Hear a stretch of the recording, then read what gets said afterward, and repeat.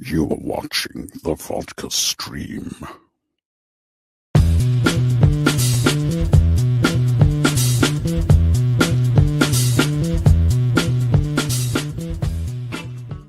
Yo, what is happening, everybody? Welcome to the Vodka stream. It's Friday.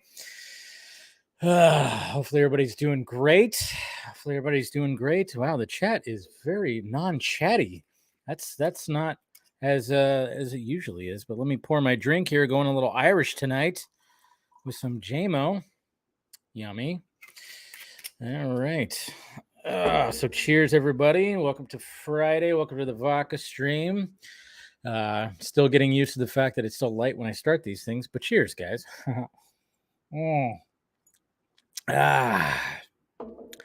How's everybody doing out there? Everybody's filing in. We got Mama Film Junkie here. Good to see you as always, Mother. Yeah, we gotta have dinner soon for sure. What's going on, MSGT? Yeah, I'm not your son, but it's okay. It's okay. Yeah. What's going on, Travis from Vegas? Good to see you, buddy.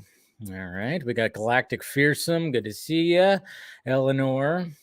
Hello, Dave. Going to see across the SpiderVerse in 7 hours. All right. Well, at least I'm glad you chose IMAX. That's the way to see it. That's definitely the way to see it. See it on the biggest screen you possibly can see it on. So, yeah. So good. You're going to enjoy it, hopefully. I'm just going to warn you guys, and we'll warn you. I mean, we're probably going to dip into some spoilers when we're talking about this thing. I mean, it's just kind of hard not to, but with all the craziness that happens. So, but don't worry, we'll let you know. We won't jump. We're not going to jump in it like right at first, but it's just letting you know. That's all. Bryman, what's up? We got Alakazoo right here. Patrick, I see Flash movie with Dad and watch Barry TV show. Okay, cool. I like it. You brought the drinks. All right, Scott brought the drinks. He brought more drinks, so that's good. Always count on Scott for that. So, what's going on, Mr. Powell? Good to see you. Good to see a new Spider-Man rental on Amazon. Okay, so there's a Spider-Man rental. What? Are you gonna wait till that? About to see it in about an hour. Okay. Well, that's cool. So, all right. So you're seeing a late show on Friday. So that's nothing wrong with that. Taking my son tomorrow to see Spider-Man. Good.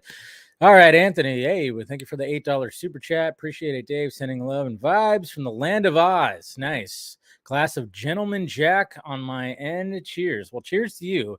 Gentleman Jack, of course, is delicious. Cheers.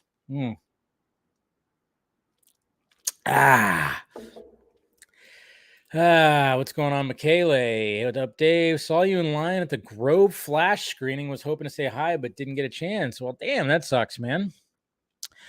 Yeah, the Flash screening I did not see.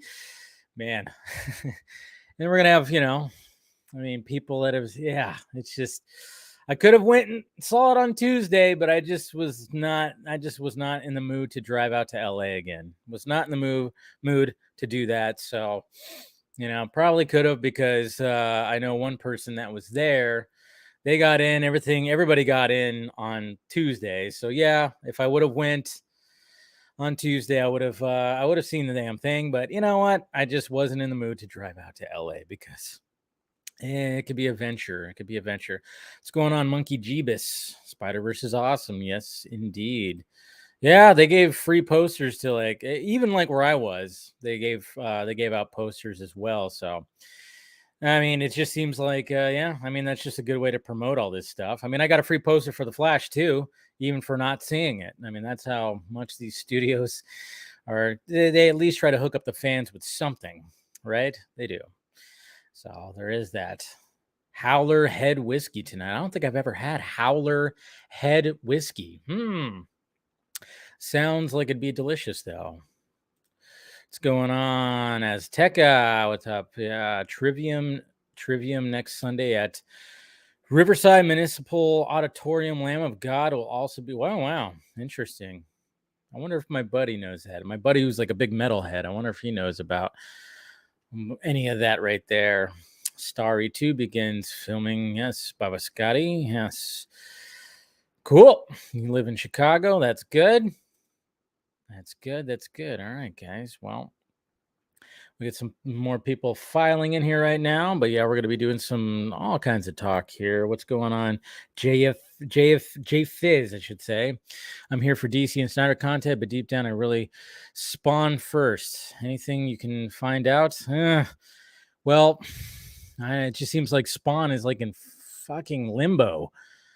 McFarlane, the last time he said he was, he was saying things. I can't remember exactly what he was saying, but it just seemed like it's still in limbo. And then it sucks too now because the guy that he wanted to play the lead role is going through a bunch of health issues right now. So, Mr. Jamie Foxx, which we hope he pulls through all that. I mean, there's a lot of weirdness that's surrounding that, but hopefully we can find out more about that. So what's going on, Hank? Good to see you. Cortez.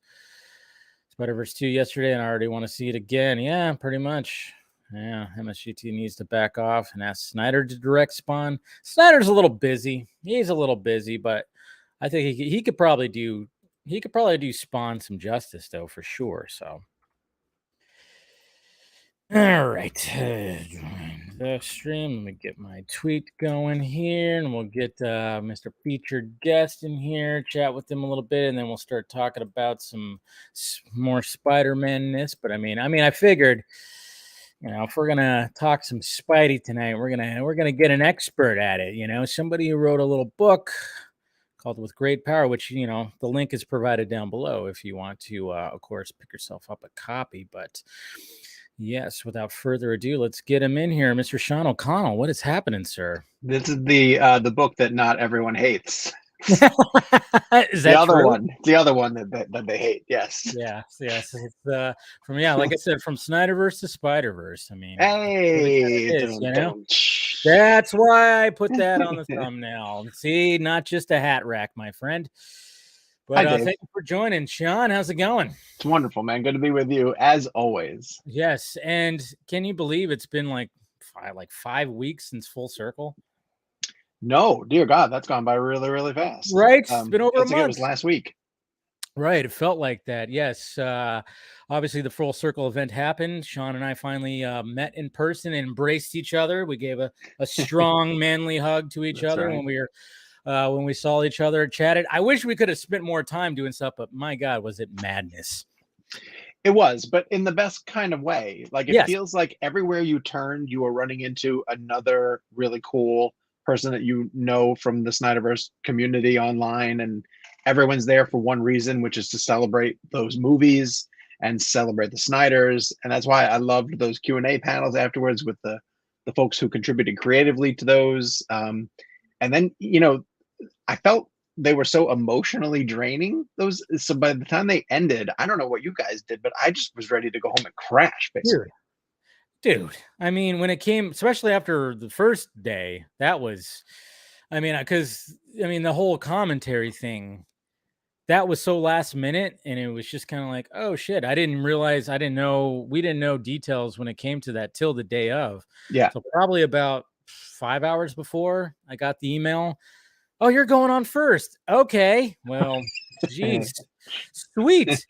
Yeah. So it was just like one of those things where I was like, all right, get there. And then of course, get there, get in line, and then go out to obviously it was cocktail hour, which I was glad that was my night that I did it. And it was just, you're right. I mean, when you're done, you just want to just kind of go like, I just want to go home and crash after this. And enjoy it. Yeah. Like sit with it.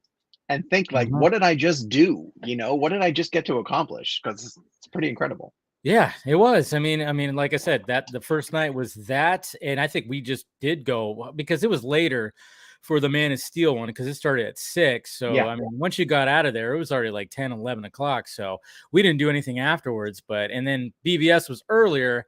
But obviously it's a longer movie, and then that was when you did the Q&A, and that must have, we talked a little bit beforehand, and I'm sure the nerves were there. I was nervous for you. I was very nervous.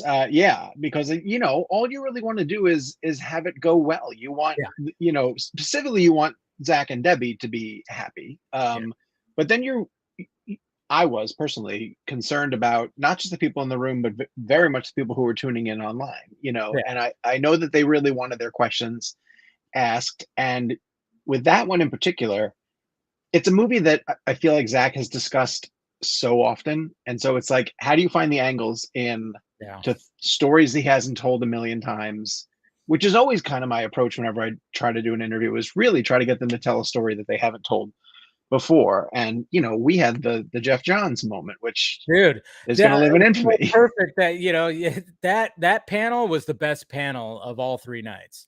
I mean, bar none. I mean, just to have DJ there, and I remember hearing that DJ was going to be there. He was going to replace Larry Fong, which of course Larry Fong would have been great to talk to as well. But at the same time, I've talked to DJ. I've had him on the stream.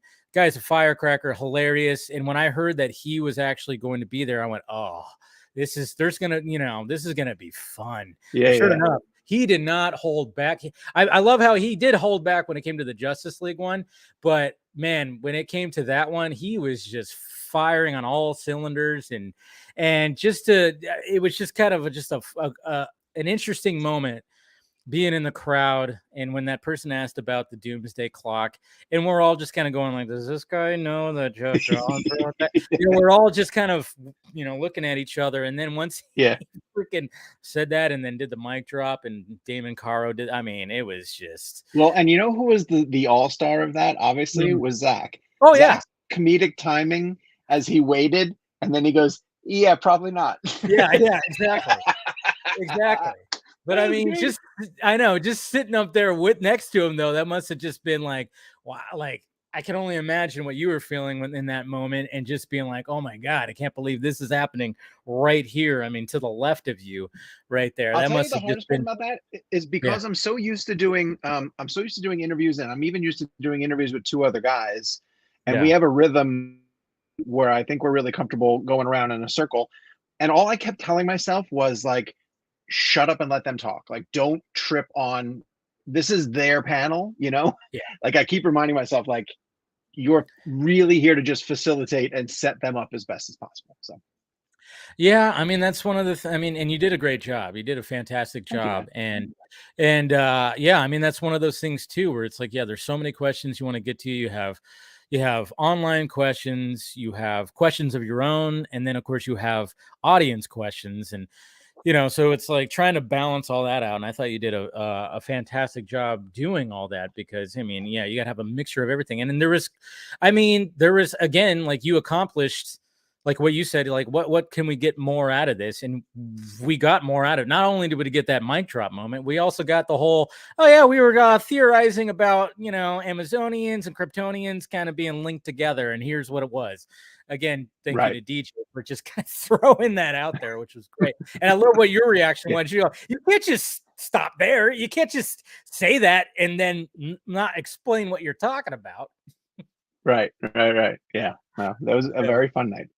Yes, definitely a very fun night. But it was just, I just can't believe it's been like 5 weekends ago. I mean, it was like, fuck, crazy, just absolutely crazy. But well, now, have you seen The Flash? Have you been able to see it? I know you tried. No. I wasn't sure if you got into a screening. No, Sean. Sadly, I did. I attempted when the first round of these screenings happened. I went 2 Mondays ago, and sadly, it was. I mean, I probably could have, said, "Hey, I'm on YouTube, Film Junkie," and maybe that would have helped, because apparently, when it came to my screenings, they were all about cosplayers and influencers and all that stuff. But I didn't know that at the time. I was just waiting in line. I had a couple of people with me, and they turned probably about 90% of the line away after we waited. Yeah. So and then they gave us passes for this past week, but I was like, driving into LA, pain in the ass. It's a pain in the ass. So I was like, I'm not going to, a weekday pain in the ass to get out there. And then who knows if I'm even going to be guaranteed again. So I just didn't risk it. So, I mean, maybe we were 2 weeks away, which is nice. Well, I have my tickets for opening night. I'm going with my girlfriend and my brother and all that stuff. We're all going, but I mean, I could maybe try to swing something. I know there's still more things happening, but sadly, I have not. I know you have, and I hate you for it. Well, I saw it the one time at CinemaCon, and the funny thing about it is that it has been made abundantly clear that the ending that we saw, and of course we got no mid-credit scenes, those were held back specifically to hold on to these as secrets. And so there's still big mysteries left to drop, apparently. Big mysteries, but yeah, which is cool. I mean, I'm glad that they did that. And I know like some of these screenings, but I think I thought I read somewhere that the press screenings will have the post credit. I don't know. I don't know if that's true or not, but I mean, yeah, it's up to. I mean, it's so weird when it comes to this film. And I know you enjoyed it, right? I did. Yeah, I liked it a lot.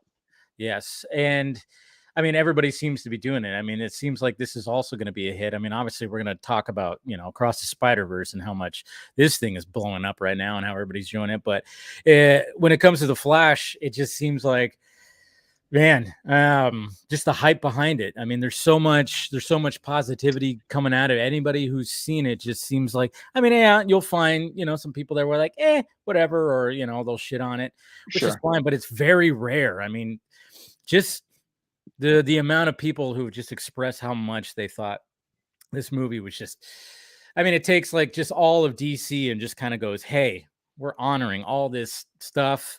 And, without, I mean, and what's great too, is I haven't seen spoilers show up. I know some things, of course, just because that's being in this, being a voice. Yeah. You're gonna find out certain things, but I don't know everything, and I try to make it seem, I try to not sniff those things out. I'm not one of those where it's like try to sniff it out and then try to pass it off as a scoop or something like that. But yeah, you don't want to do it. But it's gonna be interesting to see like what what it leads to, I guess you could say. But I mean, for the most part, the biggest debate this past week, or like actually it's been, is the fact that, is it canon to Zack Snyder's Justice League? Oh, I heard your thing talking about like being canon to Justice League and how ridiculously stupid that is. Like, it makes no sense. Yeah, it doesn't. I mean, everybody ignores the fact that movie exists. Yeah, that's not the case at all.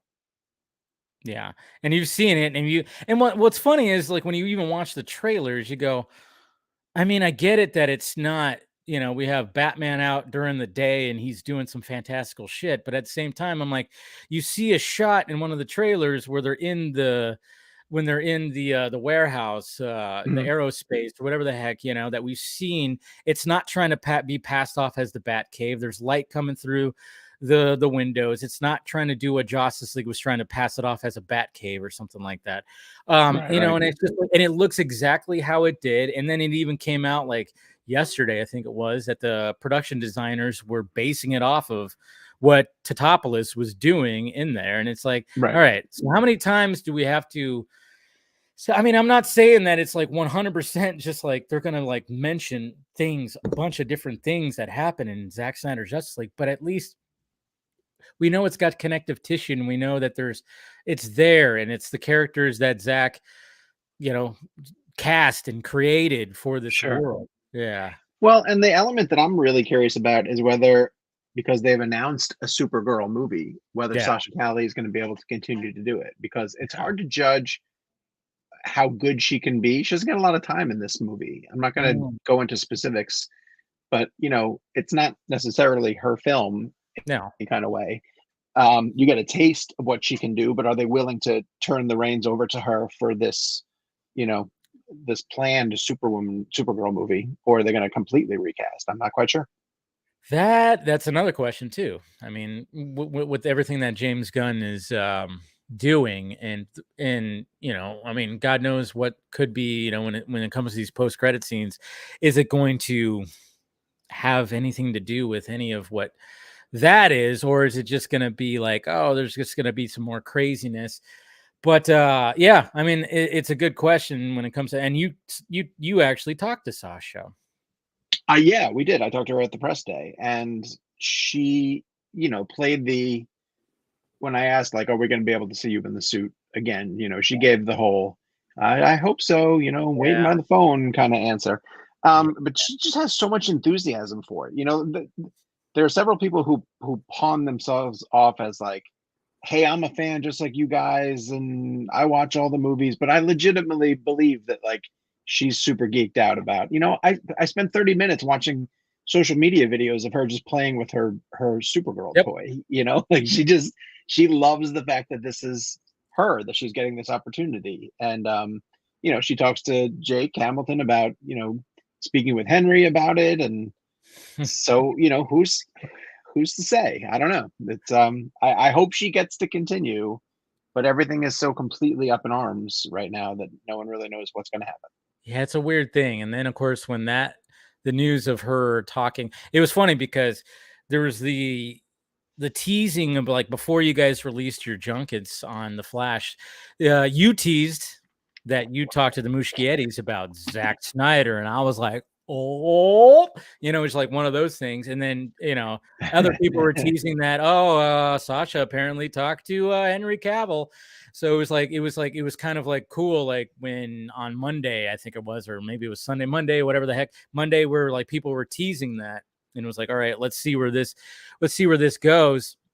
And it was great. And I'm glad that you talked to Andy and Barbara about talking to Zach, because I'm very curious of what Zach would think about. I mean, the last time Zach was on the Vodka stream, he just brought up he was proud of his cast that continue to do things, and talked about Ezra and saying that it's cool that Ezra's getting Ezra's movie. And then he was, of course, talking about like the fact that, hey, I recognize some of those scenes in there. That's kind of interesting and cool to see. And I'm like, yeah, I mean, I'm sure, I'm not thinking that Zach's going to go on social media and be like, oh my God, I loved it. He's not going to do that whole thing. But at the same time, it just sounded to me like, oh yeah, he's very supportive of it. And I don't know how much of a conversation that Andy and Zach have had beforehand. I from what I gathered, there was a conversation, but I don't know like what it exactly entailed. But at the same time, I'm just thinking that Zach's going to check it out. I mean, he's probably, I mean, especially if it's something based off of that has characters that he created, I guess, not well created, but Sure. trying to start the universe and then cast the characters, and then of course it's diving back into Zod and the whole 0 hour event in Man of Steel. Right. I mean, you've got to be curious to see what's it's all about. So that's why I felt it was a fair question to ask. Like, yeah. I wasn't trying to reach for something, just to get Zach's name brought up. Like, these are truly milestone elements and key casting decisions that trace right back to Zack Snyder's world. And you have to assume that Andy, at the very least in preparation, rewatched, tried to go back and see how things match up, like paid attention to Man of Steel and paid attention to Justice League to see how these elements, because you also want to evolve what Ezra has done in those films, and continue to expand on the character essentially. And I think that the movie does that in a number of interesting ways. It is cool, or it is weird, I'm sorry, how you end up recasting people like Ron Livingston, goes in for Billy Crudup, which very well could have been a timing issue, a timing schedule issue. Yeah. I'm not quite sure, because they do keep who plays Iris? What's her name? Kiersey Clemens. Yeah. Kiersey Clemens. Clemens. So there's continuity. There's connective thread between those existing movies and this. Yeah, and then what some fans have to realize is like when Zach was creating what he wanted to create, he was setting a foundation, and he wanted to be like, this is the story I'm telling. I'm telling a 5-part, essentially a 5-part Superman story. He started with Superman, and even though it's like, all right, yeah, we're gonna have all of the Justice League players in here, but this is essentially about Superman. This is about Superman revealing himself, dying, and then being reborn. And and then we're gonna have like this whole big crazy story that has Darkseid and all these elements and everything right there. I'm setting this and I'm doing this story. Anybody else that wants to come in and do a solo version of these characters, it's up to you. I mean, it's funny because obviously there's a, there's a campaign out there with certain fans, which I think you're well aware of these fans. I've met them, yes. Yeah, you've had your you've come across them on social media.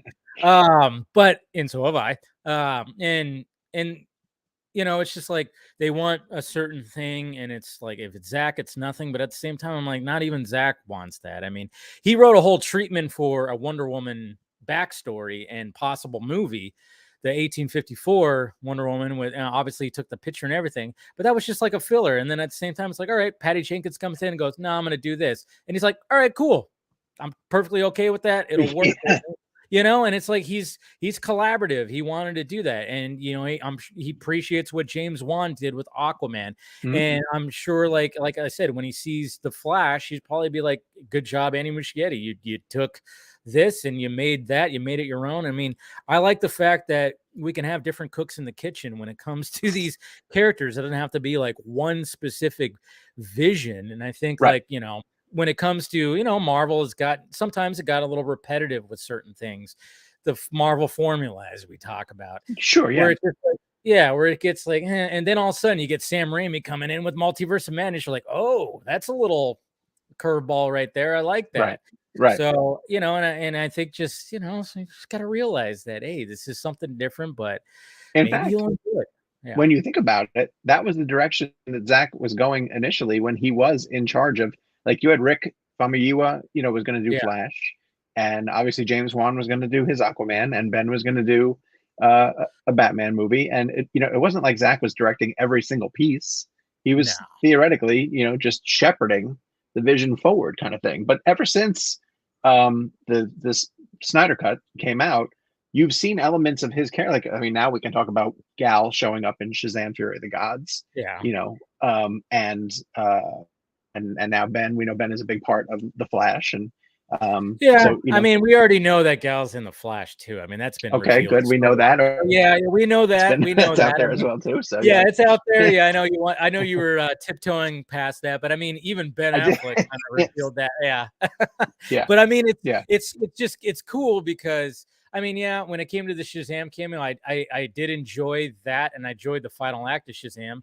But yeah, when it comes to the Flash, I'm really curious to I mean, obviously Ben kind of talked about a little bit of like the scene, but the fact, and then we know that they're going to have something together, which is great. But at the same time, I'm just like, I'm still, even though I know that, and we all know that, I think we're all just like, super excited to see it. That's the thing. It's like, yeah, I can get spoiled, but I'm like, yeah, okay, but now I want to freaking see that, and I love the fact that we're gonna get both of them back in the movie. But going back to Sasha Kaye, I mean, like the fact that it's like up in the air that she's gonna do Supergirl, and like you said, I mean, the main focus of this movie, of course, is Barry, and then of course the second one is Michael Keaton back as Batman. I mean, right. That's. And I've said it so many times, like as much as, us comic book nerds would love to have an actual Flashpoint story. And we'd want to see Jeffrey Dean in a bat suit with some gun holsters with the red behind the bat on his chest. The general public would not even know the general audience wouldn't even know what the fuck that is. Yeah.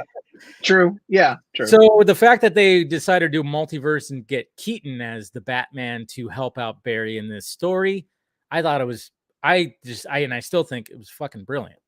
Yeah, no, I agree 100%. And they did, the Muschiettis, when they came on Real Blend, talked about the fact that they did have a plan B should Keaton have said no. Yeah. And it wasn't going to be Clooney, and it can't be Kilmer. So I almost think it might have been more traditional, sort of straight up Flashpoint with Thomas Wayne going in that direction, and they might have recast or used Jeffrey Dean if they wanted to. I think they did have other options. When you think about the number of people who worked on screenplays for the Flash over the years, they had so many things that they could pull from in order to put this together. So in a way, from that perspective too, it's remarkable that it works as well as it does all the way through, because a lot of times when they mishmash story ideas from multiple different screenwriters, like they don't gel, and you can almost point like, oh, well, here's where Jonathan and John Francis Daly worked in their elements, and here's where Rick Famuyiwa did his part, and so, but in general, it's strange. That's what I was kind of worried about when I was like, man, this movie, and and I've even had people like say stuff like, oh man, how many different iterations or so many cooks in the kitchen. I'm like, yeah, but now that I've seen everybody's reaction, I'm like, it seems like the Muschiettis really were like, all right, we got to take it all in, and we got to create some. And that's one of the things too, is like Andy's been on this thing before the pandemic, I believe, right? He was, because actually we were in London for Birds of Prey, doing the junket for it, and we left the hotel and ran into Andy in the parking lot of the hotel smoking. Nice. And we kind of walked up to him, and it was Jake and I, and he kind of recognized us, and we were like, what are you here for? And he's like, oh, I'm doing prep for Flash, I'm doing location stuff. And we said, oh, tell us about it. And he's like, nothing. But he goes, but something just happened recently that I know is going to blow people's mind. So when we had him on the show, we were like, you probably don't remember this, but we ran into you and you told us. And he goes, well, if it was right before the pandemic, which it was like before everything shut down, he goes, that's probably when I found out that Keaton was going to come back, and that he had confirmed. So can you imagine getting that phone call? I mean, for him, like trying to work this out, and the fact that they're like, hey, let's just try it. Let's just try to get Keaton, and let's see what happens. And you get the phone call of like, he's in. Yeah. Go, holy shit. I mean, that had to be like just one of the biggest moments, I mean, probably of his career. Just like the fact that it's like, okay, I'm taking on this big, huge movie. I have, a big franchise under my belt that I previously did, which was the It movies, which, we could all agree that, it was, I enjoyed them. I mean, I know chapter 2, everybody kind of complains about it, but I have my theory about that. But anyways, but he hasn't had much, he's a horror director. And I do like the fact that you have these horror directors that come in. I mean, regardless of what anybody feels about the Shazam, both movies, I think David F. Sandberg is a very talented director and did what he could and did. I mean, I enjoy both of those movies. The first one more than the second one. Sure. I haven't watched the second one since I saw it in the theaters, but there, it wasn't a shit sandwich. It was still, there was things in there. I was like, oh my God, he did that. That's cool. It wasn't Black Adam. Yeah, that's right. That's right. I forget how much you were not a fan of that one, but hey, someone in the comments is saying that the plan B might've been Christian Bale, and that makes sense. Could have been Christian Bale. Yeah. Could have been Christian Bale. And then, I'm sure like, Jeffrey Dean was on the list too. They probably had a whiteboard of like, all right, let's try for Keaton. If we don't get Keaton, we'll get Bale. And then maybe even Clooney might have been on that list too. Like maybe, we'll try Clooney, and then and if not, we'll just do a Flashpoint story and just have Thomas Wayne and hopefully whatever. But but I think we could all just agree that having Keaton in there is just like that. I mean, that's driving a lot of this madness right now. I mean, I still say, like, when I was at a Super Bowl party, and when that TV spot came about and people were like, wait a minute, was that? And like, yeah, Keaton's back. And people are like, well, shit, I'm going to go see that. And everybody was like, yeah. And I went, well, there you go, right there. So, but here's the thing. And we've been talking about this. Everything has a week because there's something else big right behind it. Right. SpiderVerse has a week because then Transformers is right behind it. And then the Flash is right behind that. Yeah. And then Indiana Jones is right behind that. Yeah. And then you get Mission Impossible. And then you get Oppenheimer and Barbie. It's like, can we just pump the brakes? Can somebody move to September? Seriously. The whole thing of like, and then we got a rumor that Tom Cruise is kind of mad that he's only going to have Mission Impossible out for like a week in IMAX before Oppenheimer takes over. It's like, and Nolan gets 3 an exclusive 3 weeks. Yes. I mean, and didn't he shoot entirely in IMAX? Yes, he did. That's the thing. I'm like, sorry, Tom, I don't know if you guys you probably shot your big, huge scenes in IMAX, but Nolan. People don't tell Tom Cruise no that often, though. That's He true. doesn't hear no that often. That's very true. I mean, look what happened when it came to Top Gun Maverick. I mean, he kept on pushing. He was like, nope, we're not going to release it on streaming. And it paid off. It paid off. So he does have that clout where he can just be like, you know, but I'm kind of curious to see what happens with that. I mean, I hope they don't. I mean, that was one of my most anticipated films of the year is Mission Impossible because I love that franchise so much. But at the same time, I'm like, man, I guess I better see it in IMAX right away because that thing's going to be right up. But it's just, you're right. It's just like one thing after another. It's like, can we have a breath somewhere in between where, you know, where we could just see a smaller movie? But yeah, it's like everything's so crammed into these. We're in the summer blockbuster season. So there's just like one thing after another. And then when it comes August, that's where it all starts lightening up. And then we have like nothing. And I'm like, why? It's like Blue Beetle. I think Blue Beetle kicks off the month, and then I'm not sure what else is after that. So one of those, one of those blockbusters could have jumped back to like the middle of August and just cleaned up a little bit. Yeah, geez, yeah, that's right. Oh yeah, and then we got Teenage Mutant Ninja Turtles. Also, which looks good. Turtles looks good. Excellent, actually. That newest trailer really, really hooked me. I mean, the first one did too, because I mean. And I think we should start diving into it, and we'll get some more heads into her. But I mean, when it comes to Across the Spider-Verse, and it's just Into the Spider-Verse and the animation style, it's like, yes, can we have more things like this?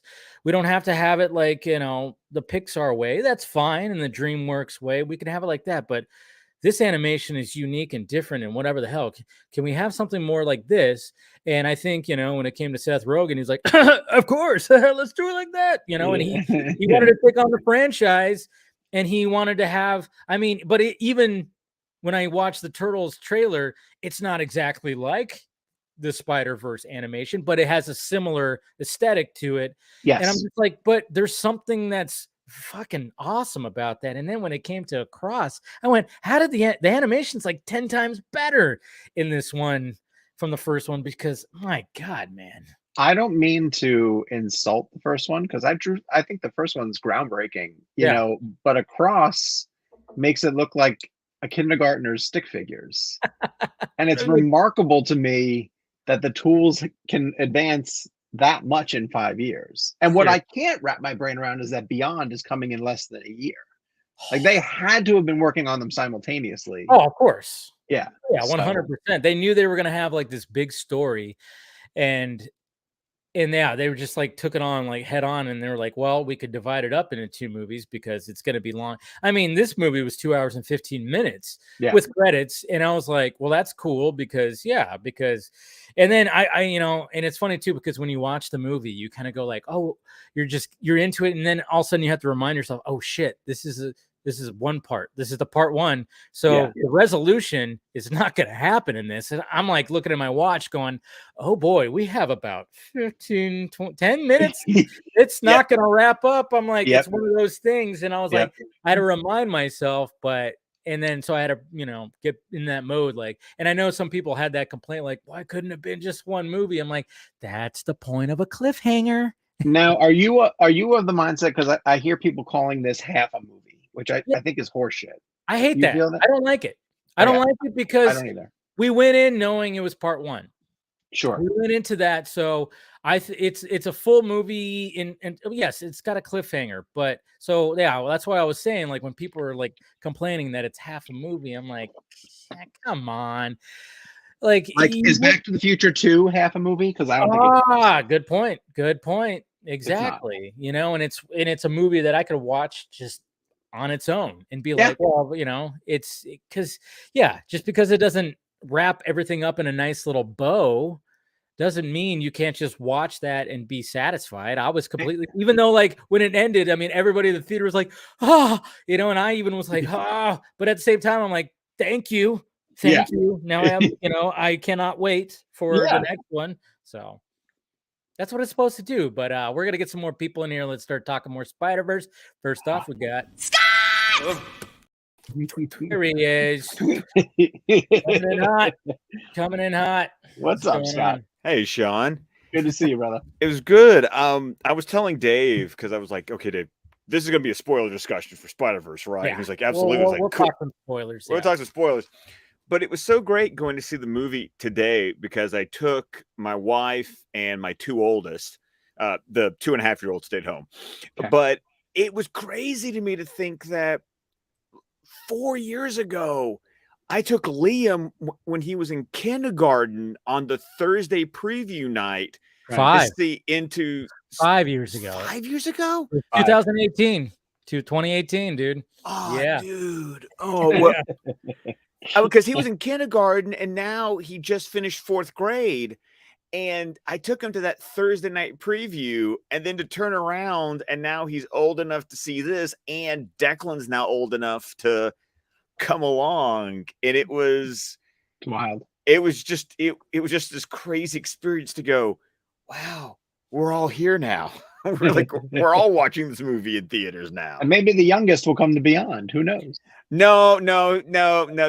Callum's not going to make it to Beyond. He's not there. Young. He's too young. I don't do that to other people. I'm one of those parents that's like, no, my kids have to earn. Thank you for that. We thank you for that. You have to earn going to the movies with daddy. Gotcha. Fair enough. No, but I mean, obviously, yeah, we were just starting to talk about it. I mean, I know you. I mean, what's your initial thoughts here, Scott? The crazy son of a bitches did it. I don't understand how. I mean, Into the SpiderVerse since it came out has been my favorite Spider-Man movie ever. Same. Even No Way Home, which I love. No Way Home. Yep. It's like you're great and all. But Into the SpiderVerse is still numero uno. And then to walk and just to be like, even that opening sequence, which we haven't quite hit the spoiler wall yet, but I'm just going to say that opening story sequence and and I was just staring at the animation going, what the hell is happening? With the Leonardo da Vinci. Even before that, like the backstory sequence. Oh, okay, okay. Gotcha. Like just playing the drums. Oh yeah, all that. I'm just there going, what the heck? like you said, it's like the advancements that they've done. It's like they literally went, oh no. It was like Al Jolson that just saying, oh, you ain't heard nothing yet. Yeah, it was I was so glad because the first one was an Academy Award winning movie. It won Best Animated Feature. Sure. And yet this team went, now we have to up our game. And they did. And it was just incredible because now this is my favorite Spider-Man movie ever. Right. It's almost distracting how beautiful some of those. I mean, it's just. I mean, you not even just the action parts, but like you said, that opening scene. It's just the background. I'm going, what the fuck? I mean, I'm like, it's like an impressionistic. It's like an impressionistic painting behind it, and it's dripping. Yes. I'm like, am I on shrooms right now? What's going on? I'm like, I feel like I took a second psychedelic.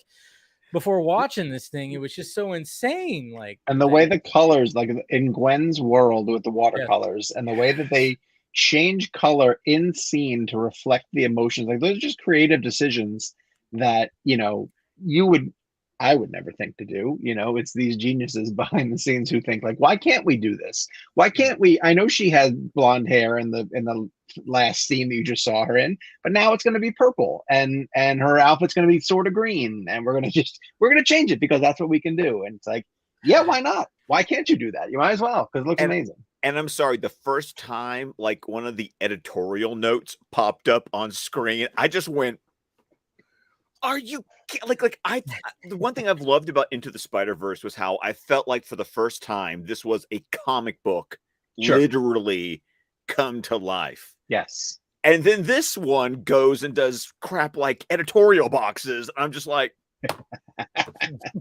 yeah, I know. Yeah, I know. They just embrace everything that comes with it, and it's remarkable. It's truly remarkable. It's remarkable. All right, we got a couple more people showing up. We got Phil and we got Axel from the land down under. What's going on, Axel? Hey. And Phil. Hey. Oh, hey guys. Hey guys. Phil, you just got out of it. Like you're Yeah, fresh off of this. Yeah. Your mic's not working, Phil. Uh-oh. Mic problem. What about now? Yeah, Yep, there we there you go. go. We can hear you now, Phil. Yeah, No, forgot I to turn can't. it on. Yeah, no, I just walked out of the theater maybe 45 minutes ago. Yeah. I'm that fresh out of seeing the movie. Was that your second viewing? First, Oh, okay. I thought you saw it like yesterday. Or something. No, I'm like, no. okay. Wow. Wow. just wow. What an incredible, amazing follow-up to an already almost perfect installment. Like, oh my God, just what a beautiful movie. And oh man, when that movie ended, I was just like, damn it. How long until beyond the Spider-Verse? At least it's March. not that long. Yeah, At least not like March. 4 okay. years, you know, because that Yeah, would be Oh, yeah. too much. We time. waited so long for this one, and then it's Yeah, because all like right. the first trailer for this one came out like the end of 2021, and then that was delayed. I was like, oh, Yeah. I want it. Yeah, the movie was initially supposed to set at October of 2022. Yes. And then it got pushed to June 2nd, and here we are. Man, Here we are. Oh man, just I'm just So many things to look at. so many things, right? Like I Talk- pointed talk- at the screen so many times. Yeah. I did a few of those. There was one moment where I literally audibly laughed out loud. We'll get into that once we get over the spoiler wall a little bit. Well, I think we're there now. You guys are here. Sean, what were you about to So- say? Oh. Yeah, just say. I was going to spoiler. say there are multiple times where I just like to myself said, "This fucking movie, like, Yeah. what are Yes. you doing? How are you Yes. doing this? How are you Okay. getting away with this?" Since we're over the spoiler wall, I just Yeah. gotta say, when this guy showed Yeah. up, I was like, are you Dude. kidding? Josh Dude. Keaton. Josh Yeah. Keaton was there. Yeah. And in the webs where they're showing the death Of Uncle Ben? deaths of, Yes. of Uncle Ben, he was there. His Yep. Uncle Ben was Yep. there. That was so cool. Yep. Dude, my theater cheered. My theater cheered when that guy showed up right there. Everybody was like, "Up there he," and it was just like, "Yep, there he He's is." so misshapen. Yes, he's he's so so small. Yeah. It was just he's so 2D. yeah, exactly. So- And that's what was so great about that. It was like, and then even like with you, Sean, coming off like, writing your book about all this and then walking in and seeing this, I almost think that you might have been like, I need to write another book or something, just because there's so much that could be in this. I mean, this movie proves like the thesis of that book times 1,000, which is essentially this character has had such an impact on culture, pop culture, and all of our lives individually, that it goes to show. And we were talking to Lord and Miller. We had them on the Real Blend podcast, and what they're talking about, we asked them if they considered putting a Stan Lee cameo in the movie anywhere, because Stan is like, I think he shows up like a dozen times in the first one, because they said every animating team wanted an opportunity to draw Stan into whatever sequence they were kind of working on, so you can see him in different places. Yeah. But with this one, they said they literally used the word macabre. They thought it was too macabre to try to include a person who was no longer around to give their permission, and so they just left it alone. But what they said was, and this makes 100% sense, and this is kind of the point of the book that I wrote, which is what Stan Lee and Steve Ditko created is so strong. The core elements of that character and the fundamental principles that go with being Spider-Man are so strong that 60 years later, you can still apply them to all these different variants of Spider people, and it's still relevant. And that was the point of the movie. It was like there are these canon beats that come with being that are integral to the character, and it all traces back to what Stan Lee and Steve Ditko did in the 60s. It blows my mind that these guys can come at it and pull at it and stretch it and challenge it and turn it into the most creative thing you get. But ultimately, it comes back to the beats that have to happen, and that's why I think these movies work as well as they do. They never get too far away from what makes Spider-Man Spider-Man. No, I mean, and I love the fact that, I mean, that's what it's funny, because going into this movie, you kind of go like, all right, so we know that we got Miguel, we know that there's something that's there, but we don't know too much. The trailers didn't give too much away. No, Right. they did not. They did a great job of just absolutely like, not, this no. looks fucking awesome. Go see this. And everybody's like, yep, I'm on board. Look at that. I mean, I love the first one, but the story, going in, I was like, and even like, it's funny because when it opens up with Gwen's story, Right. and then of course we see her arguing with her dad, and then the fact that she, obviously we know that her best friend Peter died in her world. Peter died, and then we find out exactly why, because he did take some of those lovely chemicals that turned him into a big lizard, and then things happen. Which if I remember correctly, that's like canon to Gwen's That's comic. canon. Yeah, it's canon. There's Like in the Spider-Gwen first comics. movie, they showed that origin, but like it was but in this movie it was a different design of Peter. It was a younger Peter. Oh, it 'Cause in evolved. the first one, yeah. It was a younger Peter, but then at the same time, it's like, okay, obviously being the first time watching this, I was just kind of going like, all right, cool. And I was like, all right, let's get to let's get more into this. I mean, it's heavy from the start. Like, whoa, this is heavy, but not realizing that they were establishing this story about Canon and the fact that when there's a captain in these Spider-Man worlds, they have to die. Oh no! As soon as her dad showed up, yeah, my Spider-Man brain was like, and then by the time we got to Spider-Man India, I started go the webs were connecting my brain going. Well, they even make a point of it in the beginning of the movie because Miles' dad is going to be a captain, as a captain. That's where you start going.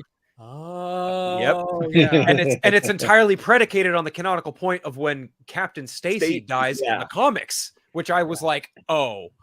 And how fucking unbelievable was it when they show the panels from the original Amazing Spider-Man book?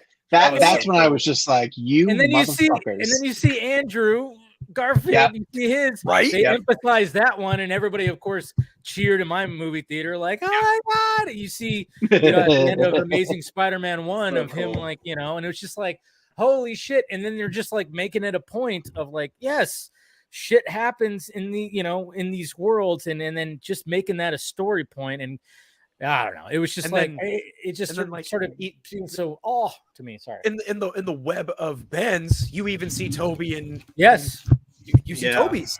Yes. You see Toby. You see Andrew with Martin Sheen. Yeah. And I think you even saw there was even a comic book panel one.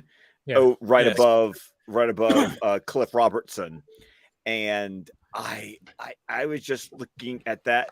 And it was funny because I was having one of those moments, kind of like in Lego Batman movie, where Joker's listing off all the villains, and they go, "Are those actual villains?" Might be worth the Google. As we're walking through the Spider Society, my wife is leaning over to me, going, "Are you serious?" I said, "Oh yeah, is this all real? All this?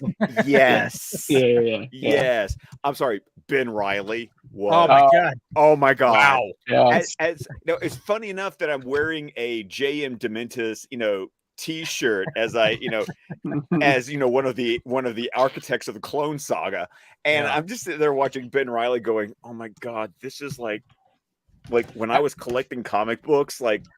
This is my era. Like talk about a performance from Andy Samberg. I know. That was him. Right? Perfect. Wait, what? Yeah. That was him. I I didn't notice. So blown away. I was like, holy shit, he's doing it. Yeah. So good. And you know who else is great is Jason Schwartzman as the Spot. Oh my god, it's the Spot. Okay. Oh no, By the end of the movie, I was like, oh, he's terrifying. Oh no, it's like I kind of recognized his voice. Like So did I. Yeah. Took me about halfway through the movie before I realized. I never recognized it. And what? I I knew know from the go. And Declan was like, the Spot was the funniest thing. He was loving the Spot. And another thing the trailers did, the trailers treated the Spot like he was just going to be like a one-off gag. Like Miles says to the movie, the whole villain. I love the fact that villain of the week became became like the sore spot for him. And then he's like, oh no, he's like the big bad. He kept calling him. He's like, I am your nemesis, and he's like, you're not. Like, you're a joke, kind of thing. But his powers were so perfect for what they needed this movie to do. You know, it was almost like, and the fact that they trace it back to the bagel guy from Into. I was like, oh, what? That was him? That was funny. No, I mean, that was a good, I mean, yeah, like you said, it just seemed like it was just going to be something like, oh, that was going to be a funny scene when you see it in the trailer, because you see him at the convenience store and he's like doing whatever, and you're like, oh, okay, that must be just something. But then I remember seeing like they made a Funko Pop and I was like, huh. And then all of a sudden it's like when you watch the movie, you go, oh, wait a minute, this guy is going to be the guy. And then you go, well, it's perfect for, what he has to do and how he connects to it. And I love the fact that how they connect to it, to connect to the first one. And yeah, it's pretty. And then also when you get that, the sequence of Miles trying to take him down, I mean, how do you create something like that? I mean, it's like, it seems, I was even going like, how do you do this with all the little portals? And even when you try to punch them and you're going through them, and it's just constantly doing that. And to be funny as well. He kicked his own butt. Yeah. I mean, The physics of mapping that out. Yeah, is ridiculous. It's ridiculous. How about the Donald Glover payoff? Oh my God. That's the moment. I yelled out loud. That was the moment I legit laughed out loud, because I saw him in the Prowler suit and I was like, finally. Now put him in the MCU. All the way back to Homecoming, saying I have a nephew in Brooklyn. Like, I have a nephew in Brooklyn. Yes. And if you know, like, the real life story, like, Donald Glover actually inspired the character of Miles Morales in that one episode of Community. And I was like, oh, that's such a cool payoff. Yeah, Brian Michael Bendis has said as such that, like, Donald Glover is sort of the basis for Miles Morales in some sense. And I think that's absolutely brilliant. It's like just so much payoff. It's so much passion and love for the mythology of the character. Just joke after joke after joke, just paying off.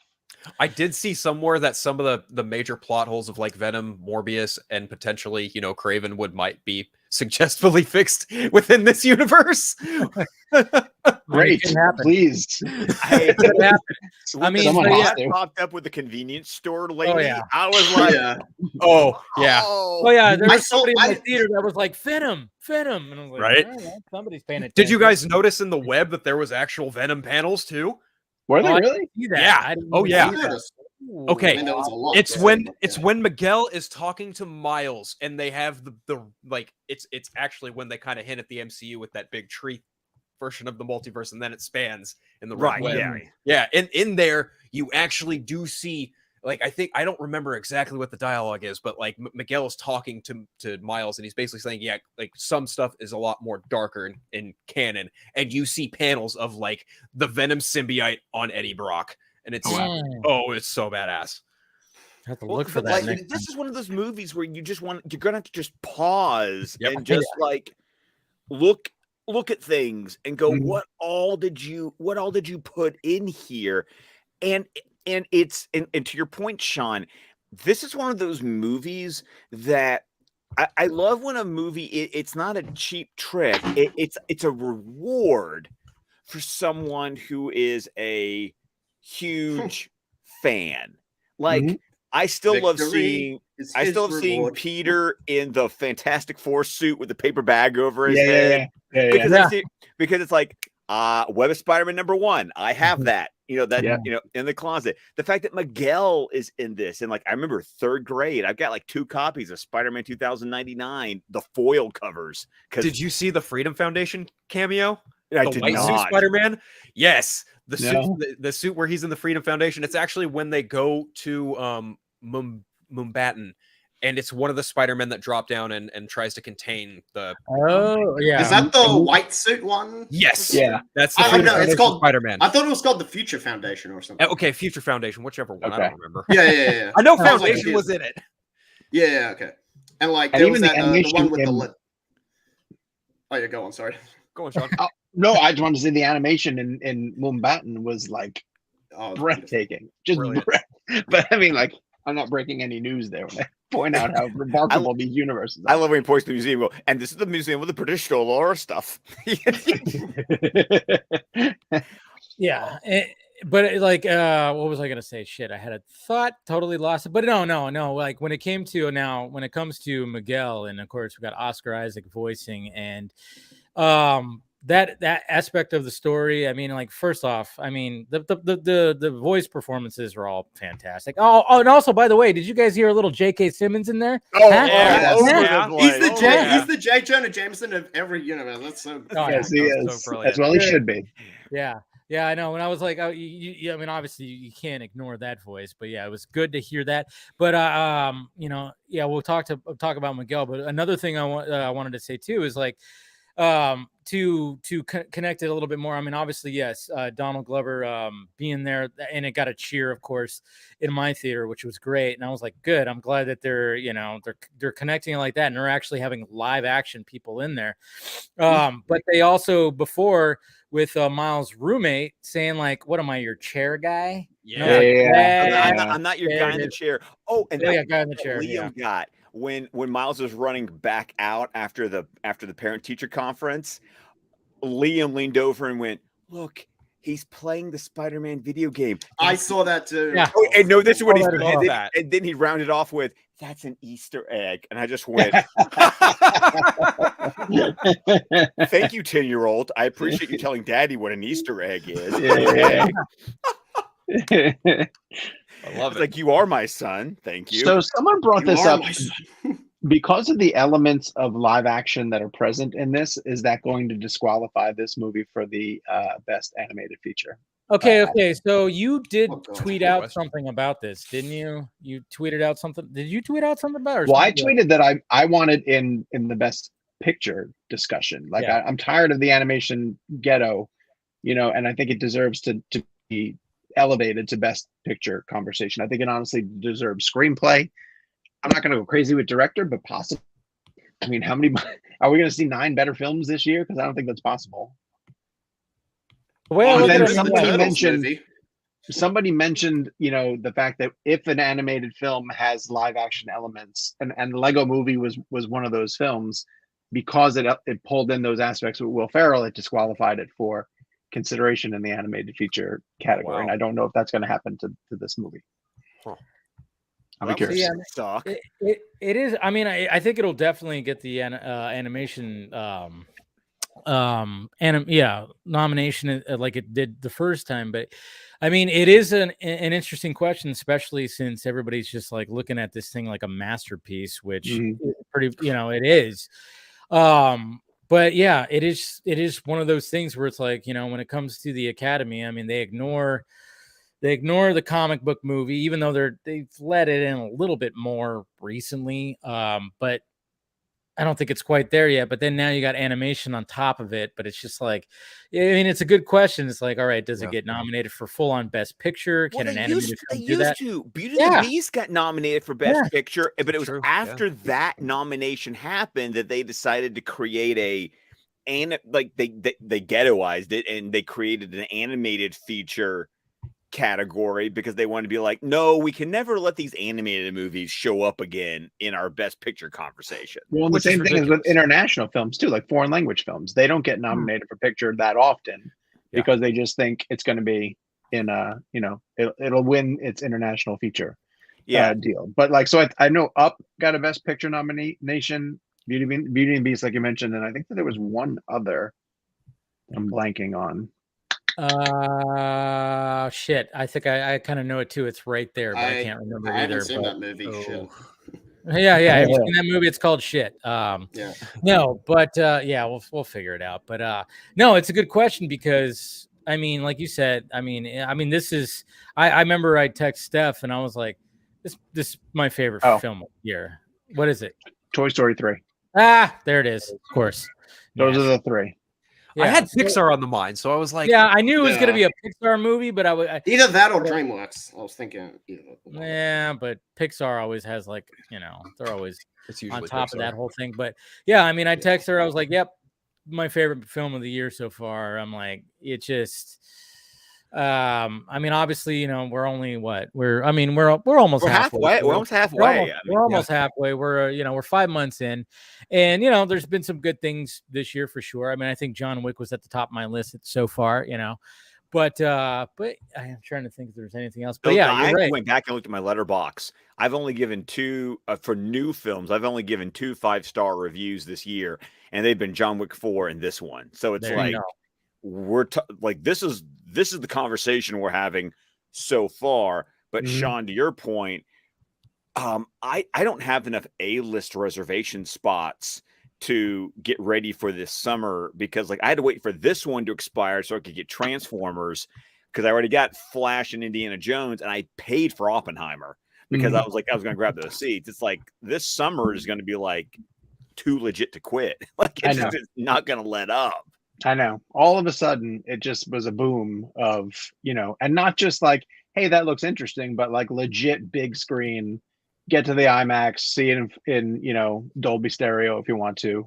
100%, And that's not even touching on some of these other smaller ones that could end up becoming interesting if Elemental turns out to be anything. If this Jennifer Lawrence comedy that's actually getting some pretty good buzz, turns into something. So I had we're no only focusing on clue. blockbusters, but I had no clue there was a sequel to Trolls happening until today. Neither did I. Yeah. there you go. Yeah, until I saw the trailer as well. I was like, I think I'm trying to think. I don't remember which movie it was. I've seen it before to know that there was a third Trolls movie, but once again, I have kids. I go see this gets and you know what? Mad Super Mario Brothers. I might have seen that, when I saw that. I still need to see that. Oh, there's another Kung Fu Panda coming out. Oh, Yeah, that's a fourth one. Yes. Speaking of Flash, I did get the Flash trailer before I saw Across the Spider-Verse. So did I. I will say Oh, it looks really good up on the big screen. You guys have just seen the trailer? Oh, okay. No, I know, the third one. No, we have Droga here has also seen. I actually saw it, and it is really good.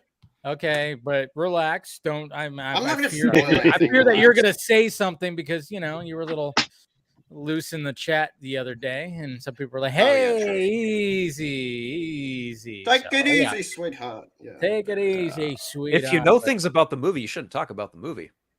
Oh, yeah. That's why I don't talk about the movie. I mean, it was in the members only stream that we had. He kind of mentioned, Yeah. Fair enough. but it wasn't anything. It wasn't anything like, okay, but Fair enough. Yeah. Fair enough. But anyways, But yeah, even I asked because you asked Dave before I came down here for the stream, I asked the boys. I was just like, okay, guys, yeah. Dave, because they know who you are at this point. They're like, Dave wants to know your thoughts, and Liam just went better than the first one, and I went straight from the 10-year-old's mouth. Okay, there we go. I'm glad to know that my son agrees with me because it is better than the first one. That's what I said in my first reaction, and it was like, I remember at first I was kind of going like, like as it was like building up, and I'm like, all right, I'm digging it, but I'm like, it's not. At first it was just, but then all of a sudden when it got into the whole, when it got into all the multiverse stuff, and then when we got to see Miguel and everything, and everything started just panning out, and all the things were just everywhere, and you're just looking around going, oh my God.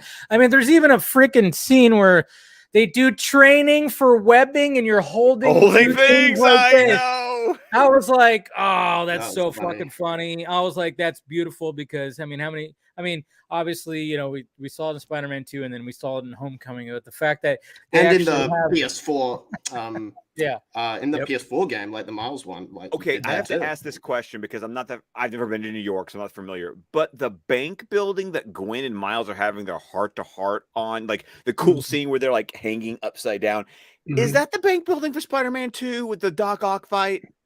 I don't think so because I think that bank was in Manhattan.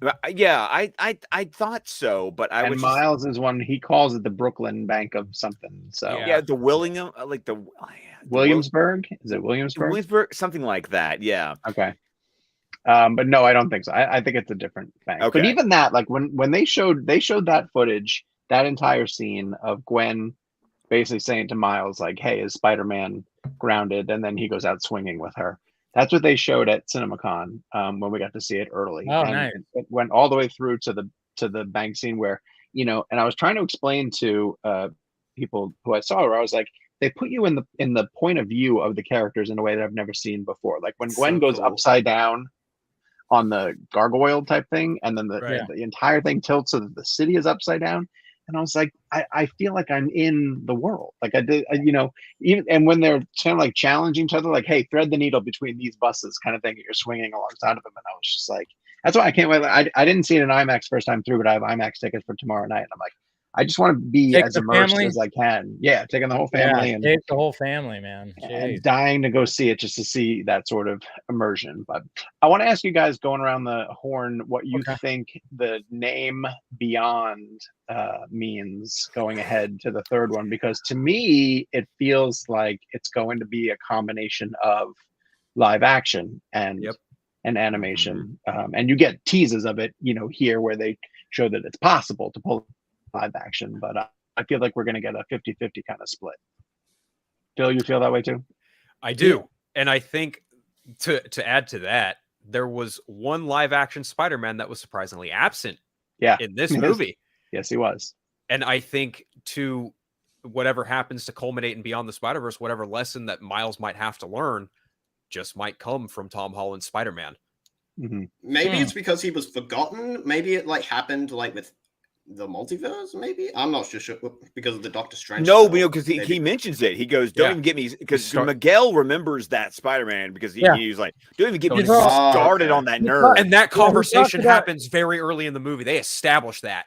Yeah, when Miguel I missed out on that scene. Damn. Yeah, he talks about that nerd with Doctor Strange in the world, because he's trying to explain how he's having to fix the multiverse. Yeah, and then basically, if you just think about what happens in No Way Home, he's just like, don't. Which is interesting too, though, because now that we're gonna have Tom Holland by himself, it is kind of, and then of course we've, Amy Pascal was like, oh yeah, we're gonna do a live action Miles Morales, and it's like, so yeah, you might be onto something, maybe that I don't know. Like, are they gonna? If they're going to do a live action Miles Morales, there's no way that they're going to be able to just we're going to do a live action, origin story again. Why would they do that when this is so popular? It's like, yeah, there might be something to it when, I don't know, you could be absolutely correct there, Sean, where that this becomes the introduction of live action Miles, essentially. Yes. Possibly, I think that creatively, I think that would be the most groundbreaking original way to do it, because if we would hope that when Across up the game from Into, I mean, I know they're only being released not even a year apart, but considering that this movie was delayed for so long, I'm hoping that they're in some way they have something in their back pocket that Beyond isn't just going to be on the same level as Across, that Beyond goes beyond and they do find something else to make me just go, WTF, what am I watching here? They've been building this universe of Spider-Man villains. What if Miles becomes the Spider-Man of that side of the universe? It allows you to Sonyverse, basically. Sonyverse, yeah, where then he would be antagonist opposite Craven and fucking Morbius and Keaton's Vulture and all this stuff that exists now and there. Because I'll tell you, at the very end of the Craven footage that they showed at CinemaCon, they showed a rhino. The formation of an actual rhino character. That's right. So, I mean, that world needs a Spider-Man in some way, shape, or form. It does. And that's what's so interesting in the fact that it's you never know when it comes to live action, you never know when any of them are going to come back. I mean, it seems like Garfield and Maguire might just be like, well, you want me back for a little bit? All right. And they might just come back. It's got to be live action or nothing. Yeah, I know, right? Well, it would be cool if Garfield became the mentor. If Garfield came back and sort of mentored the younger Miles, because they've at least established through those Canon flashes that there is a universe on Earth, with Garfield where he's Spider-Man kind of thing. Exactly. So he gets sent back from No Way Home, and then that ends up becoming the universe that Miles is in. See, and yeah, they're doing a good job with this multiverse thing when it comes to that. But we got Mr. Paul showing up right now. What's going on, sir? Hey guys, can you hear me on the mic? Yes, you're I good. really can. All right, good. I updated the modem and the router and everything, so we should be good this time. That was you're good. a mess last time, but yeah, I'm hearing all your talk on SpiderVerse. Honestly, I was blown away by the movie. It was incredible. It's one of the best superhero movies I've probably ever seen. But the I have a question as far as like the multiverse aspect here. So, and again, it's hard to say because with being animated, if it's meant to be a throwaway gag, but I don't think these guys who are making this stuff have that in mind. Like everything is kind of important. Do people take on the characteristics of things when they jump into another universe, right? Because you have Miguel who jumped into the 1960s cartoon at the end of the first Spider-Verse, and he became that cartoon. Right. But you have the Spot jumping into like the Venom, and then he's still kind of a cartoon, but he's also still in the portal. So like, do they take on?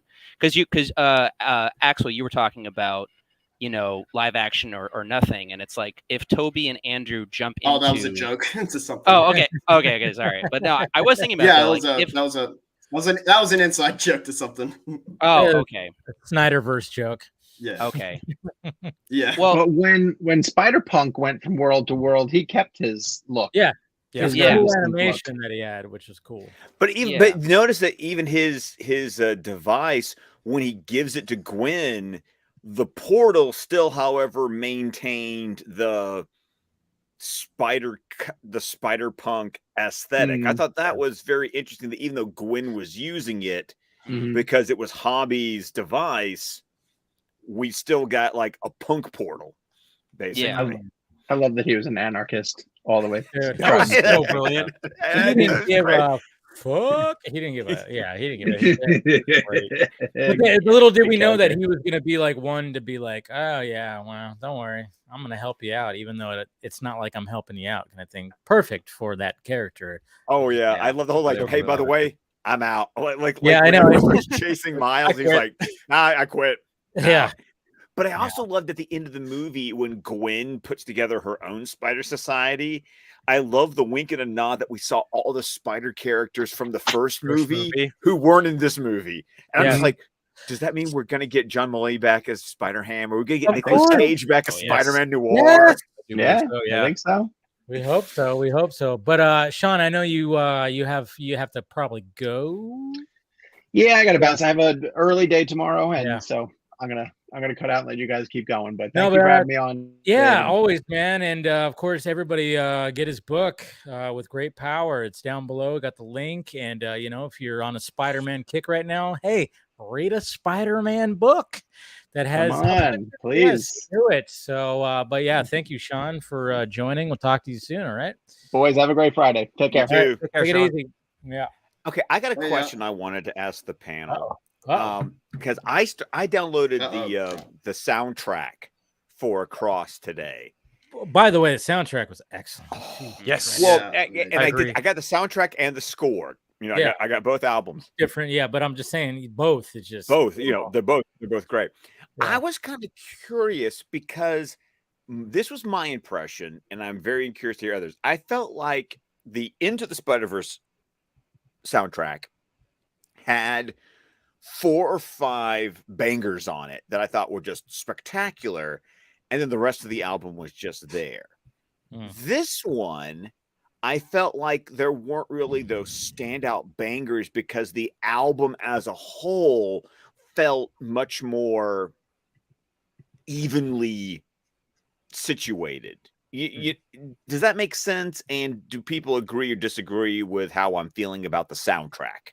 I have just one thing to say. I think in general, and I mean this pertains to the music as much as anything else. I listened to most of the stream so far. I don't know if you guys have mentioned, but we're talking about a movie, an animated movie, by the way, that is 2 hours and 20 minutes long. Yes. Like one of the longest animated American films, as far as I know.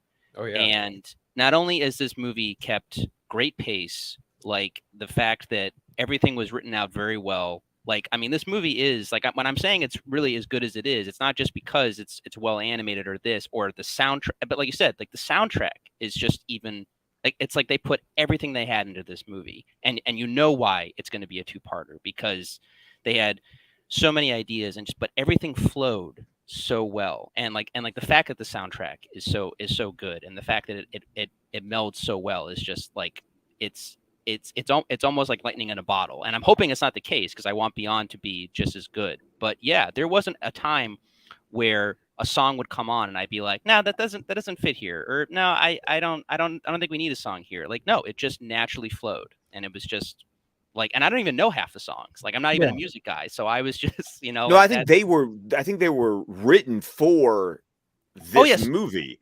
Some of them definitely were. Yeah. I know Post Malone had done his for the previous one, the Sunflower, right? I believe. Oh, Sunflower, yeah. And Sunflower was a hit. And like that was, everyone knew Sunflower. It was popular as hell. Yeah. So, but even if that's the case, then like, fantastic. Like, I mean, you usually get I think there's a composer for this movie, but I don't know who it is. Daniel Pemberton was because he was the composer for the first movie. And he's done he's done like the Enola Holmes movies, and he did Birds of Prey. So as far as the score's concerned, you had Daniel Pemberton, and he's kept, he's like the composer for these movies. Okay. Well, so I just started listening to that this evening. I spent most of the day listening to like the hip hop, the soundtrack, not the score. Not the score. Yeah, the score. Oh my God. I mean, okay, so what haven't we talked about yet? But first off, one of the things that I was even thinking about, I'm like, can you imagine if we get Miguel in live action, and we get that suit live action? Oh my God. I mean, yeah, can you imagine that? I mean, the suit's freaking awesome. I mean, obviously when you see the trailers, when he's in motion, it's freaking awesome. It's almost like a different style. It's almost like a different style animation when he's in motion. Yeah. But when he's standing still, and you see like just the movement on his suit, like just the lighting and just how it's so futuristic. Oh my God, I was just like, shit. Can you almost like it's a hologram itself? Yeah. One thing I really did love that they carried over from Into the Spider-Verse was the comic book panel introduction, or the comic book front page introductions, the front cover page introductions of everyone, of each new Spider. And then like even the end, like the last cover you got of the book, where it's like Miles is in that universe. Yeah.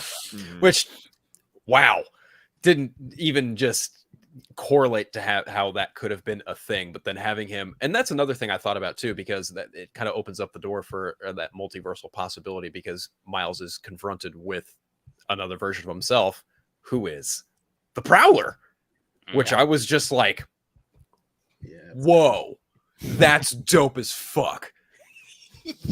That was dope as fuck. Oh, and to have even Mahershala Ali return as the voice of Aaron, and I was just like, and him wow, just be like, that was I'm not like the Prowler. He is, and you're just like, the thing I appreciate about this movie though is they don't just do it for like shock value. No, everything that you see in the movie is again, it's exactly what a movie should be. It's everything is explained through visuals if you know the film. Like right away, it switched. Oh, his dad died. Clearly, Uncle Aaron stepped in and guided Miles at the time he's most vulnerable, and now he's gone down the path of being the Prowler. At least we're meant to assume. But like it's all laid out there for you just on a visual level, like the complete reversal. And it's also harkens back to like great comic book stories where it's fun, where it's like It's a Wonderful Life, like where everything is like the reverse basically. It's the what if stories of Marvel. Yeah. Yep. I loved reading What If as a kid. Yeah. One of my first Spider-Man comics was What If Spider-Man Was a Murderer. I have that book. Great cover on that book. And because you even just subtly, like as Miles is like freaking out, you just suddenly see Uncle Aaron like put that stack of cash on the table and just push it towards his mom and be like, here, as you hear his mom talking about, not having enough shifts, and Aaron's like, I got you. Yeah. I got you. Jesus Christ. I mean, and it was funny. That's when I started looking at my watch. I went, oh shit, we're getting towards the end of this thing. I'm like, oh boy, this is like the last 10 minutes. I'm like, oh boy. And then all of a sudden when it comes to because obviously when it comes to the story, and again, spoilers, we're talking spoilers here, folks.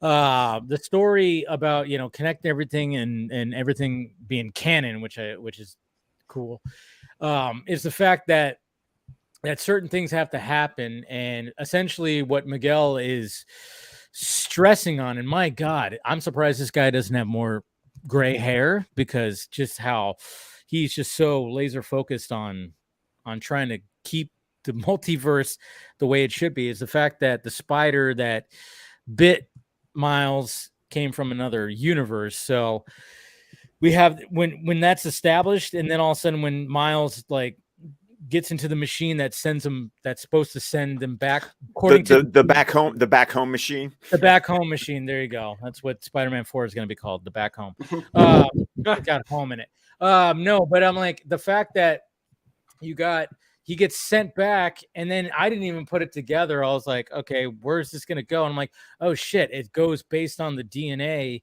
the Spidey DNA, and the spider that bit him was from this universe, so he gets sent to that and I universe. spotted that because when the computer bleeped up and it said Earth 42, and I went, oh, that's not the right Earth. Because Miles is from 1610. Yeah. Right. Yeah. And I like that because that's the ultimate universe. And I'm just like, this isn't good. Because when his mom was talking, and then when his mom didn't know who Spider-Man was, I was like, no, wait a minute. They watched the news broadcast of Peter dying in the first movie. She would know who a Spider-Man was. But that was the moment that that blew my mind, that confrontation with Miguel, when Miguel goes, you're the anomaly. Yeah. You're not supposed to be Spider-Man because you got bit by a spider who was meant for somebody else. And that was when I just went, yep. Wow.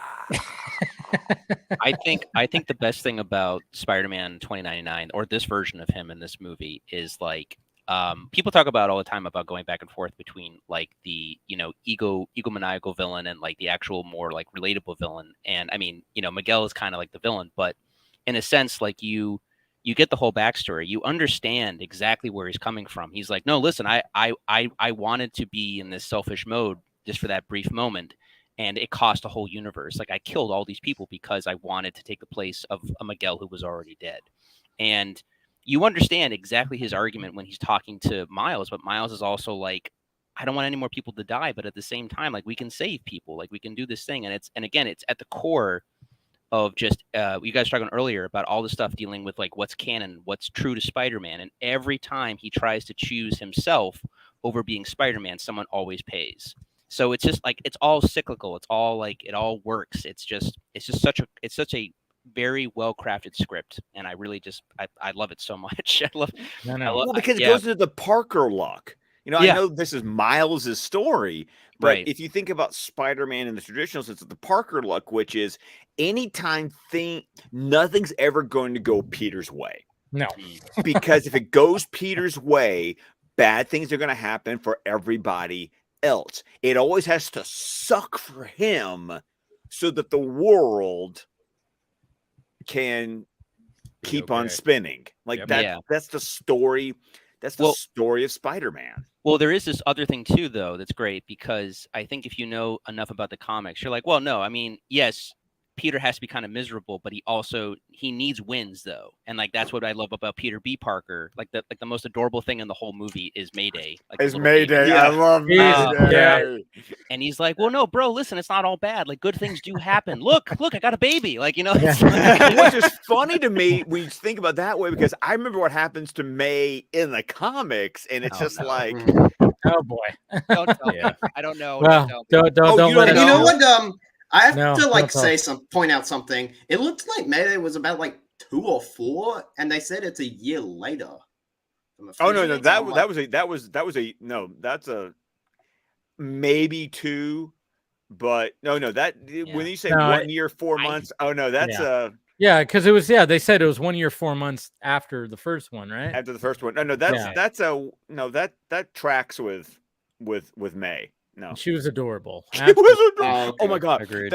The end where Peter B. Parker is like, it's time to go. And it's when she goes, I love that. Crochet. That was so cute. Oh, it's so cute. And you just kind of know. I mean, I'm assuming, but I would assume that Mary Jane made her that thing. So her doing that, it's like the mom and dad thing kind of coming together. I mean, I would think, dude, Absolutely. So we got somebody else joining right now. That is the sexiest thing I have ever seen. No, Casey. Hey. Casey, the movie. I'm sorry, Casey. That's reserved for the movie. I mean, that's true. Yeah. It's pretty good visually as well. Like, I've seen it in the theater, and the sound, the score especially, it was amazing. And the visuals, the art. I liked how they kind of improved on the previous movie in that department. Especially, it was in the previous one, it was kind of artistic, but it was still, showing cities and stuff in the background. But this time it was more abstract in certain scenes, and I liked that. Oh yeah, like Sean pointed out, a lot of Gwen's world.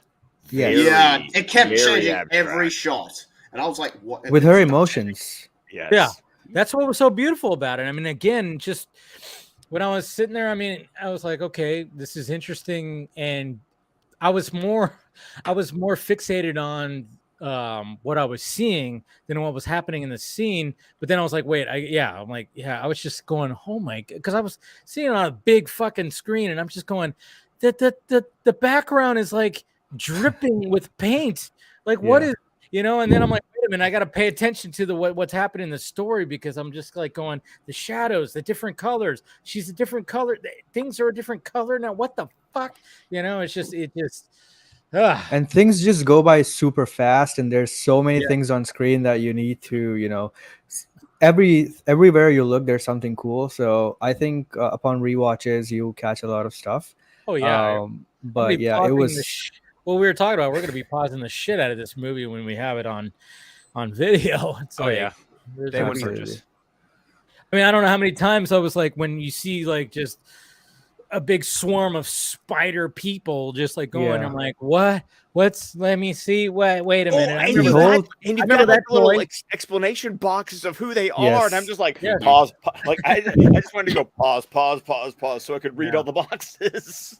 And for the whole movie, I was just waiting for Andrew to show up. And I was like, when his footage showed up, and I was like, yep, there you go. Now the movie's done. I can leave. That's all you needed is for Andrew to show up. But it's so cool to see that, Sony finally using him, right? And, it kind of feels like he just pops up in these super emotional and key moments. And that always gets the audience cheering for him. And I just love that.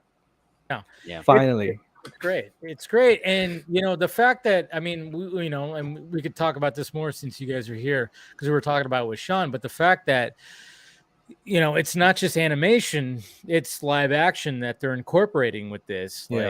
Obviously, with Donald Glover showing up as the Prowler, which obviously when he was in Homecoming, and when maybe at first people didn't know who he was, but then all of a sudden when you hear what he says, like, I got a cousin, it's like or did he say nephew? Sorry, not cousin, nephew. That and talking about him, and then of course when people realize who he was, and they're like, it was one of those, he's talking about Miles. So the fact that when they were showing that scene, and the fact they're like, oh yeah, we got to send these people back to the universes, and then you just get a live action Donald Glover in the Prowler suit, and you're just going, okay, yeah, this we're on next level,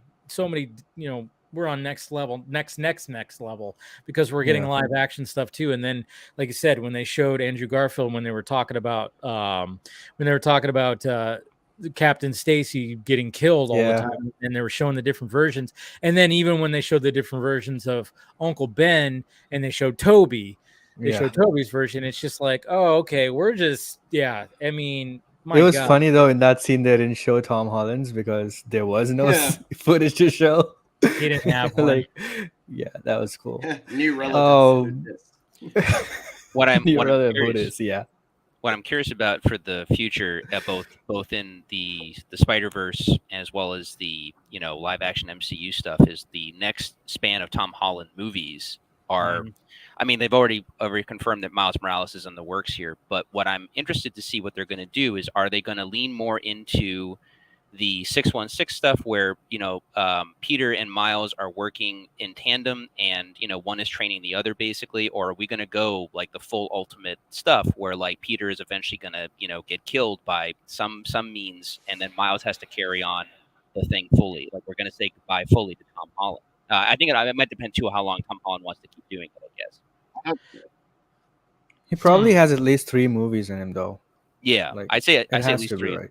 3 more. Well, considering that the 4th Spider-Man movie is currently on hold due to the writer's strike, it's going to be a while. It's going to be It's going to be a minute. But I think that's a very interesting question because this movie already kind of is tipping the toes into that live action animated hybrid, and the next film has Beyond in the title. That's where we're at. It's looking a lot more like the cross pollination between live action and animation is going to be blown wide open in the form of Spider-Man, and I think you don't necessarily have to do. I think we already might have talked about this. If you wanted to do Miles and bring him into a live action format, you can kind of take him from Into the Spider-Verse where this trilogy ends and maybe propel him in a live action format from there. Yeah, I mean, it's very possible. Thank you, RJ, for the $5. Yeah, I mean, a bagel. I mean, I know. What are we in? Like, yeah, all right.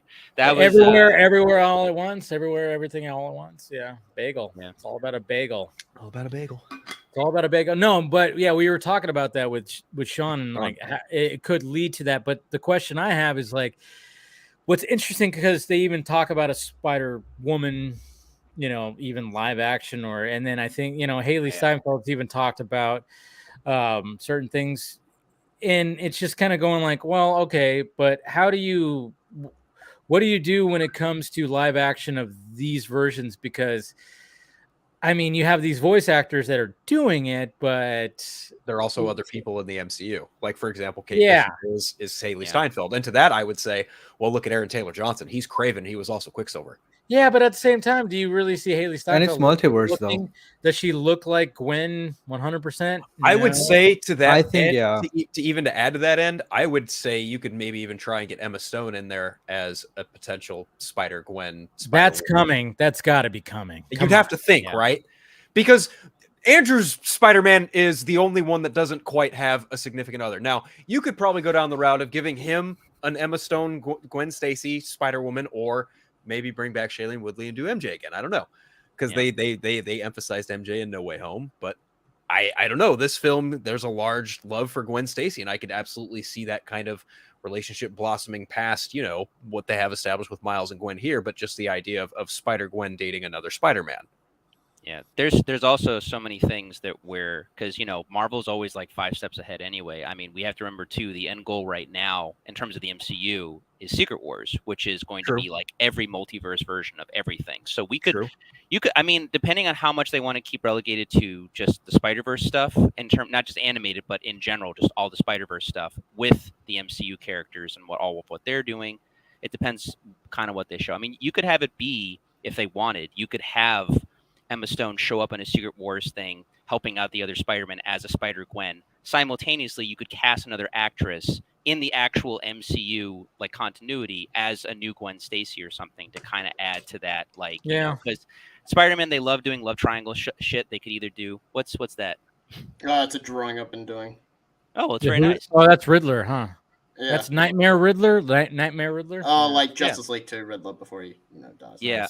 I'm just updating the scene. No, it looks good, man. Yeah. But what was the thing? Gwen Stacy. I mean, I mean, they always love doing the love triangle stuff too with Spider-Man, because I think there's also rumors they want to do Black Cat and like have that be a thing. Because now MJ's forgotten. Maybe Peter could try another thing, and then have that come to a head at a later movie or whatever they want to do. Because I don't think they're going to throw away Zendaya. She's one of the biggest actresses right now too. So no, they would not. They would not. Yeah. And when I saw a lot But of people, again, Emma Stone was as well. Yeah. I saw a lot of people complaining, and they're like, "Oh, did they just forget about the ending of No Way Home?" I'm like, okay, if Zendaya is in it, doesn't mean that all of a sudden she's like back with Peter. Are you guys not think? It's always funny when I see people tweet when they talk about like, because the news that came out that Spider-Man 4 was delayed, and it even says in the article that Spider-Man 4 starring Tom Holland and Zendaya is delayed, and people were like, what the hell? Did we just forget this ending scene? And they play the scene, and I'm like, you don't even know what the fucking story is. I mean, she could be barely in it, or she could be like a presence in it where he's like still watching over her, but they're not like, and then of course, and I think some people who actually have picked up a comic book or something like that, be like, hey, well, what about if Black Cat, you have the love triangle or something like that, or Peter falls for her in the first movie, and then maybe they get the second movie, and all of a sudden there's so many things that could happen, but it's like, people just immediately just go, what, are you just going to forget that? I'm like, but we don't even know the context. We don't even know the freaking outline or anything what's happening in Spider-Man 4. The rumor is it's Kingpin based. I mean, I wouldn't be surprised. Wouldn't shock me at all. Get him and Daredevil in the same movie. That's coming. That's common. Yeah. I just wonder, since not only is the movie on hold due to the strike, but like, where does that fourth Spider-Man movie fit? Because Phase 5 is pretty full as it is. I would have to imagine that fourth Spider-Man movie is probably going to be in Phase 6 before Secret Wars. That's my guess. For sure. I mean, even as far as MJ is concerned, I mean, even without knowing anything about the outline, you could literally just do a homage to like Spider-Man 2, where he's like seeing her from afar or seeing her on posters or something. But the twist in this one is that she has no fucking idea who he is whatsoever, and he has to like live with that. And it's reminding us, this is where we're at now. This is what he has to deal with. Good. And then he moves on to something else. Yeah. So, now, here's a question to add to that. Would she then also still maintain the same interest she had in who was Spider-Man initially before she found out? I don't know. That's up to Kevin Feige, I guess. That would be up to Summers and who's the other writer on the Spider-Man trilogy? I don't remember whoever works with Eric Summers, but him, John Watts, Kevin Feige, they probably all have to figure out, and Amy Pascal, of course.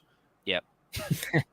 But they're trying. I mean, it seems the longer the relationship with Sony and Spider-Man and Marvel Studios seems to go, the more they kind of seem to be working things out. And I think the only thing that's really weird is just the Venom stuff, because that's kind of all over the map. You could almost call it symbiotic. This guy, look at him go. I wish Tom Hardy showed in that scene though. I almost I wanted that to happen so bad. I thought the camera would move there and he would be standing there or something. Did you see Eddie Brock just like, hey, just walking in? And I would have. What? Imagine it just be Venom, be like, Miss Chen, is someone bothering you or some shit like that? That would have been pretty funny. And they wouldn't have to even, use a new scene or anything. They could have just used the archive footage from the movie. Yeah, true. Yeah, I don't know. I mean, just anything. I'm sure they had ideas like crazy, but I mean, and with all this that's happened with No Way Home, with Across the SpiderVerse, we obviously Venom 3 is filming right now, right? It's okay. It's not getting delayed because of the writer's strike, I believe, right? I'm trying. I don't know what the last update. I think it's okay. I think it's one of the ones that's okay because everything was turned in and everything was okay. But as far as I could tell, I know it sounds like we're in school, like, oh, they turned in the script before, Well, those movies don't have scripts, so they probably can just get away scot-free with whatever they're doing. Zing! Oh man! Paul for the zing. I like it.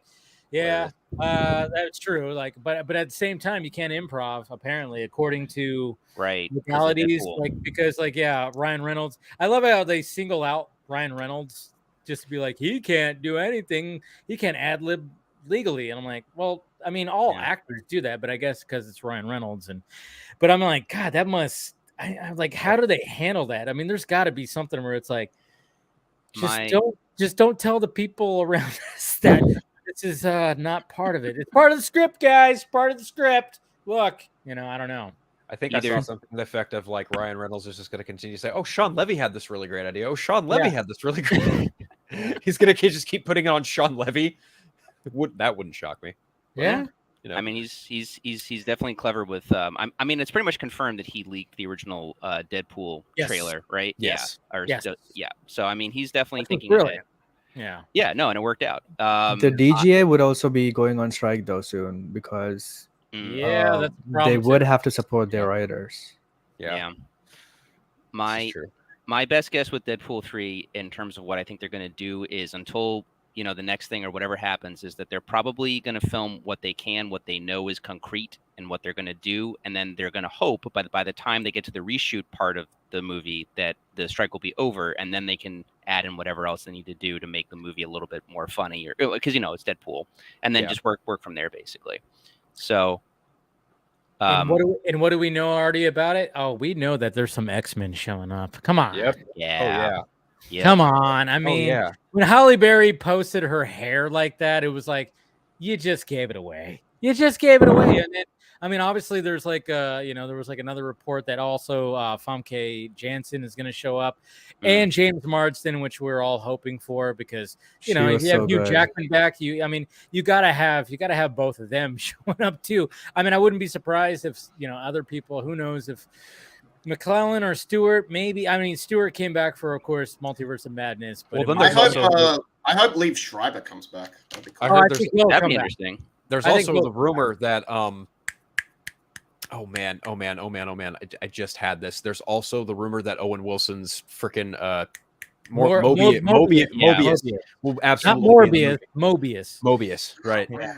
Yeah, the thing that we're not talking enough about, I feel, because it ties into all of this: SpiderVerse, Deadpool 3, even Secret Wars, as well as even Loki season 2, is the current iteration of what the TVA is, because.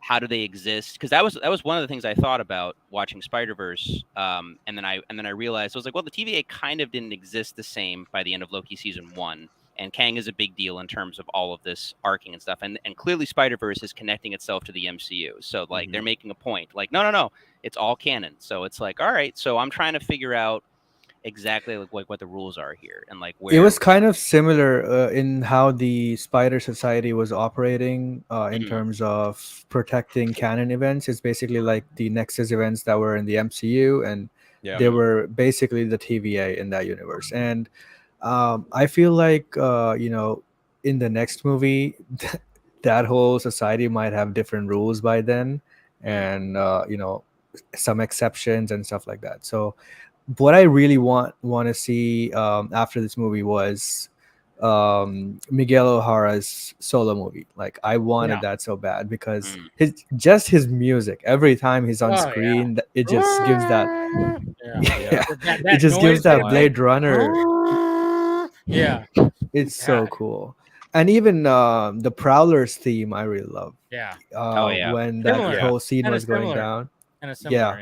I loved how that whole universe without Spider-Man was kind of like the Biff world from Back to the Future. It was all, it was so funny to see that because it kind of caught me off guard that Miles ended up in the wrong Earth.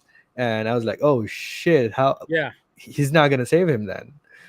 So that was really cool. See, that's what was really great about the story is once it was realized that the whole canon thing about a captain having to die in all these Spider-Verses, and then of course we realized, oh shit, Miles' dad is becoming a captain. So then obviously, and then when he pushes back against like, hey, how are you not going to save somebody? This is ridiculous. But then I love how he inserted that line though from Man of Steel. Which one? What am I supposed to do? Just let them die? Oh yeah, I did think of that when I saw that. Miguel O'Hara just didn't say anything. Yeah, exactly. So actually, speaking of Man of Steel, I do have a theory because I was talking with friends about this because technically, I mean, I've read all of Ultimate Spider-Man and I've obviously played Spider-Man games and stuff. With Miles, in the comics, his mother, I think, gets killed during one of the symbiote arcs or something. I forget in which way she dies, but she dies, and then of course he gets interpreted into or integrated into the 616, and he gets a break, and both his parents are both alive in the new continuity. And I think Miles is aware of the change, but no one else is, so he just accepts that and moves on. And I haven't read current Miles, so I don't know if anything has changed since then.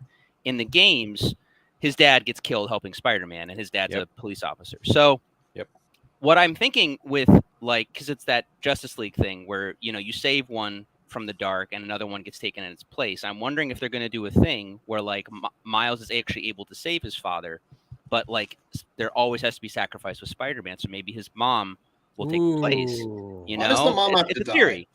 Well, it's the idea. It's the idea. Dad, I don't want you. I want you to live, Dad. So I'll let Mom die. Well, it's like that. It's like that scene from Hangover 3. It's like, I wish someone else died, like my mother.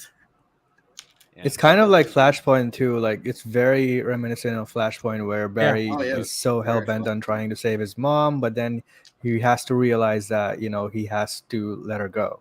Well, I mean, we're seeing that even in the, for the whole panel, except for one person who has not seen it. Damn you, Axel! Don't say anything. But I'm just saying, like, when you see the trailer, when he's talking to Bruce, he's like, I can save them. I can save my parent. I could save my parents. I could save your parents. I mean, he goes even as far as, and I'm very curious to see that whole scene play out, that conversation between Barry and Bruce, because it's like the fact that he says that I could save my parents, and don't even make faces, Axel. Okay? Your face could end up being a spoiler, right? Relax. But I'm just saying, like, the fact that it's like he brings up, like, I could save your parents, but obviously we even seen in the trailers where Bruce goes, well, events have made us who we are, kind of thing. So his line in the movie is really good. It's really I'm sure it is. Like I'm sure it is. It's in the trailer as well.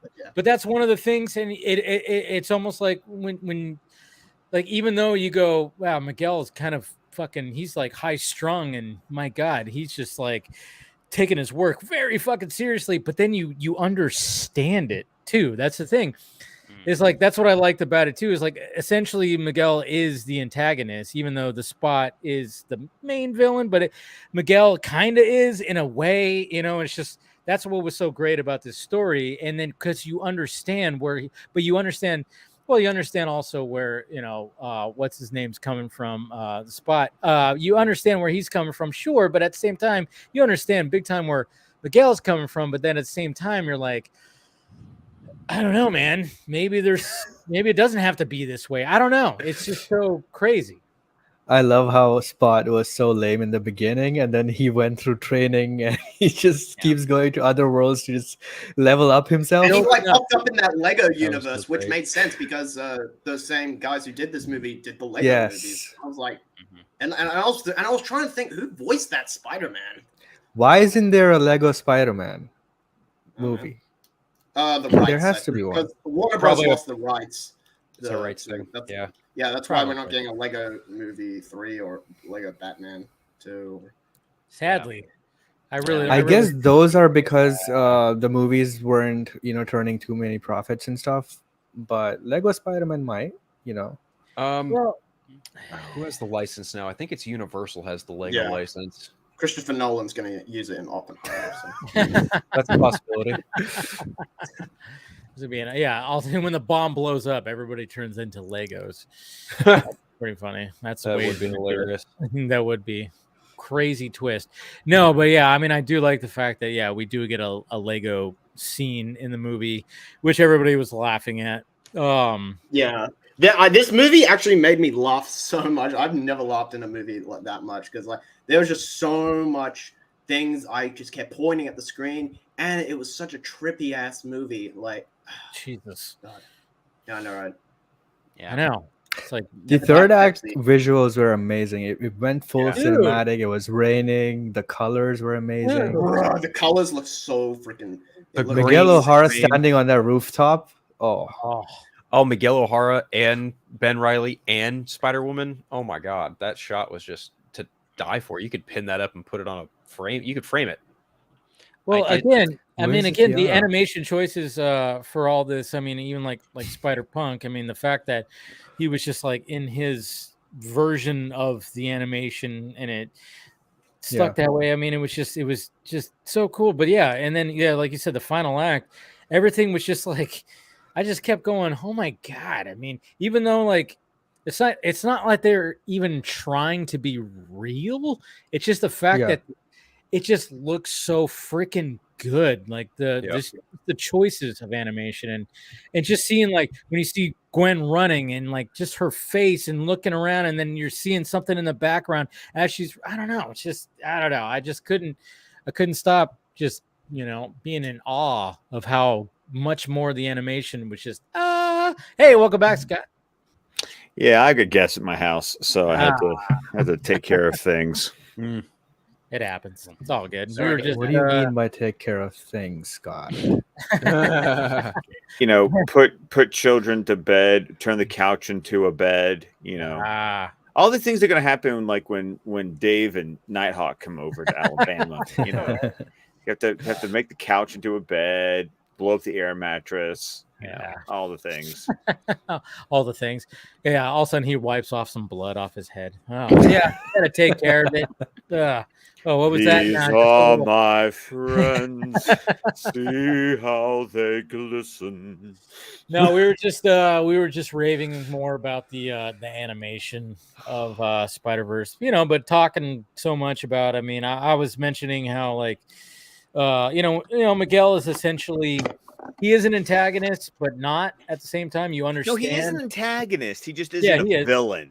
That's what I was kind of getting at, because obviously the Spot is the overall villain. Which again, those sequences, I can't get over even those with just the way. I mean, like, how do you craft that? I mean, Jesus Christ.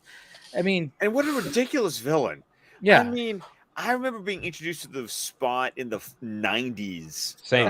The Spider-Man cartoon. Christopher Daniel Barnes. Yeah. Yes. Yeah. I was hoping he would. I was thinking he was gonna voice Scarlet Spider, but I was like, wish that's honestly what I thought was going to happen too. I thought he was going to get Scarlet Spider or another prominent Spider-Man in this. But yeah, I'm not surprised. I thought about it. I started to say I was surprised that his Spider-Man didn't show up. But then I realized that the other spiders who were from other media, they were all Sony. Because Spectacular Spider-Man was Sony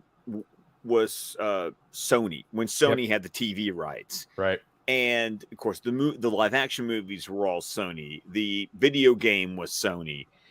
So what they didn't do was they didn't go with things that weren't Sony productions. However,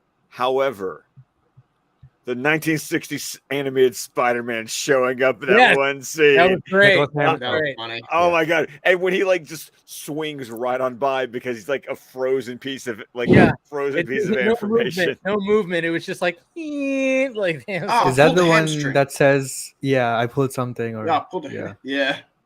And then, the Spider Cat was there. I was like, oh God. But I still love it, like when he swung in and you hear the dun, yeah.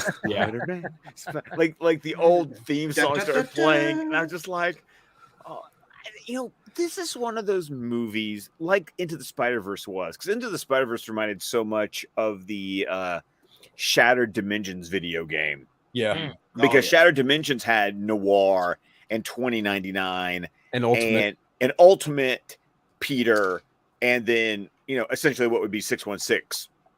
Peter. And Mysterio was the villain. Great game.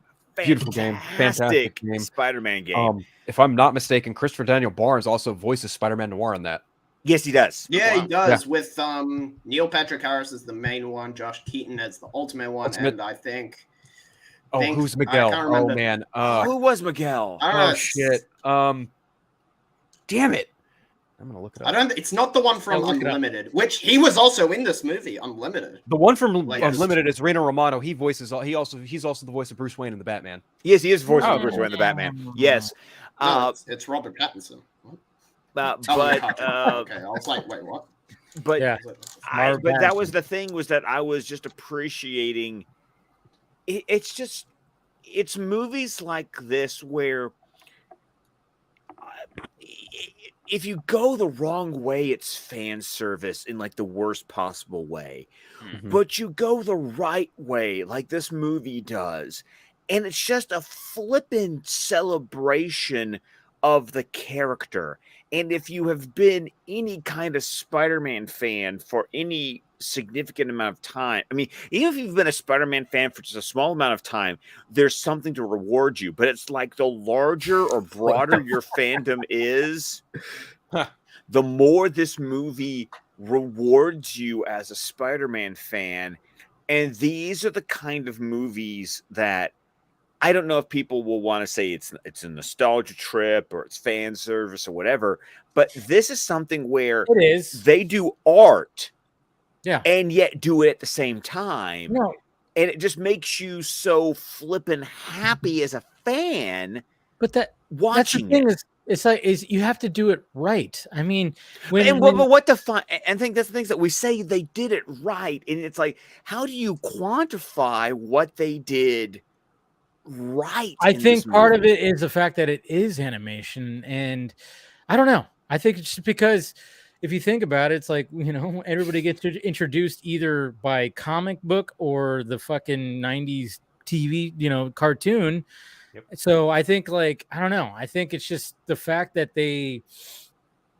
with animation, it's just obviously it's so much easier. And I even saw people I saw so many people on my Twitter timeline just kind of going like, why don't they make more comic book movies like this as opposed I was to saying trying to that pull off, after, and I was saying that after Into the SpiderVerse. Yeah. I felt the same way. See? And to the point you guys were making earlier, other movies have. I feel like people have done the good thing of they've learned the lessons from Into the SpiderVerse without trying to just straight up copy. Like you said, the Teenage Mutant Ninja Turtles movie that's coming out doesn't look like a copycat, but it's like, oh, but you learned some lessons, you took some steps forward. The same way I felt when I saw Puss in Boots: The Last Wish.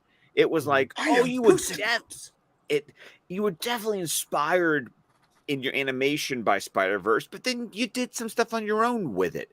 And I just love it because I feel like traditional animation studios, like when we think of Disney or we think like Pixar, they have felt stagnant for a while. Like they're not doing anything to elevate the art form. They're not doing anything to push the limits. And it's just crazy that like Sony Animation and even DreamWorks is like they're innovating. Pixar and like Disney, those movies are trying to look more realistic. Because like when I watched Lightyear, I know, shit movie, but like I like Lightyear. I really enjoyed Lightyear. It's not that bad. Sorry. It's not for me. But It's not the dumpster fire people make it out to be, but it's not the Lame greatest movie. thing ever. I did not care for Lightyear personally, but Yeah. I get it. It's fine. No, Yeah. but I think like what Into the SpiderVerse did, and especially, and then of course it, won the Academy Award for Best Animation, was like they were like, all right, how do we take this old style, I forgot what the drawings are called, like with the dots. What do they call that? The lines. Kirby thing. I mean, I get. I don't. I forgot. I thought there was like a specific way. Anyways, so Okay, Dave, I'm trying to follow your thread here, and I'm grasping at it. Like, are you talking about like Dadaism? I guess I don't know. There was like I remember after it came out, they were talking about the way that that they used to be drawn, because obviously, like if you see like close-ups of their face, you see like dots within the in one of the scenes where the Spot goes into that, his dimension, he gets stuck there. When there are close-ups on him, you can see the inside lines on his figure. Yep. That was pretty cool. That's cool too. Yeah. No, I can't remember. But the fact of the matter is, like, again, I mean, when you're talking about a franchise like Teenage Mutant Ninja Turtles, is like, what do you do? Do we try to do another live action and fail again? Because obviously, when they try to do that with the the recent ones, which Out of the shadows. yeah, those ones, They need Craven to come out to be confident again. But I mean, but so it's like, all right, what do you do? And then Seth Rogen and his crew goes, well, I mean, let's do Okay. it. By the way, Dave, they're called bin day dots. Bin day dots. Okay, I think because I remember hearing what they. Yeah, thank you for pulling it up. I knew there was like a specific name for. Yeah. that Okay. Here we style. go. I'm going to read off the There you definition. go. Read it off. The term bin day dots and retro comic book art tend to be used interchangeably.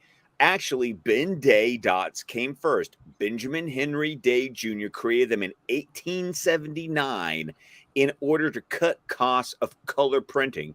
They are a technique which places equally distant dots on a grid. Red dots printed over white make pink, blue and yellow make green. There you go. Interesting. And also one of the reasons why the Hulk could not be gray and had to become green. Yes, exactly. There it is. Yeah. There it is. Yes. Because I remember after Into the Spider-Verse came out and they were saying like they basically added 3D to that style. I was like, oh, that's interesting. And I think I did actually read about that. What you just said, Paul, too. It was like, yeah, I mean, it's just interesting that they can do that. But that's what's so unique about it. It's like, I don't want it to be real. I don't want it to look real. Like what Pixar is trying to do, they're trying to, like, every time we get a new Pixar movie, anytime they show a human being, they're like, we're trying to make it as real as possible. And I'm like, cool, good for you. That's perfectly fine. But with having the mothers have the biggest ass ever. Yeah, go on. Sorry,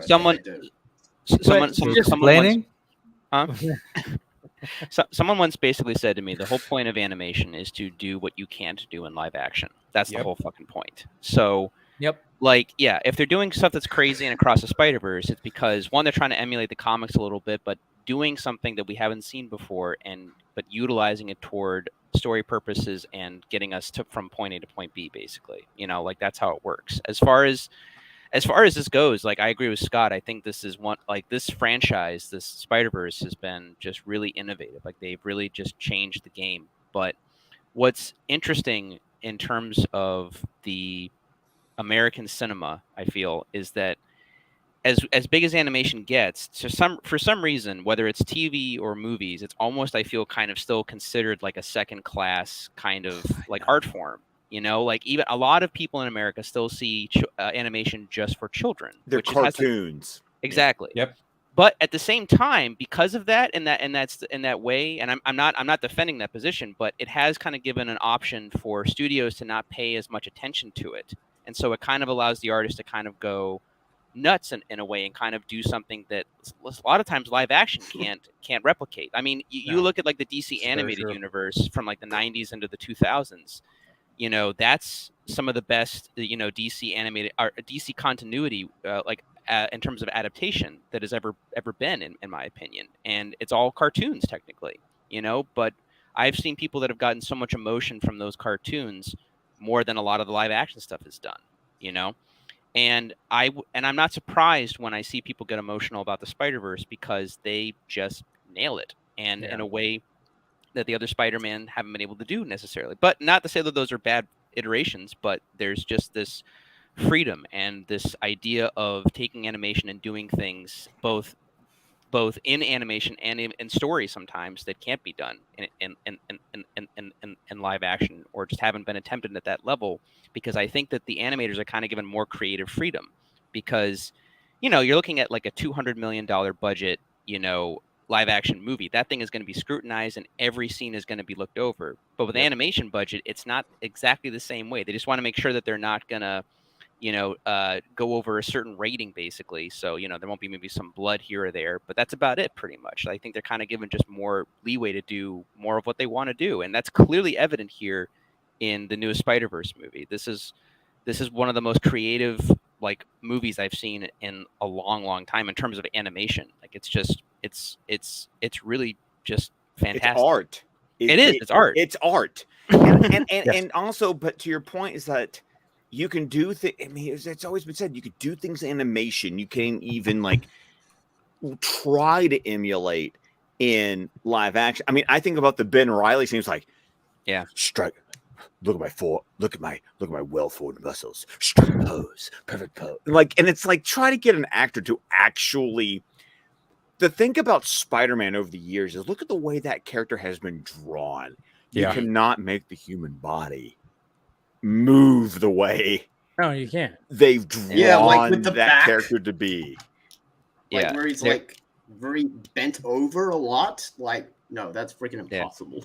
There was I mean, this is more towards the adult animation, but like, you know, I wasn't I mean, I love Margot Robbie as Harley Quinn, but I wasn't really big on Birds of Prey. But the Harley Quinn animated show, I think it's one of my favorite shows. Like, it's so fucking good, and I can't wait for the next season because you can tell they were just given creative freedom, just like, yeah, fuck it, just go R-rated, just go nuts, and they emulate the best stuff from like the Harley comics, but they also kind of have this Venture Brothers vibe going on, and it's its own thing. It's great. Good comparison. Yeah. Yeah. Good comparison. No, I mean, like, there's so much you could. I mean, that's the thing is, like, I've been rewatching the Spawn animated series back in the '90s. Keith and David. when you watch, especially when you watch that first episode, you go, like, man, they really just missed completely the mark when they tried to do a live action. I'm like, they had some things that were going for them, but with the live action, but fuck, it's like. You watch that and you go, oh my God, how do you capture this, just the aesthetic of this? And I've always even said that too, when it comes to even anime, when I've, you know, I'm not a big anime person, but when I watch, like, you know, when you watch like Ghost in the Shell or something like that, it's like, or Kira. How do you watch, how do you capture that aesthetic live action? I think, and I've always said, I think the closest that it ever has been was The Matrix. Is like they really kind of captured a certain aesthetic when it came to live action and anime. The only other one, in my opinion, that came close was Alita Battle Angel. Okay, yes, you're absolutely correct. But even Alita Battle Angel as an adaptation of a manga was like they had something that they were trying to emulate. In a way. True. Yeah. There's Speed Racer. Oh man, I haven't seen that movie in years. Which one? Where's Steven? I feel like the Steven Steven? signal has just shot into the sky. Speed Racer. Oh, that's right. Yeah, I mean, that's the thing. The Wachowskis, they knew how to capture some of that. I mean, I rewatched Speed Racer probably 2 or 3 months ago because I don't know why. I think it was on one of the streaming services, and I put it on, and I'm like, fuck, they really again, just like how they captured an anime tone with, like, specifically the first Matrix, and I remember seeing like a behind the scenes featurette where they showed things where like, oh yeah, we're trying to emulate this, and they fucking pulled it off. But yeah, you watch Speed Racer, you go, this shouldn't work, but it fucking does. I mean, like, it does, and a lot of people should give that another chance because I'm like, I mean, some people just were like, nah, I'm not gonna watch that. But I watched it for the first time like last year or the year before that, and it amazing. Still holds up. It's amazing, like, especially if you, and I watched like on whatever Cartoon Network, I watched these old episodes of Speed Racer, and the fact is, like, yeah, they did a good job of like wrapping flesh around a cartoon, essentially. Like, that's the hard balance, though. You know, like we were saying, like, about that thing that only can exist kind of in animation, because granted, you have guys or you have people like the Wachowskis trying to emulate that, and it's that real balance of like, well, how much can we get away with? Well, we're basically making a cartoon anyway in live action, but it's already like between CGI and all of these different, you know, angles. Like, how much of it looks like a cartoon anyway? It's even the same can be said for, say, Spawn. You know, you have like the animated show, but you know, Spawn has all these supernatural powers, and you got to emulate those effects in live action. It's like, how much of it looks like a natural event happening, and how much of it actually looks like a cartoon happening to this mugger or whatever he's attacking, you know, where it's like between looking good or looking laughable. and you kind of have to. Yeah, really the cape balance it. porn in Spawn, the live action movie, was laughable. Like, Oh, it was very laughable. It got to the point of like, how big? I mean, I get it. We get that his cape is part of him and it's whatever. it's a McFarlane cape. I mean, right. It's you ridiculous. Anytime you see a McFarlane Batman, the cape is like it's like 50 90 times feet longer long. than it should be. Yeah. Oh no! I got that McFarlane Batman Year 2 figure statue diorama from Target. Oh no! Like when the cape is 3 times the size of the body that's wearing it, I mean, it's just. Yeah, that goes Okay, over the top. okay. You know what's funny though? It's like there's something. Okay, you guys remember the Batman Dead End fan film that was made like with 15 years ago? Alien and Predator? Yeah. Yeah. Back. So there's a shot in there that is a gorgeous Batman shot. When he lands, it's raining, of course. He lands in like a puddle, and then he just like gets up, and it's shooting from like above, and you just see him get up, and the cape is just like drooped so perfectly, but the cape is super long. And I watched the behind the scenes about it, and they're like, "Oh yeah, the cape is like, oh, it's like a half size longer because they wanted it to be in the water. So when he actually like stands up, it's still like resting in the water, and it's just like, yeah, it makes for a cool shot." But if Batman were to have a cape that long, he'd fucking trip all over it. You know? No capes, darling. Yeah, no capes. No capes, darling. No, don't do capes. No, I mean, I think that's why a lot of us here also kind of like Zach to a certain extent, because I always felt that he kind of like I think that's why Chris, I think, handpicked him, because he saw Watchmen and he's like, he takes things that shouldn't work in live action and he made them like feel real. And he did that when he did the DC movies. Like, there's a lot of that shouldn't just work in a physical sense, but he's able to kind of blend that like hyper reality where it's like right between something that's fantastical and something that's like grounded, and it just kind of like merges. I feel, or at least that's been my take on it. Anyway. But SpiderVerse does something where I don't want it to feel real at all. I want it to just look like a cartoon. I want it to be art. Like I don't need this to look real. You shouldn't try to make it look real. And that's what's also so cool about, and I noticed this in Into the Spider-Verse, and then they doubled down across the Spider-Verse when the different spiders are all different animation styles. Yes. Yeah. Because they represent their world. Yes.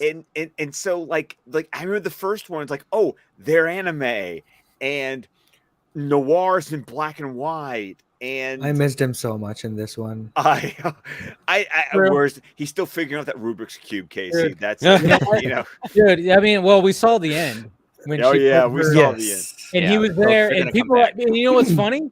Again, people were like, they were like, I heard people like go, it's Spider Noir, and like, I mean, that's the thing. He was a fan. He was a fan. Yeah, he was. Like, even in the first, after the first movie, I wanted his. No way he's not in the next one. No way. He's not and they got to bring John Mulaney back as Spider-Ham. I mean, yes. Mayday was wearing Spider-Ham pajamas. Did you guys see that? That was so adorable. I loved that. That was just such a great. It was a nice touch. The devils are in the details. Oh, I wanted to bring something up just in stuff, because we were talking about Easter eggs in this in Across the Spider-Verse and stuff, and I tried thinking of movies that kind of do it really well, but it's always in service of the story. One of my favorite movies of all time, I don't know if you guys remember it, but Who Framed Roger Rabbit? I love that movie so much. That movie is a masterpiece to this day. I watch it at least once a year. Like, agree. But brilliant movie. They seamlessly blend all of the cartoons. You see the ones you want to see, like Mickey and Bugs and Daffy and Donald, but they make it work to the service of the story, where you can pause and see so many Easter eggs, but it doesn't overwhelm you, and it flows naturally with the story. The only movie I can think of that did it really well enough, it's to a lesser degree, but I think it's always an underrated kind of movie, is Detective Pikachu, because it kind of had the same vibe. Yeah. And again, you were talking about realism, and I felt that Pikachu did a really good job of making the Pokemon look real, but still look like the card versions, like that we all grew up cards or games or whatever, but seeing them as they were in their animated form still, like it was that really is a good blend. It was great. Yes, that is a perfect blend as opposed to Lion King. Yes. Yes. Yes. Pokemon did it realistic, but also they were animated. So Yeah. it was Okay, and pretty good. then we got Little Mermaid that just came out too, and I mean, I'm sure. Has anybody seen Little Mermaid here? No. I've Yeah, exactly. Yeah, I You did. loved the original growing up, so I just told myself, don't go see it. You're Yeah. you're not gonna have a good time. Like it's just, yeah. But You know, much like the Teenage Mutant Ninja Turtles movie coming out in August, The Little Mermaid does not look like it's made for me. Really? Wow. Oh, good. So I have one more person. Look, I adore. I didn't like that the trailer Teenage at Mutant all. Ninja Turtles, Really? but I just find Yeah. I just find it absolutely hilarious that Seth Rogen had come out and said something to the effect of like, "Oh, I don't understand Marvel movies. It's like they're made for kids," and then he turns around and produces that. yeah. And they're However, basically kids. they're all Mutant Ninja kids. Turtles. And it's However- just like, I get it. I absolutely get the angle. 100%. The emphasis this time is on the teenager aspect. I get it. The animation looks great. It looks It's great. literally the first word. So okay, so I'm gonna say this much. Now, first off, Seth Rogen, I think he's kind of an all-around nerd. You got The Boys, you got Invincibles, then he's doing 100%. and then 100%. he's doing, Ninja Turtles. But like, I look at it this way. I've been a Ninja Turtle fan since I was like 4 years old. Like I've seen all the movies. I've collected a lot of the comics and stuff. But like I have stuff signed by Kevin Eastman and Peter Laird. Like Nice. yeah. So I look at it this way. Now again, it's a semi excuse, but I like the style enough of it. I understand what they're doing, and I'm intrigued enough to just at least try it out and check it out in theaters to see. Sure, yeah. To see what we get. I also, after the last two versions of Ninja Turtles in theaters, Ugh. I'm willing to say it can't be worse than that. So No. I'm going to go off of that. However, I like those Do I- movies. They're good. I like know. those Again, movies too. everyone has their, everyone has okay.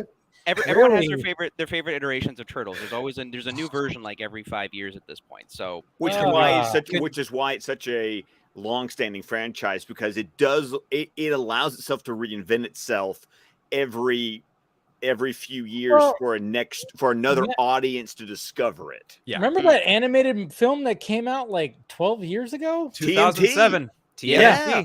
Yep. That's a good That was movie. great. That was Underrated. great. Very Yeah, underrated. and it actually made money. I think it did too, because it was a very cheap budget and a lot of people got, internationally. I think it actually made a profit. I'm gonna And that's go what's check funny that is for because, you. and that What was Which one? yeah, look it up. The 2007 animated, where it's basically Oh yeah, that one. That one's great. Yeah. Yeah.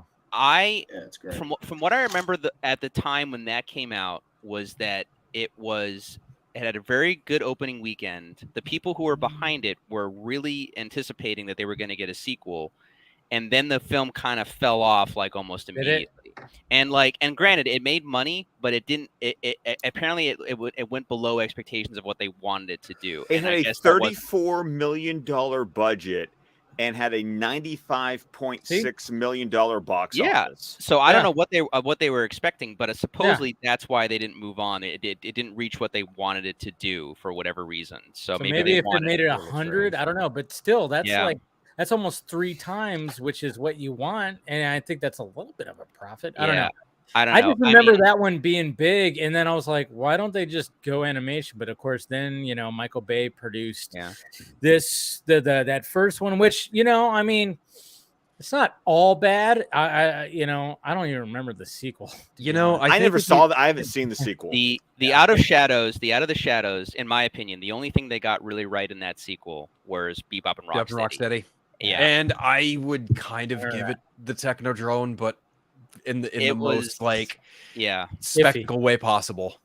Yeah. My favorite scene in the first one was when they're in the elevator and they're And they trying to beatbox. they start beatboxing. I'm like, that's it right there. You were almost there and you got it in the elevator, and this is in the final act. Fuck, you almost had it. I was like, when I saw that, I was like, that's the best scene right there of this whole like Nickelodeon- the changes I hate in that. Oh yeah, go on.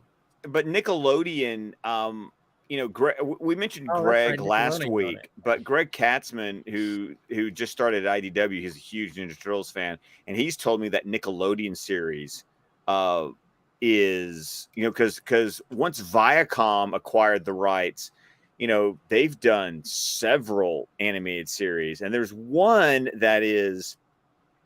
There was the one that looked a little bit more like Eastman and Laird, and then there's Rise, and then there was that Nickelodeon one that went on for like 5 or 6 seasons. That was in the middle. That was CGI. Yeah. The 2012 version. That is a fantastic. good show. I've only heard nothing but praise for that version. I talked to Rob Paulson, the voice actor. He voices Donatello in that version. He also voiced the original. He was Raphael in the original series. Yeah. And like when they cross over with the 80s Turtles, like they even make a joke. Oh, about it. that was fantastic. I love Turtles Forever. All of that. Yeah. Oh well, no, no. not So Turtles Forever. It's another episode. So there's Turtles Forever that was kind of wrapping up the stuff from like the 80s and I think the 2003 show, and then in 2012 they had it where the 80s dimension and the 2012 dimension cross paths. And they even switched animation styles, or when like the 80s one went into the 2012 and they became like CGI model, right, and vice versa. But I was at a convention and I got to meet Kevin Eastman, I got to meet Rob Paulson, all the 80s voice actors. I talked to Rob and I was like, "You've been in both shows. Like, tell me about the guys behind the scenes and for this new show. Like, what are they like?" Like, and he's like, "Oh." Because I was like, I love all these Easter eggs in the show. He's like, oh, dude, these guys are like the biggest Ninja Turtle fans of like all time. So like, whoever I know there was a few comic book writers involved in there and stuff, but clearly those guys were like our generation. Like they grew up on this stuff and they wanted to make like one of the best shows. And for the most part, they did. I mean, it kind of got a little stale towards the end, but for that 5-year run, it was some of the best content. I mean, again, animation outdoing what the live action was doing at the same time, basically. So, yeah, I mean, anyway, that's me as a no. I mean, that's the thing is like again going back to the fact it's like, what do you do? Do you do? I mean, it's difficult. Obviously, they want to do everything live action. Sometimes things just don't translate. I mean, well, because like you said, those movies aren't they bad. think I mean, there's that the fan live base, action is somehow better. Yeah, I'm tired. I mean, Dave, you and I do our DC Fanimated stream because, dear God, I've devoted, since I was 10, I've devoted so much time and attention to, to animation, and it has consistently been some of the best comic book content in my life has been animation. I mean, Mask of the Phantasm is the best Batman movie. Shut up with any arguments you may have. And now actually, and Across the Spider-Verse is now topped into the Spider-Verse is my favorite Spider-Man movie of all time. And there's no coincidence here that they're all animated projects. Like just because animation comic books are already a drawn medium. And animation is literally moving drawn images. And it's such a natural transition. It's why the Fleischer cartoons back in the day were so big for Superman. And we talked a little bit about that because obviously we're talking about Superman, the animated series now. And one of the things I was like because I remember I had those on videotape and I'm like, I mean, even like in those, it's like he flew, but one of the things was like, when it even comes to Superman, he basically leaped a lot, and they actually established that in the opening of those cartoons. And then even like when we were talking about the first Superman comic, in Action Comics, is like he didn't fly at all in those.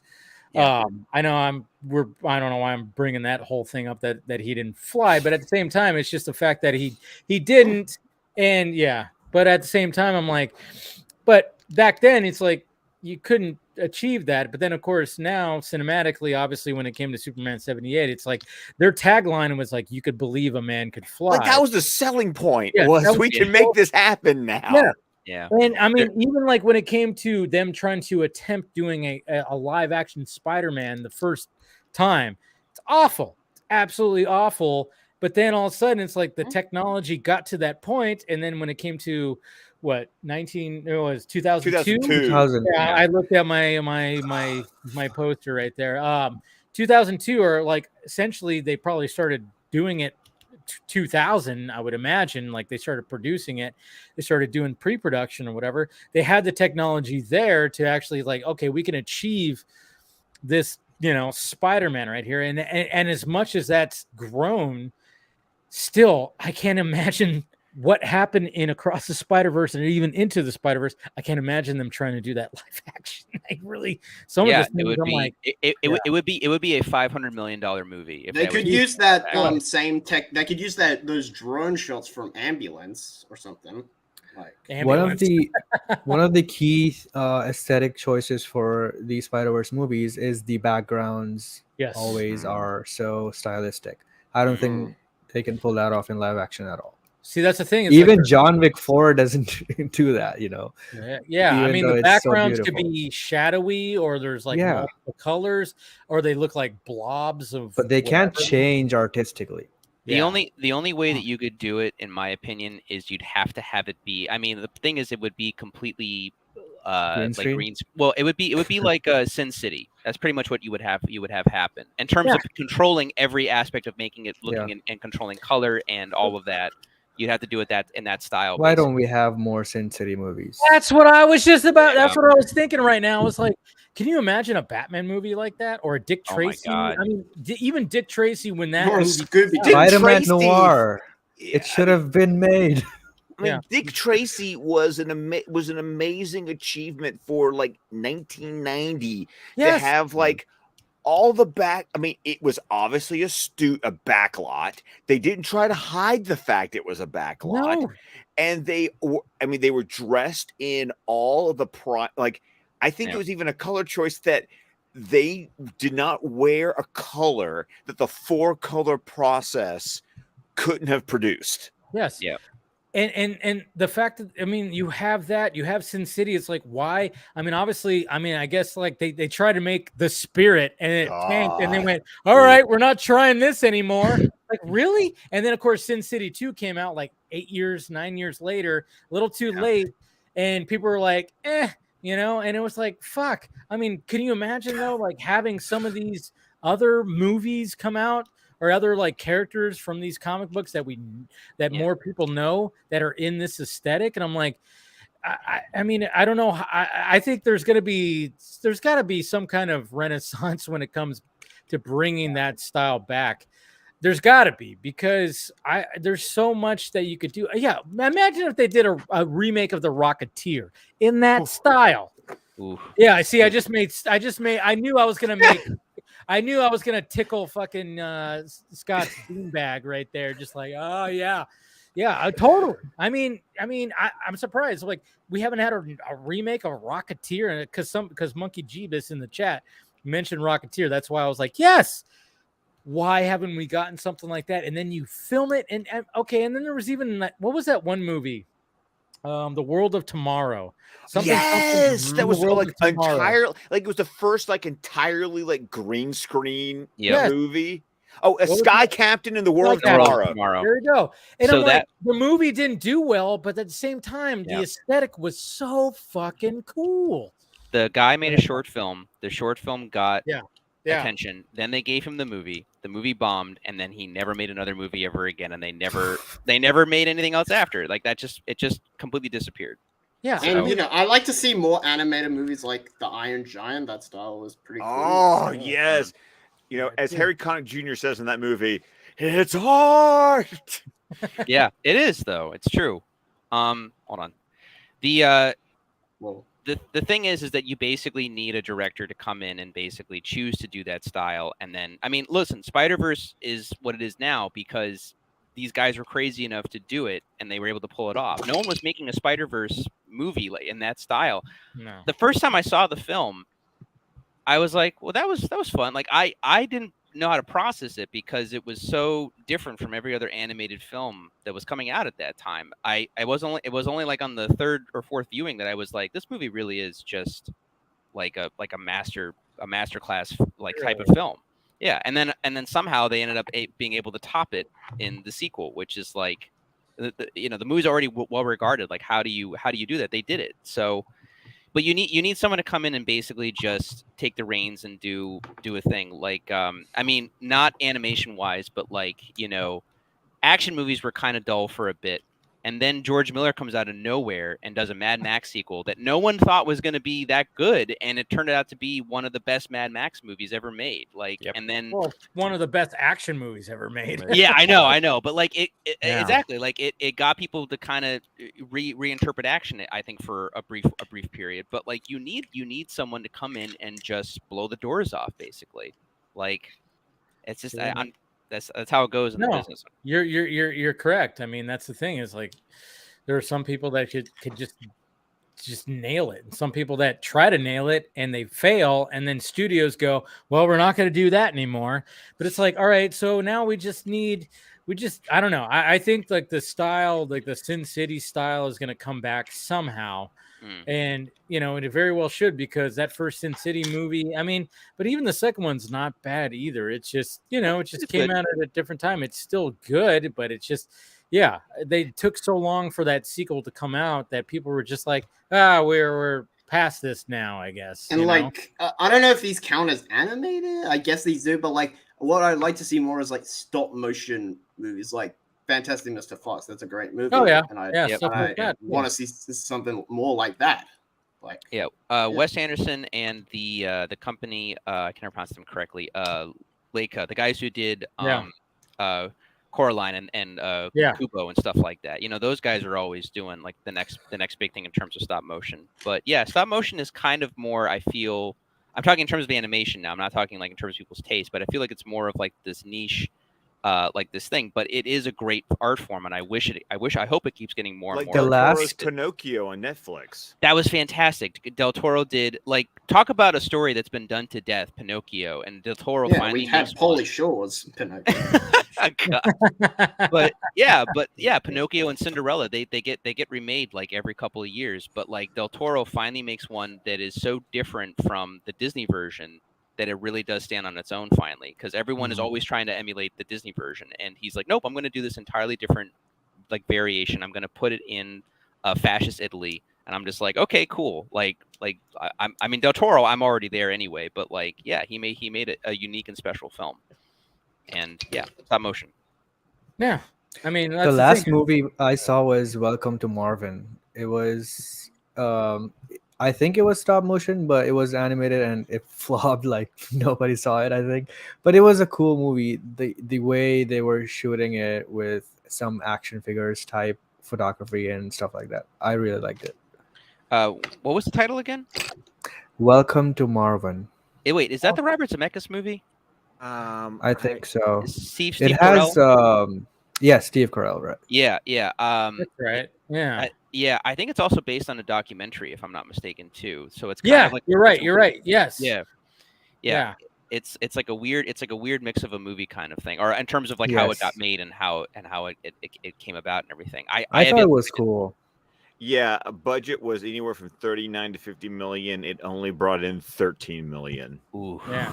But at the same time, it's like, why? It's like, it sucks because it's something unique and different, but people were just like, pass. Like, and that's the thing. It's like when it came to the first Sin City, everybody was like, oh my God. And then all of a sudden it's like 8 years later, like, here's the second one. They're like, yeah, we don't care anymore, and that's the thing. Yeah. Well, with Sin City 2, I feel it was kind of a mixed bag of a lot of different things, because one, a lot of the hot iron had cooled. Like a good portion of the original cast had like died, so you had to recast a lot of things. Mm-hmm. So you could just feel that it wasn't the same like thing coming into it. Robert Rodriguez, if he had made it 2 to 3 years later instead of 9, it probably would have been a lot different for sure. Oh yeah. But yeah, I don't go against that though. Regardless, the Sin City model, or at least the style, like this needs to be utilized in something else or enough. But again, you need a director that's going to, go in there and just on the ground running, just going, and Well, so Spider-Man you need Noir some- is right there. it's right there. You could So do it. it'll make money. It's Nick Cage. It's Spider-Man. What else Dude. do you need? Are they gonna? Isn't it gonna be live action though? It's gotta be live If action. they make or live nothing. action, it'll make more money. Okay. So they could still probably do like even though if like Nicolas Cage is not the live action actor, he could still do the voice, right? I mean, Yeah, like Mandalorian. like Pascal. Yeah. He's just a voice.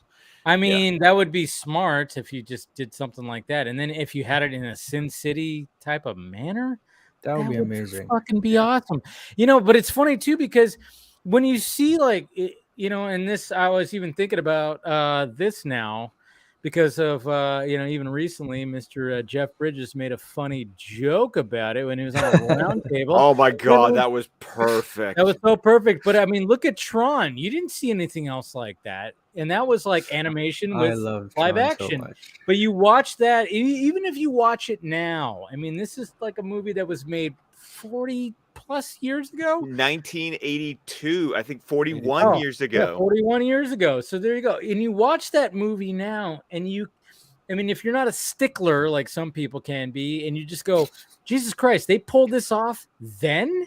Like, it's just one of those things like that would, even if you, obviously with the technology that we all can have right now to do amazing things, that would be difficult to pull off now.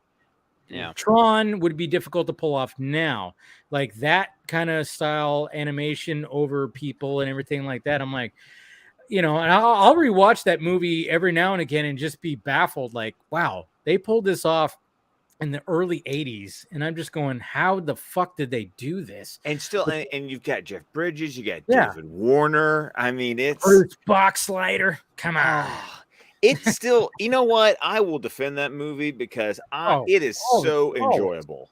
It's so enjoyable. But you watch that. But nobody else really tried to. Maybe there was other movies that tried to emulate that because it was a success. But at the same time, it's just crazy when you see movies that attempt to do these crazy things. Going back to even like Who Framed Roger Rabbit. How was there not another sequel or just like 5 other movies that came out with the live action with animation, characters. Oh, what Cool World didn't do it for you, Dave? Dude, that's the thing. Cool World came out, but it was a very adult, so it did. No, I watched Cool World a lot with Kim Basinger. Kim Basinger was the reason I watched that movie. Brad Pitt, yeah. Kim Pink Basinger, Panther? of course, was No. Pink Panther. No. Oh, nobody watched that one. So Was that the with one with- oh, sorry. You didn't watch Pink Panther? Are Was we that the one talking the original Pink Panther with No, the Peter live Sellers? action one where he's a cartoon in the movie. Is that the one with Steve Martin? No, No. Hold on. I don't even. We're yeah. talking. Am I imagining this shit? Because there's the Peter. How does Scott there's the not know Peter- this? There's the Peter Sellers original, and there's a cartoon show. They had a cartoon show. Yeah, which I There is a watched. movie, The Pink Panther. Who It's a stars film in it? series. There's Peter Sellers, and then they did the Steve Martin run, and Remake, yeah, and then I think they're going to do it again with somebody else, Yeah. again, as Clouseau, but I don't know. You're thinking of the Steve Martin one, right? Hold No? on. There's a What the there's a fuck we very talking old one. There's one from 1963. Right, that's Peter that's Sellers. That's a Peter That's Sellers. Sellers. But I'm looking for a more modern one because I You're remember looking that. for the Steve Martin version, Casey. There's a 1993 version. Okay. Okay. You weren't even No, old never enough, mind. Stacey. I wasn't born by then. Neither were you. Alex. Yeah, I know. I know, right? Even Phil's shaking his head at that. Yeah. Do you guys want to hear a fun fact about Tron? Okay, yeah, these ahead. are 60s movies. Absolutely. So Tron tried to get nominated for Best Special Effects, but the Academy wouldn't let them do it at the time because they had used computers for that, the animation, and they said using computers was cheating. Wow. What? I heard Yep. that. I've heard that. I actually have heard Wow. that fact. Yes. Yeah. But didn't that's Star how- Wars that's use how that? That's how people are treating AI right now. Anyway, sorry. go Kind ahead. of, yeah. Shots Yeah. fired. Yeah. I mean, again, this is IMDb trivia, so I'm assuming it's legit. But I mean, I'm trying to think how much in terms of what Star Wars actually did in terms of like how much of a computer, because they didn't. I mean, These I don't know. models for most. I mean, it was. Yeah, I don't know if they use it to actually animate things, because like if you How watch would Tron- they create the lightsaber effects and without that. they need a And the computer for that. lasers and all that stuff. Yes. Like, They were yeah. reflecting lights, and that was animated overlay. Hmm. I mean, So not okay. I get what you're saying, because like in 1982, maybe it was like, I mean, I'm assuming that ILM did Right. Tron. Yes. Yeah. I think so. So Oh, okay, so Tron, like I don't know. so like in Tron, right? Like when they have the suits on and it's all lit up like that and everything, Yeah. someone had to go in and like draw that in And like, paint Yeah. paint it basically. yeah, for every single cell. Paint it black.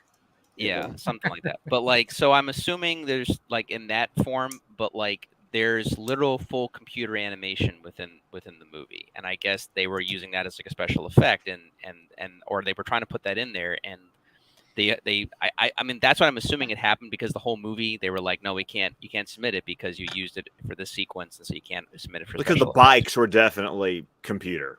Yeah, the bikes and the the rectifiers, right? I believe that's what those Yes, flying. yes, Yeah. yes. So I love Tron and the Legacy movie, and I was really bummed out yes. we never got any more like See, that. that's, the Dude. thing. That's another thing too. Is like Tron's. Aren't they curse. making another movie? with supposed- Jared they've They're been Leto? doing they're doing a Jared Leto thing, I think, but I Yeah. think it's meant to That's be a been in the reboot. works for so long. Oh my Yeah, I God. know. And That I might want be still a development hell the thing. same director to come back and do it. Who was the just director made again? his- The guy who did Top Gun Maverick did Yeah. Tron Legacy. I know. Yeah, that. it was. What the fuck's his name? I can't remember his name. Give me a second. It'll Joe. click Oh yeah, No. Krasinski. Krasinski, right? Joseph Krasinski. Yeah. Yeah, there you go. Yeah. in. Yep. That No, movie was amazing. It's one of my best experiences in a movie theater. I watched it in 3D, and Yeah. the 3D even was amazing. And just the music and everything was perfect. Back then, when everything, because it was only so many years after Avatar, so I mean everything was 3D for a while. But that movie and I think Scorsese's Hugo were the only two movies that I really felt really utilized the 3D stuff, other than Avatar, in terms of like making it feel like a real like full Yeah. experience in the theater and stuff like that. So yeah, so I think they did a really good job. But like I was saying earlier, I think the Jared Leto thing is going to be a reboot. At least I think that's what I've been hearing and stuff. If they end up actually even doing it, if it's not. Wasn't that a sequel to Legacy though? I don't know. I had heard that it was meant to be a full reboot or a Superman retelling of, Damn. yeah, or something of that nature. I don't But know. These legacies and their reboots. God. Well, I mean, what's so weird is like it just seems like Tron just never. We have literally 2 movies and that's it. But it's like, really, because I mean, this is such a unique story, a unique world, and when you watch the original, and if you respect, like, wow, this was in 1982, what the fuck, and then you see the sequel and you go, wow, that's kind of a cool little follow up, even though, like, yeah. If you were to watch it now, the whole de-aging Jeff Bridges, you might go, holy shit, what the fuck is that? Yeah, but at the same time, you're just kind of like, I mean, the story was He's still good. computer programmed, so Yeah. you can kind Yeah, so you could Yeah. pass it off as that. I mean, the story was still good. of yeah. Both Yeah. stories, was and that's the thing. good. It's like, and how is it like? It's just the fact that they just go, all right, we tried again, and that's it, and then maybe we'll try it again, and if it's going to be a reboot, that just seems Pretty much what happened was it was 2010. Disney wanted to make real money. It only Yeah. made 400 million worldwide, Yep. which was lower than what they'd wanted. They wanted it to be probably an 800 million plus movie, and it wasn't that. And then a few years later, they got Star Wars. And once they got Star Wars, that was it. Like, they got their franchises they True. needed to get. And before then, they were trying to make franchises out of all of their rides, and Tron was coming back, so they were trying to utilize stuff that they had, and they just realized we have enough money, let's just buy the rights to other stuff and then utilize that. Yeah, because these movies are super expensive to make, and Yeah. they cannot, reduce the budget on that. It just won't look good. So they need to make that movie good, and then they also need to spend on marketing and then the profits. So I guess it wasn't viable for them. Yeah, I mean, I get it, but I mean, Tron is still a very well-regarded property. I mean, whenever you go to, I think they just added it in. They had it in Japan. Now they have it in Disney World. They have the Tron Light Cycle ride that you can go on, and you can be on the bikes, and That's like the right. bikes go through, and so the legacy, like the look of Tron is still so iconic. Everyone Yes. knows it, whether they know the movie or not. It's a very Teen well Titans That's- Go did a fabulous homage to it in one of their episodes. Nice. And it's one of those things like what Teen Titans Go does, which is you only get the joke if you've watched watched it. So the whole episode is like, yeah, this is Tron. I get it. The reason I went to Tron is because you had Dexter's Lab, you had Family Guy like joking about it and stuff. And I mean, the original Tron was just this cult classic because in '82, there was this idea of like all the computer programs and stuff like that, like what we know to be like common stuff that we talk about now in terms of computer language. Like in '82, to a general audience, people didn't understand users. People didn't understand like the general idea of. I watched Reboot. I got it. Thank you. Yeah, no, I mean, but again, Reboot came after Tron, right? After Tron, Yep. yes. Yeah. That's what So- I was going to bring that up. I'm like, Reboot was probably inspired. Anyways, go ahead. No, but like Tron is just this huge influential thing. But yeah, at the same time, Legacy wasn't viable for them, I guess. And then it was just the timing because all the other stuff came in later. But Tron, I'm hoping whatever they make next, I hope it's connected to the original movies rather than like a complete Yes. because I don't think you don't need to erase that because like those are very well-known movies, and I think they have a lot to offer. And they're trailblazing movies. Like once again, I feel like that's been a recurring theme of our discussion tonight. Is we've been sucked in the world of reboots and rehashes and repeats. Yeah. And what's the thing that when it hits? Now it's hard to get it. Because it takes work, it takes vision. But with the stuff that really hits and makes us lose our shit is when someone blows our pants off with something that is innovative and original and trailblazing, and it's something we haven't seen before. And it takes so much work to do it, and frankly, people don't want to put in the work. Yeah, I think too, at the same time, you need a studio that's confident in the product and supports the people like, that want to make this big thing, you know? So it's like, you need both. But it's so weird to me that Sony can do what it does in like live action, but then like Sony Animation, like frankly, tell me Sony Animation, and the only thing I can think of are the SpiderVerse movies. It's like, there's the Emoji movie.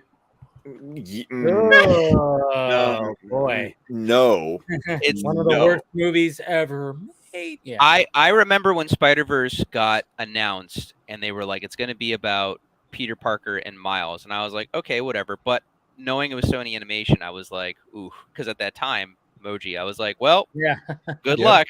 And then the movie ended up being this like masterpiece essentially, and I was just completely blown aside. Like I didn't expect it to be as good as it was.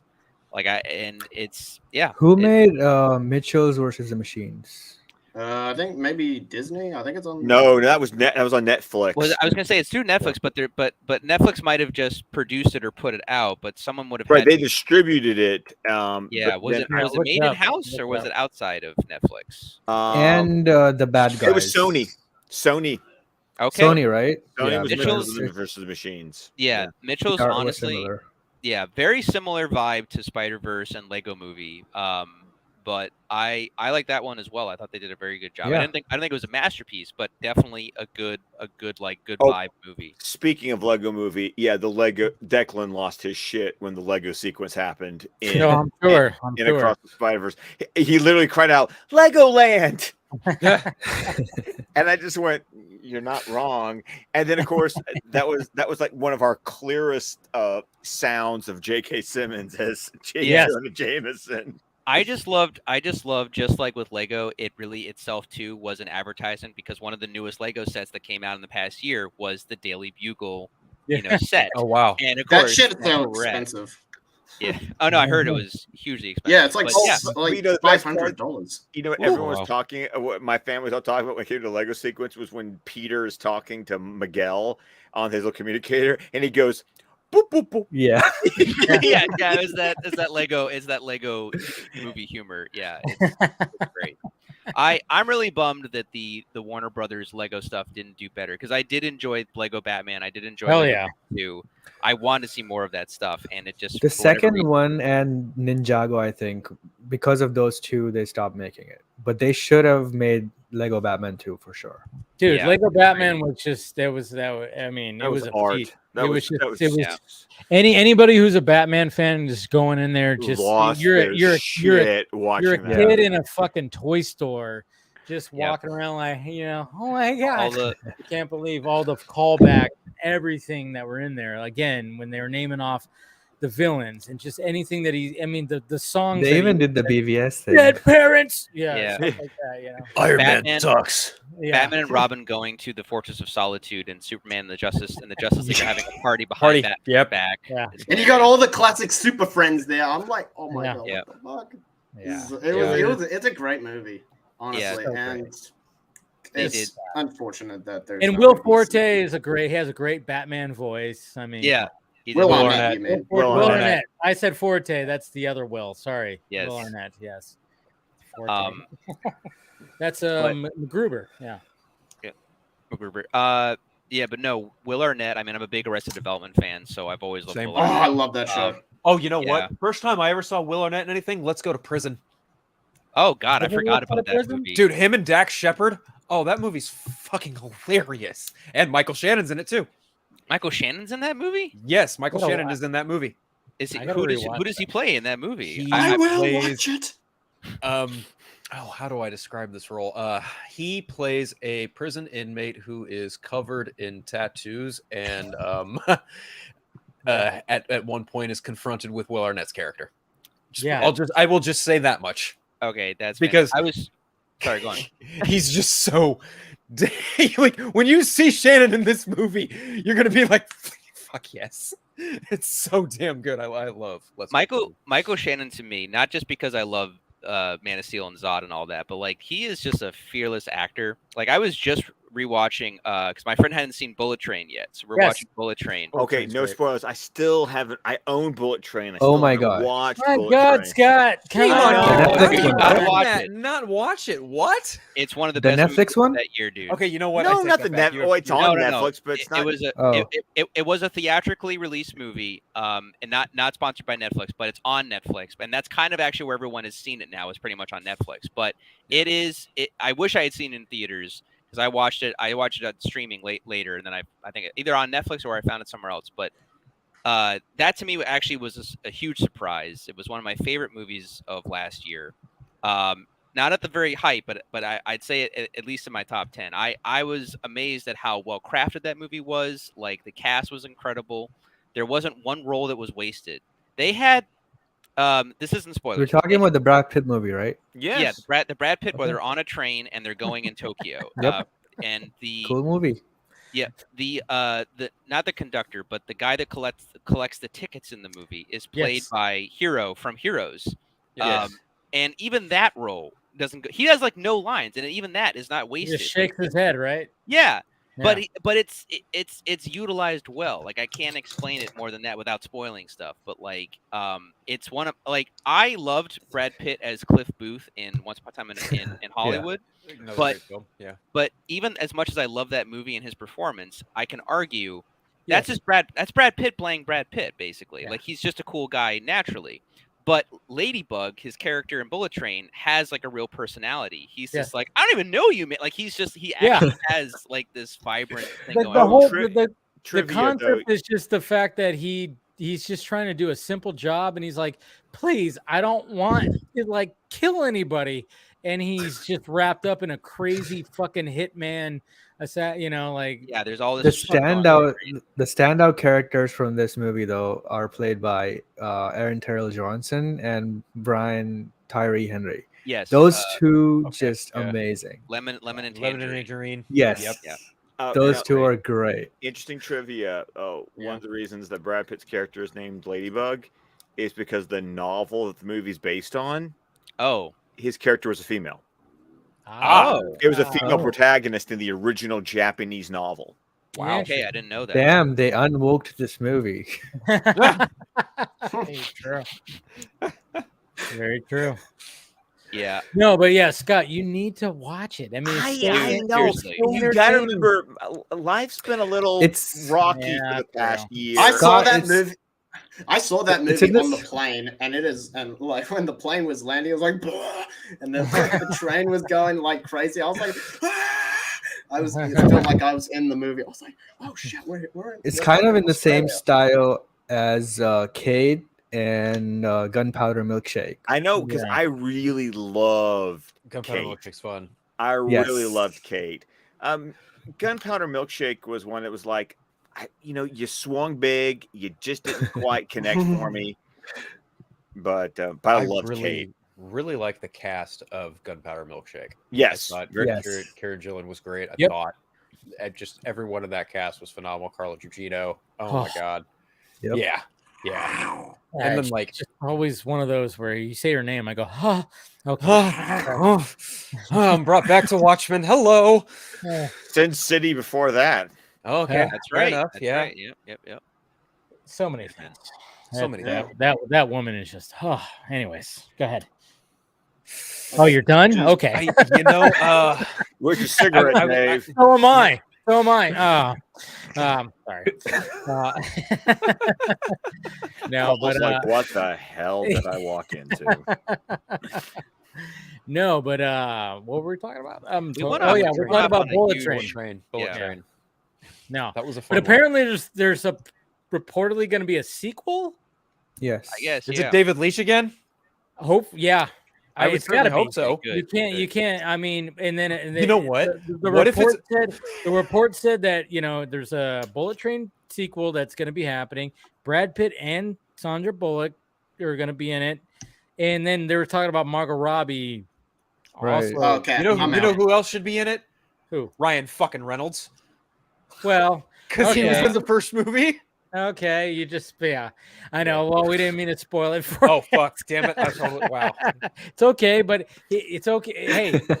Hey, it's That's not the your only fault. cameo. It's not not your the only fault that he cameo. That's hasn't true. watched Yeah.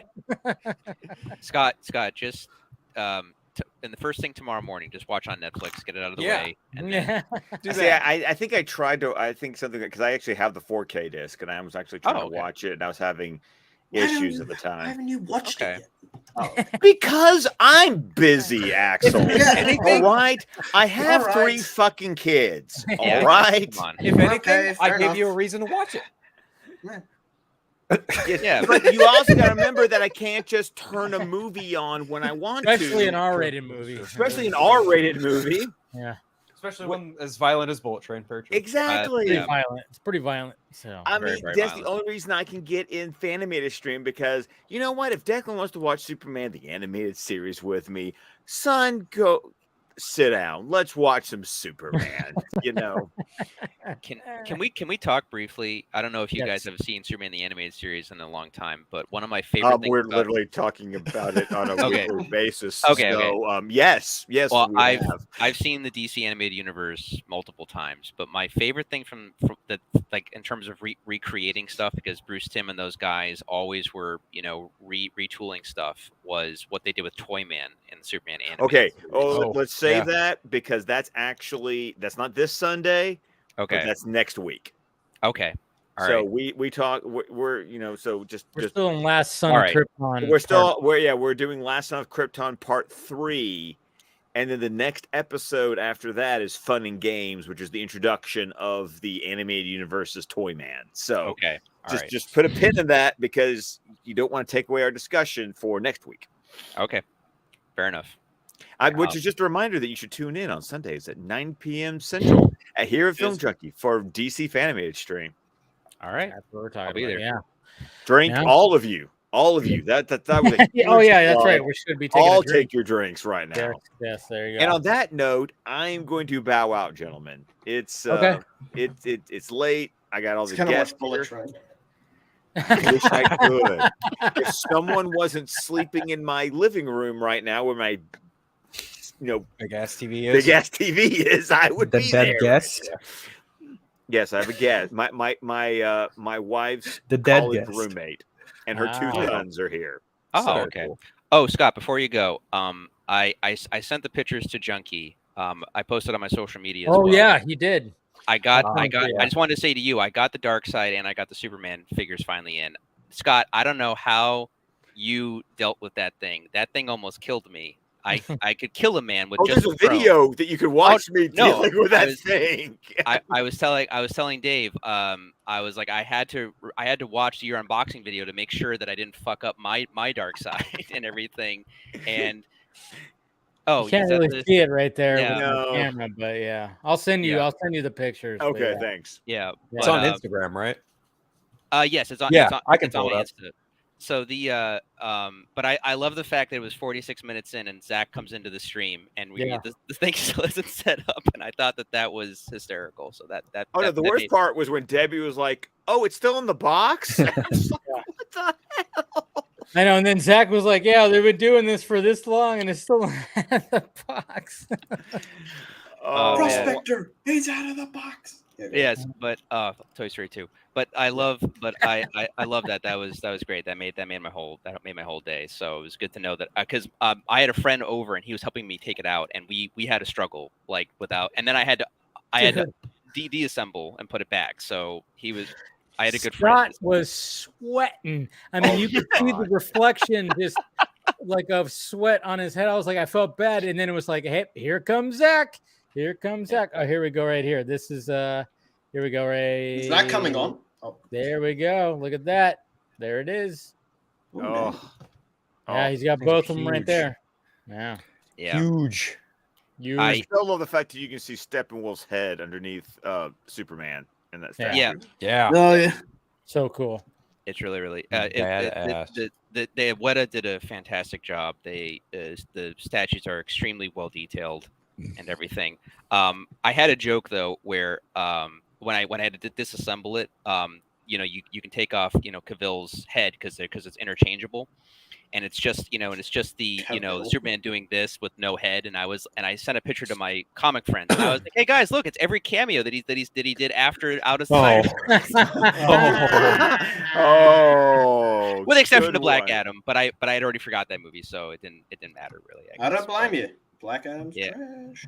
Yeah, I wanted to like Black Adam because I thought Rock was actually pretty good, like in terms of like, oh well, it'll be cool to see him do this. But yeah, it was kind of just a mix. Like he's bag he's the spitting image of the character, but the way they wrote him could have been handled a little bit more. My biggest problem with Black Adam wasn't even Black Adam; it was actually Hawkman. Because Oh, really? Okay. I understood. Yeah, I He was found a him whiny annoying as bitch. well. I I found him to be so annoying as well. Yeah. Oh, well, we can't. Oh, I don't well, know. that's the thing. Like, I understood the reason why they had to make that a point because it's Black Adam and that's his thing. And like he's the gray area where he's like, well, no, if I have a dictator that's threatening my people, I'm gonna kill him. And it's like, okay, fair, But like Hawkman talking about not killing to me is hysterical because Hawkman in the comics is a immortal essentially or a reincarnated immortal, and he has like a mace, and it's like, is that for peacekeeping? What is that? Like, have you read New 52, Hawkman? The title of his comic is called The Savage Hawkman. Yeah. Now, if it had been Jay Garrick or it had been Alan Scott, I would have been like, oh, they're old school, like, or even Dr. Fate. Yeah, I mean, it could have been anyone else other than Hawkman, and it would have made more sense in terms of how they think about their job and how they want to be a mentor or to show other. Because again, you have the younger kids in the JSA in that movie. You get why they're trying to do this, but like Hawkman was like the worst person they could have chosen in the JSA to be giving like people do. It's like people don't do this, and it's like, bro, you're Hawkman. Like you've lived through years of genocide. You have a mace, and that turns into an axe. Like seriously, and I feel like you just like the JSA, which is they just came out of nowhere in this movie. Like they weren't even set up. Like you had you had well, new recruits like Cyclone and Pepsi Man, but like the others were like Dr. Fade and like which other members were there? The craziest thing to me in that entire movie, because I'm a huge Barry fan as well, was Henry Winkler just shows up randomly in that hill. I was like, what Technically, we have two. Technically, we have two cameos Adam. named Henry. But yeah.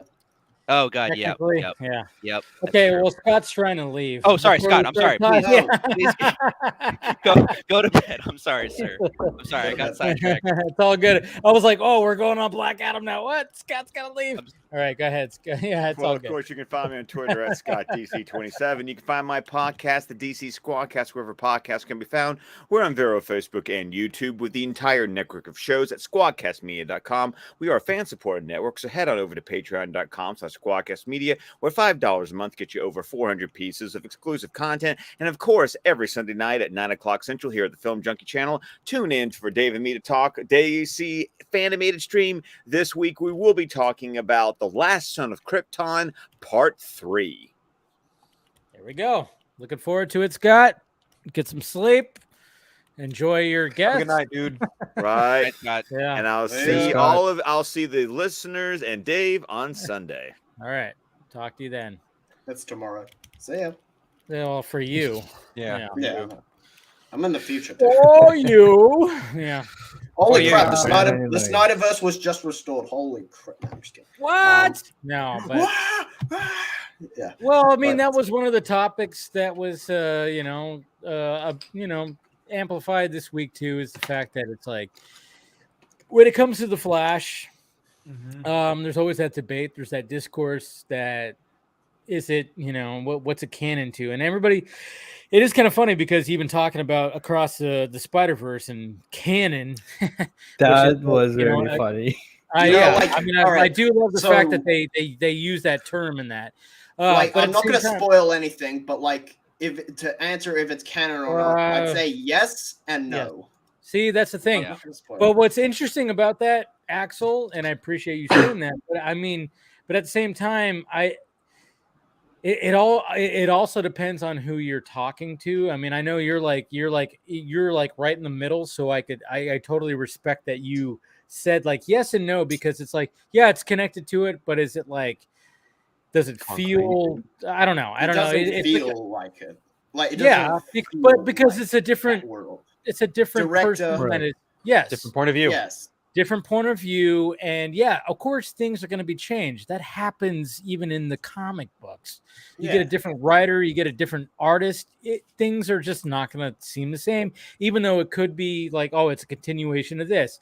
I mean how many times do you see like a Batman or a Superman comic book that a story that's spread over like 4 different books that are just different writers and different illustrators and everything like that, so you're going to have like a different kind of aesthetic, different kind of tone, but essentially it's the same story.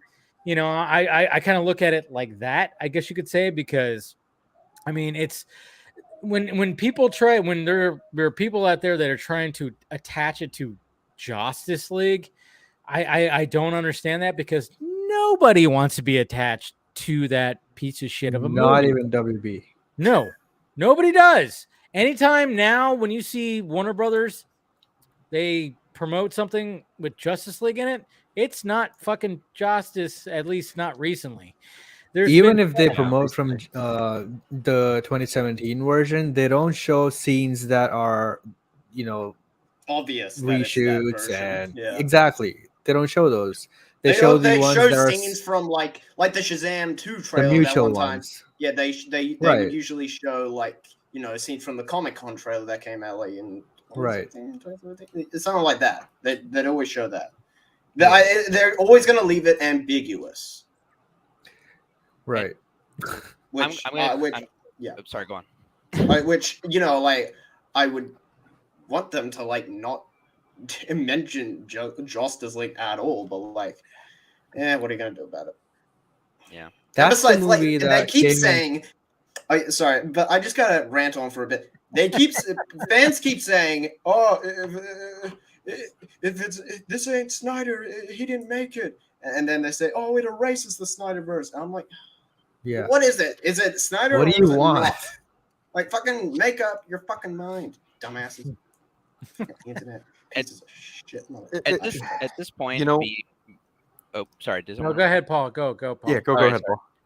At this point, as like a fan, in terms of this stuff, in terms of me loving the SnyderVerse, and whatever you want to connect to it, basically, like maybe Wonder Woman or something like that. But honestly, as a fan, and I mean this overall, I mean for the most part, I'm just kind of done with like the DC movies at this point. I've kind of just distanced myself. Now, granted, I'll probably still see, I'll say Joker 2 or the Batman 2 or whatever. Like I'll say like the Elseworld stuff. But as far as like the main DC EU or DCU or whatever the fuck it's called now, I just don't care anymore. Like I've just accepted that I'm probably not going to get what I want, and that's okay. But if people want to go and go see the Flash, I'm happy for them and stuff. I've just but you're a racist if you watch the Flash. Whatever. I don't know. I think that narrative died down years ago. Yeah. Nah, it's still popping up. So you're not gonna see the Flash? Well, here's the thing. I probably will check out these DC movies eventually. Like, I mean, I still haven't even seen Shazam 2 yet, for God's sakes. Neither have I. Yeah, probably no one has. I can understand that, but yeah, I mean, I'll check it out eventually, but I'm not like, I've decided to devote my time to like the stuff that I want to, like here's the thing. It's sort of like, where like Star Wars is at this point, right? Where Star Wars is just now kind of fleshed itself out, where there's like so many different iterations of Star Wars. Is you're like, oh, I don't care for the sequel trilogy, but you know what? I can get invested in the James Mangold, prequel film that he's going to work on, or the Star Wars Taika Waititi movie. Yeah, or whenever the fuck that happens. But all these different iterations of Star Wars are now kind of happening, and you're like, I want to focus on this aspect of Star Wars right now, or I want to focus on whatever the Mando movie ends up being, because I like that stuff, and I want to focus my attention over here.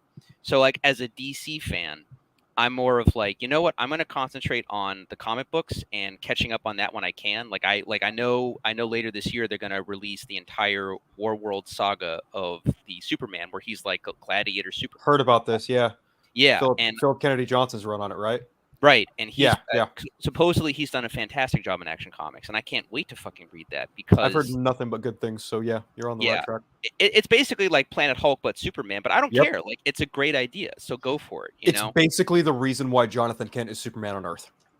Yeah, that the entirety of what happens and transpires in the Warworld saga is exactly why Jonathan Kent is the Superman on Earth, prior to the Night Terror stuff that they're setting up now. But yeah, right. And now I think they're giving Tom Taylor a John Kent run, but they're also reestablishing Superman, Clark Kent being the main Superman again. So yeah, and they do that in comics all the time. But like, that's me. I'm focusing on that. I'm focusing on basically the comic aspect. I'm focusing on I don't have much faith in the Suicide Squad game, mostly just because like how that shit got delayed.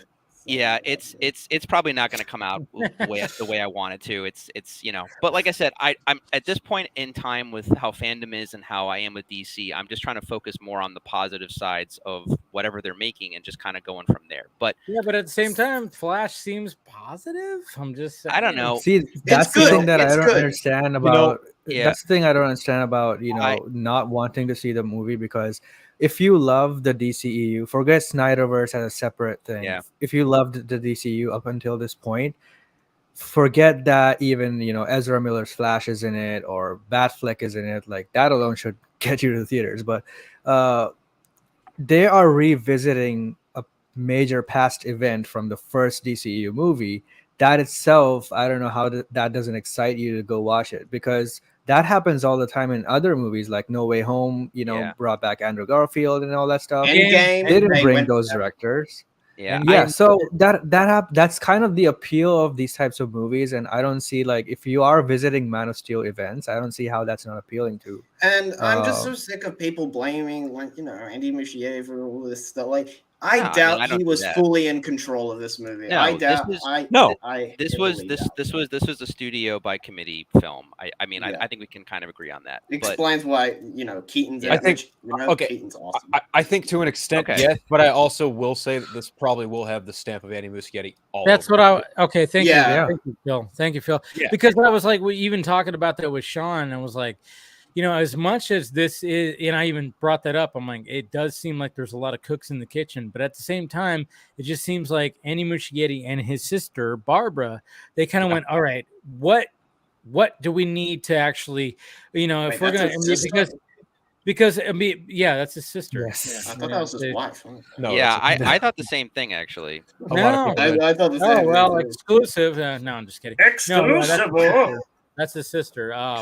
But but it at the same time, it's like they both had to just be like, all right, what is going to be working here?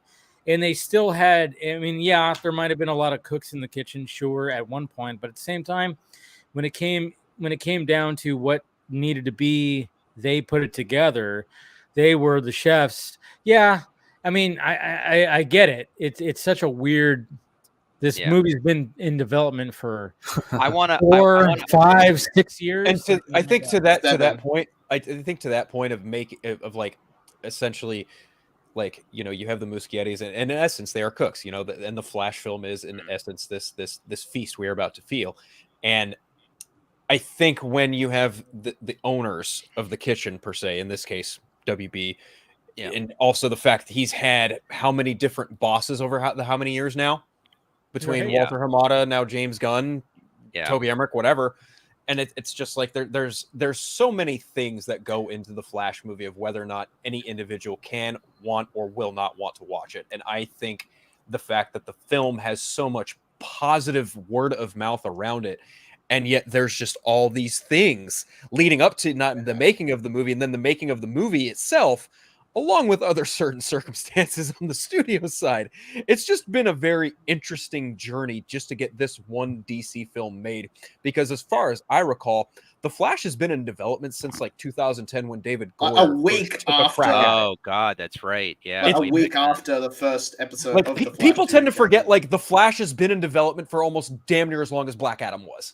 Yeah, like it's insane to think about. It also looks very unique, though. I can't think of any other comic book movie that looks like The Flash. Like, it has a very particular visual aesthetic. And I think that goes right back to Andy Muschietti being the director, because of his perspective and point of view. If you look at the It movies, they're done in a very specific kind of way. Yes. Yeah.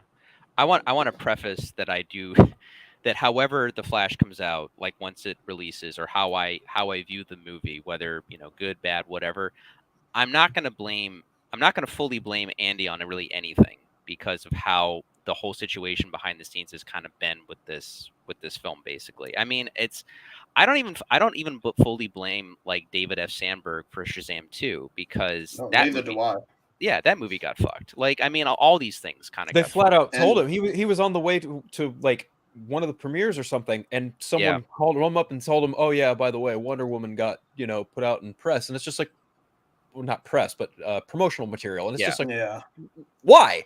Fucking why?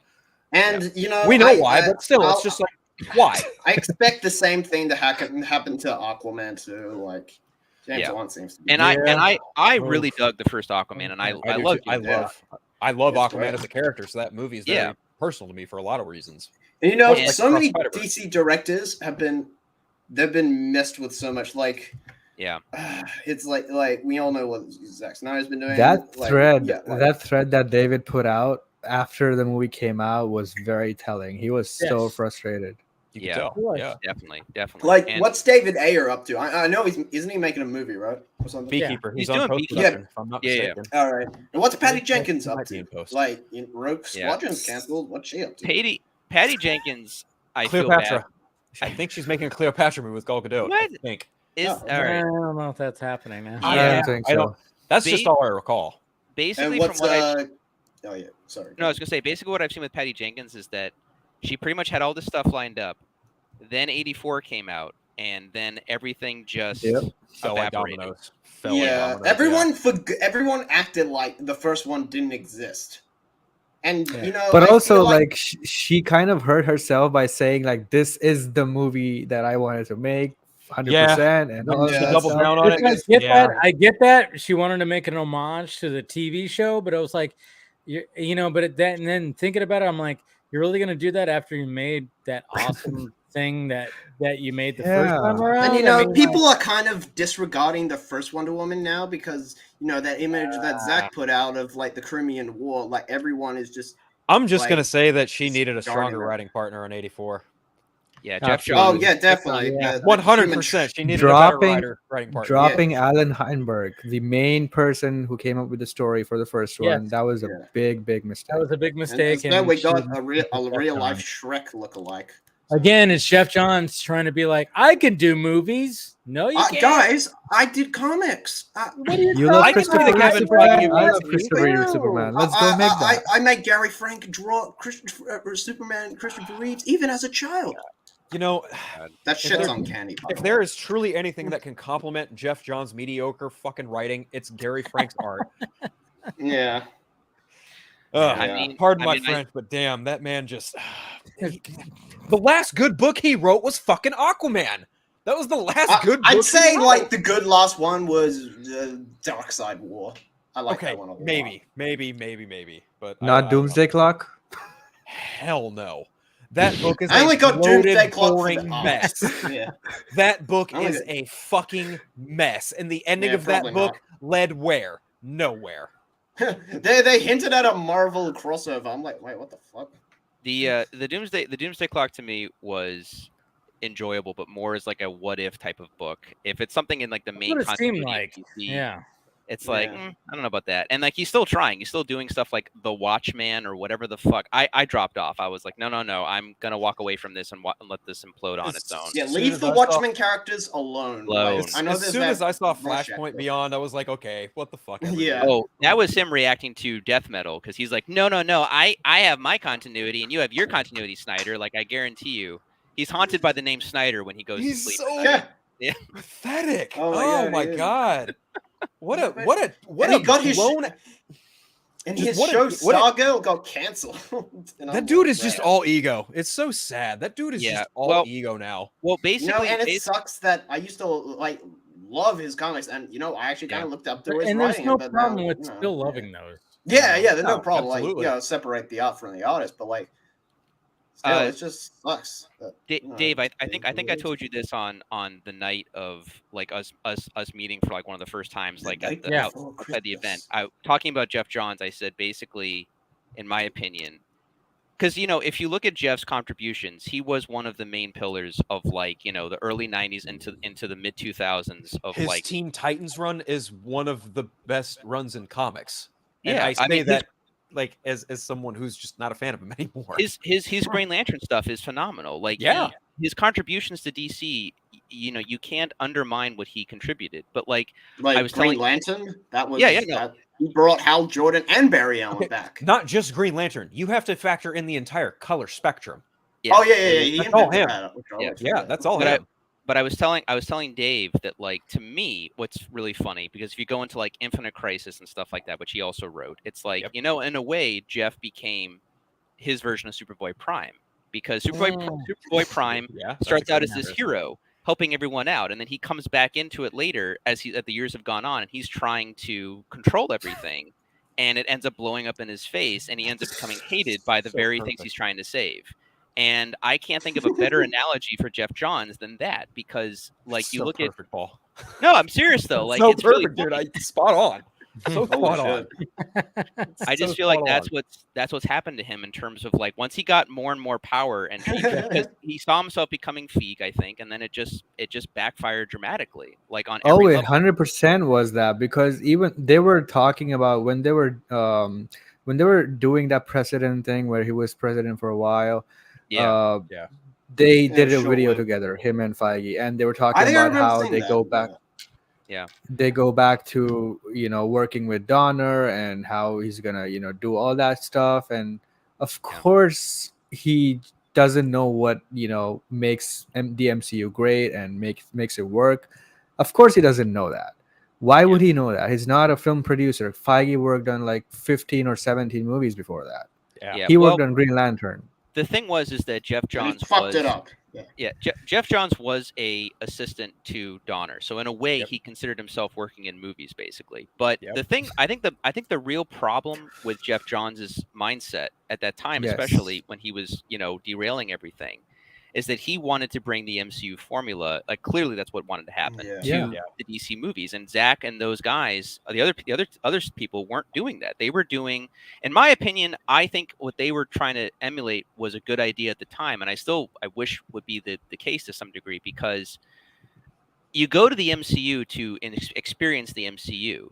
You don't go to DC movies to experience necessarily Marvel. You want to get a different variety aspect to it, like bring something new. You know, I mean, growing up and really getting into the comic books. I mean, granted, the comics are so, you know, there's so many of them and everything, and there's so many different variations of, you know, what the tone is. But you can argue, oh, I go to Marvel because I want more grounded aspects of superherodom, but I go to DC because I want like the god level stuff and like how they deal with that. How do they keep their humanity? There is like a give and take of why you go to one particular product over another, and like what you're trying to find there. And Zach understood that. He knew about the mythology, but I think Jeff just wanted to make everything fun and enjoyable and hopeful, because he figures that's what the general audience wants in general. Where in general, your audience wants to be surprised. That's what I think they really wanted. Well, you know? when your mindset He regarding wanted these to characters, please everyone. no, I don't think that's really it. I think when you have a mindset of this stuff is geared towards children, then that begins to alter your perspective on the overall idea of what you're trying to deal with.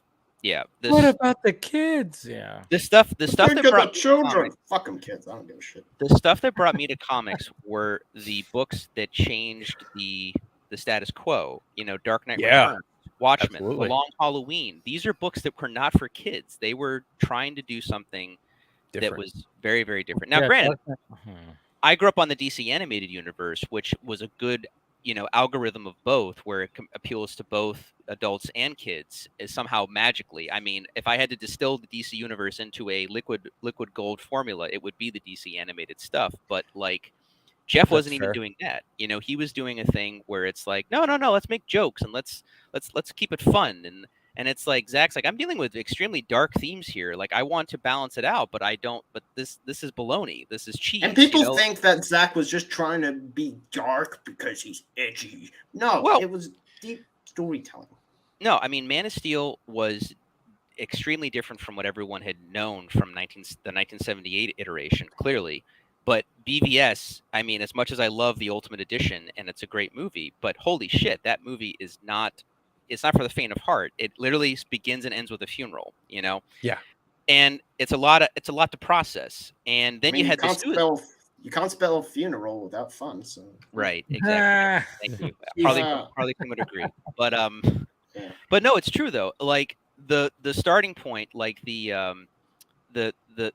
moment where everything was going to take off, that was Zack Snyder's Justice League, and they didn't even get that far because Jeff kept tampering with things, and he served the entire universe to them on a fucking plate, and they just didn't want it. Yeah, and the worst part about it is that he was able to actually fully correct the mistake with the help of fans, and everyone saw what the finished product was going to be. Exactly. And the company's still the like, setups are still all there. Yeah,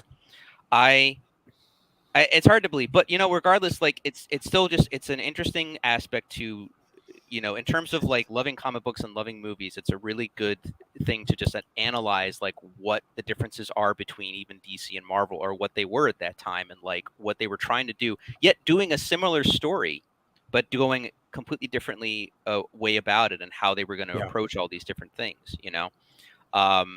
And it's just sad to see in those like featurettes, like you remember like in 2016 there was like this interviews on the CW, like announcing like the DC EU movies, and like, you know, Jeff Johns was there, and like Jeff Johns and Kevin Smith. I remember that one. Yeah, the CW. I was so excited. I was so Dawn excited of the Justice about League. that. Yeah, Dawn of the Justice League. Yeah. Yep. That, and it's just so sad to see. God, he was so fake. Oh my God. Yeah, I mean, you know, I think to kind of piggyback on what Paul's talking about in regards to just overall excitement in regards to just DC on film, I understand your perspective, and I think when you look at what's coming and what we have, more specifically in terms of what's coming, Gunn's slate opposed to what we're getting within the next year, it's kind of like pick and choose. How do you feel about each different project, right? Like I know myself as a Batman fan, I know Dave as a Batman fan, probably have a lot of vested interest in Brave and the Bold. But when it I comes just to bought when Batman it and comes Son to, the other day just to read that comic. Oh, but when that's it, great. but when It's it, but it's beautiful. But when it comes to Superman Legacy, that's a whole different kind of conversation right there, because that's a whole different tone, whole different director, whole different kind of conversation. But then you look at any other project on that slate, like Swamp Thing. What's the appeal there? James Mangold. You look at Waller. What's the appeal there? The people who worked on Doom Patrol, specifically Jeremy Carver. And then you got something like Creature Commandos. What's the novelty there? Oh, these characters no one fucking knows about, but it's animated, so it's like, all right, yeah, I can give it a shot. But what we're getting right now, like The Flash, it's really tough, because there are a lot of DC fans who have like their perception of what is DCEU in regards to whether or not they follow strictly Snyder's films and everything that does or does not encompass that. And there are some people that like, some Flash fans that aren't a fan of Ezra Miller. Like, okay, sure, all right, like, who gives a shit what Ezra has done? Like, they just don't like, Ezra's performance as the Flash. And regardless of it, if they may not like him for one reason or another, but for whatever reason they prefer Grant Gustin, and that's fine. But there's that same sentiment could be echoed for, say, Superman fans who prefer Christopher Reeve or Tyler Hoechlin to Henry Cavill. It's the same kind of concept. But I think just on a personal level, like, I'm not gonna say I'm not interested in what Gunn has cooked up. I will say that I'm in a more wait and see. You need to kind of impress me with what you're doing before I become more invested in it. But since you have a Batman project on that slate, I'm automatically like, okay, you have my attention. What will that attention bring? I don't know. That's kind of where I am too, and it's kind of funny because I am a fan of Gunn and his movies, but what he's gonna do now is completely new even for him. So we don't really know what he's never done big characters before, right? And for me, so I don't know what to expect. And even after seeing Guardians 3, the needle for me on his Superman movie hasn't moved at all.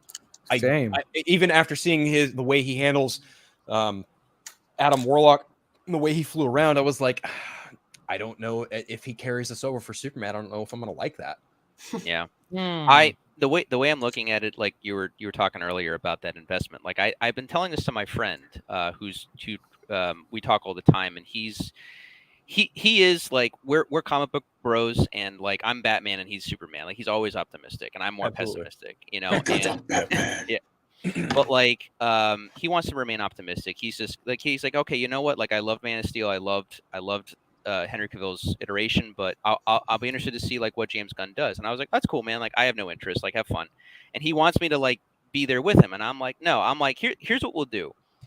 If this even gets off the ground, because like let's be quite honest, I think we all know that if like Legacy underperforms, then the whole slate is in danger of like getting retooled or whatever, because let's be honest, the company who's running this, they were, I think that even the new owners still kind of just work on like a whim basically at this point. It's more like regular studio executives at this point. But regardless, I said, if the new universe works and starts to build and actually gets investment from you, like in terms of actually being good, let me know. Maybe I'll jump back in. Like, but until then, like I have nothing to it's like you guys were saying, I have no idea what's going to happen. I have nothing to latch on to. Like, cut to 2012, Dark Knight Rises has like just wrapped up pretty much. And, Zack has been announced to do Superman. That's something I can relate to, because for me, I'm like, wow, the guy who approached Watchmen is going to be doing Superman. Right. And I'm like, and I know already without even thinking about it, I'm like, it's going to be completely different from Superman Returns. We're not going to be doing Chris Reeve. No, I hope so. Yeah, but there might be homages there, but I want to see like what this guy does. James Gunn, to me, like I don't hate James Gunn as a filmmaker. I think he's done some solid stuff, but like I'm with you there. Yeah.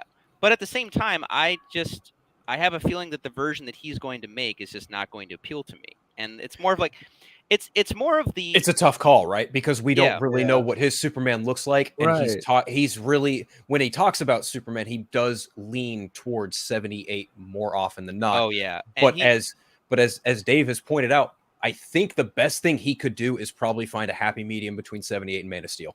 Yes. To be fair though, he talks more about the hope and optimism, which are characteristics of Superman, but he talks more about the comics version than the 78 version. He only mentioned that once in his ranking or whatever, but Oh yeah, the rank. or he mostly talks about the comics. So I feel like he would try to blend that, some mannerisms of him, and he even tried to defend that. One person was saying that, oh, his favorite movie of all time, favorite CBM is just Superman the 78 one, and he was like, just because I have it on there doesn't mean I'm gonna copy it, and he just wrote a whole paragraph. Well, we already got a copy of that with Superman Returns. Right. What do you mean? It's just gonna be a bunch of dick and fork jokes. For me as a comic book guy, because I love Henry Cavill and I love Chris Reeves' iteration. Just for me, it's because the timing is so distant. You can relate to, okay, so pretty much, the 78 version is an amalgamation of like the best stuff of the golden and silver age, pretty much. You could even say that like it's almost two movies, because the first half is kind of like a golden age comic and just all of these like deep themes, and then the silver age kicks in once Superman shows up and all of this more goofier humor starts to show up. But again, it's 78. It works for that time. Never looked at it that way, but yeah, you're right. Yeah, well, when I grew up, my mother was a Superman fan, and my dad had copied 78 Superman and Batman 89 on one VHS tape. So I used to watch them back to back growing up all the time. But but then Man of Steel, like why I loved it so much is because it was a completely different iteration. Because also at that time, before going in, I'm reading all of the more modern Superman stories, and Henry Cavill's version, to me, amplified that more modern take of Superman, basically from like 86 to like the modern time. Yeah. And like where he's like a more three-dimensional character, less so a more like unrelatable version, basically, Yeah, I think for me with Superman and Man of Steel specifically, I don't disagree about it being that modern 86 forward version of Superman, but I think it also really brings him back to those Fleischer Studio cartoon days where he was just that world hero. He didn't need to be truth, justice, American way. That was more, it was it was really well done. I feel that James, his intentions will not be like mean spirited or anything, or like he's not going to be doing it to like, give middle fingers necessarily to Snyder fans. But I feel that James is going to emulate more. And we have to consider age factor here too, because James is more, I feel, a fan of the goofier aspects of comics in general. I mean, whether it's Superman or whatever, but even with his age, he would have grown up more on the older version of Superman. I feel that his iteration, I hope it's more of a mix, to be honest, but he's going to try to make more of like, I feel like a wholesome Superman, and I'm not fully sure that it's going to come across as a relatable Superman, because the biggest problem with Superman is, or I should say more so, it needs to be more about, like it needs to be a good mix between Clark and Superman in general. But the main thing is that, huh? I thought you said in general, and I said Zod. Oh, Zod, okay. But the main thing is that I feel that James is going to lean more into the, not necessarily Gosh G. Willikers aspect of Superman, but more of like, it's like the difference between watching Superman 78, Clark Kent, and then watching the Superman animated series where Clark is a more serious reporter. He's not necessarily more George Reeves. He's not a bumbling idiot. He's not a bumbling idiot. We talked about that. Nobody will believe that today. Part 2. If you, I don't know if you guys care, but if you want to invite me on that, I'd love to come on. But no, it's we'll fine. Get you on that. Oh, cool, thanks, man. But no, like even Superman the animated series, I really just admired, because I think it stepped away from the Chris Reeves stuff. It had that the colorfulness of it, obviously, but it was a more, I mean, Bruce Timm and those guys were like, hey, let's emulate Kirby. And Kirby was like, oh, you got to bring in Darkseid. You got to have someone to face off. And that's exactly what they did. They made like, it went from Lex Luthor being a regular Earth problem to being, a whole other entity, and in the meantime, they still tackled Brainiac and all this other stuff. But I don't know exactly what I feel. I don't know what to say about James and what he's going to want to tackle and stuff, because I mean, sorry, go on. Nobody knows. To even like touch on to Superman the Animated Series in the same way that Man of Steel was, Superman the Animated Series kind of also opened up the universe in a way that I don't think Batman the Animated Series could have at the time where they were making it the way that they did, because in Superman the Animated Series they introduced the Flash, they introduced Green Lantern, and I forget, was there one more? There was Aquaman. Yeah, I think Aquaman, Dr. Fate, I think. And... Yep, no, you're right, Dr. Fate as well. Yep. Yeah. And I don't know that you could have introduced any of those characters into Batman the Animated Series prior there was to Zatanna. the remix. There was okay, Zatanna. fair enough. Yeah, there was Zatanna. Fair enough.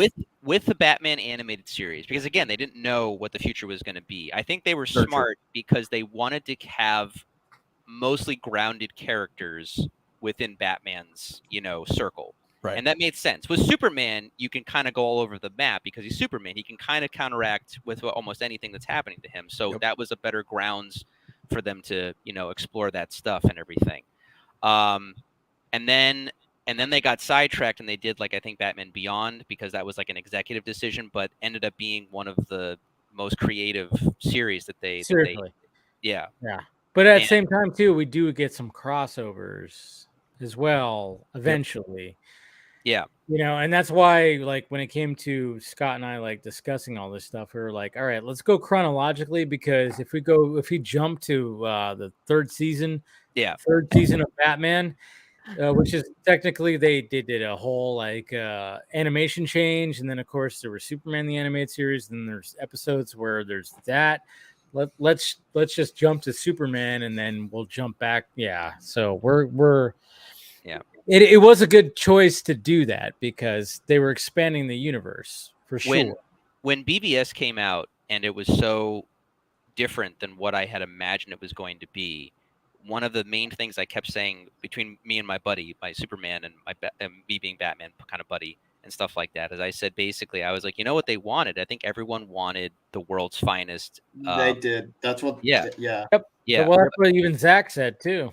Yeah, and I mean, I'm glad we got what we did. But I would look. Here's the thing: I would have been, if I had been in the same position Zach had been, I would have just stolen from the entire animated show. I would have asked to have Bruce Timm and Paul Dini and Alan Burnett, whoever wrote those episodes, to be credited as co-writers, because I'd be I'd be doing a Disney remake of just the world's finest, because it's such there's just such well-made episodes, and it blends so well with their personalities and how. I would have loved to have seen Jesse Eisenberg. Wait, is Ben here? Good. I would have loved to have seen Jesse Eisenberg as Lex Luthor interact with Jared Leto as Joker. I thought that would have been a great matchup. I mean, the funniest thing about BVS and even Suicide Squad is that those characters are kind of in this weird way, but again, I still would love if they did the Ayer cut, because the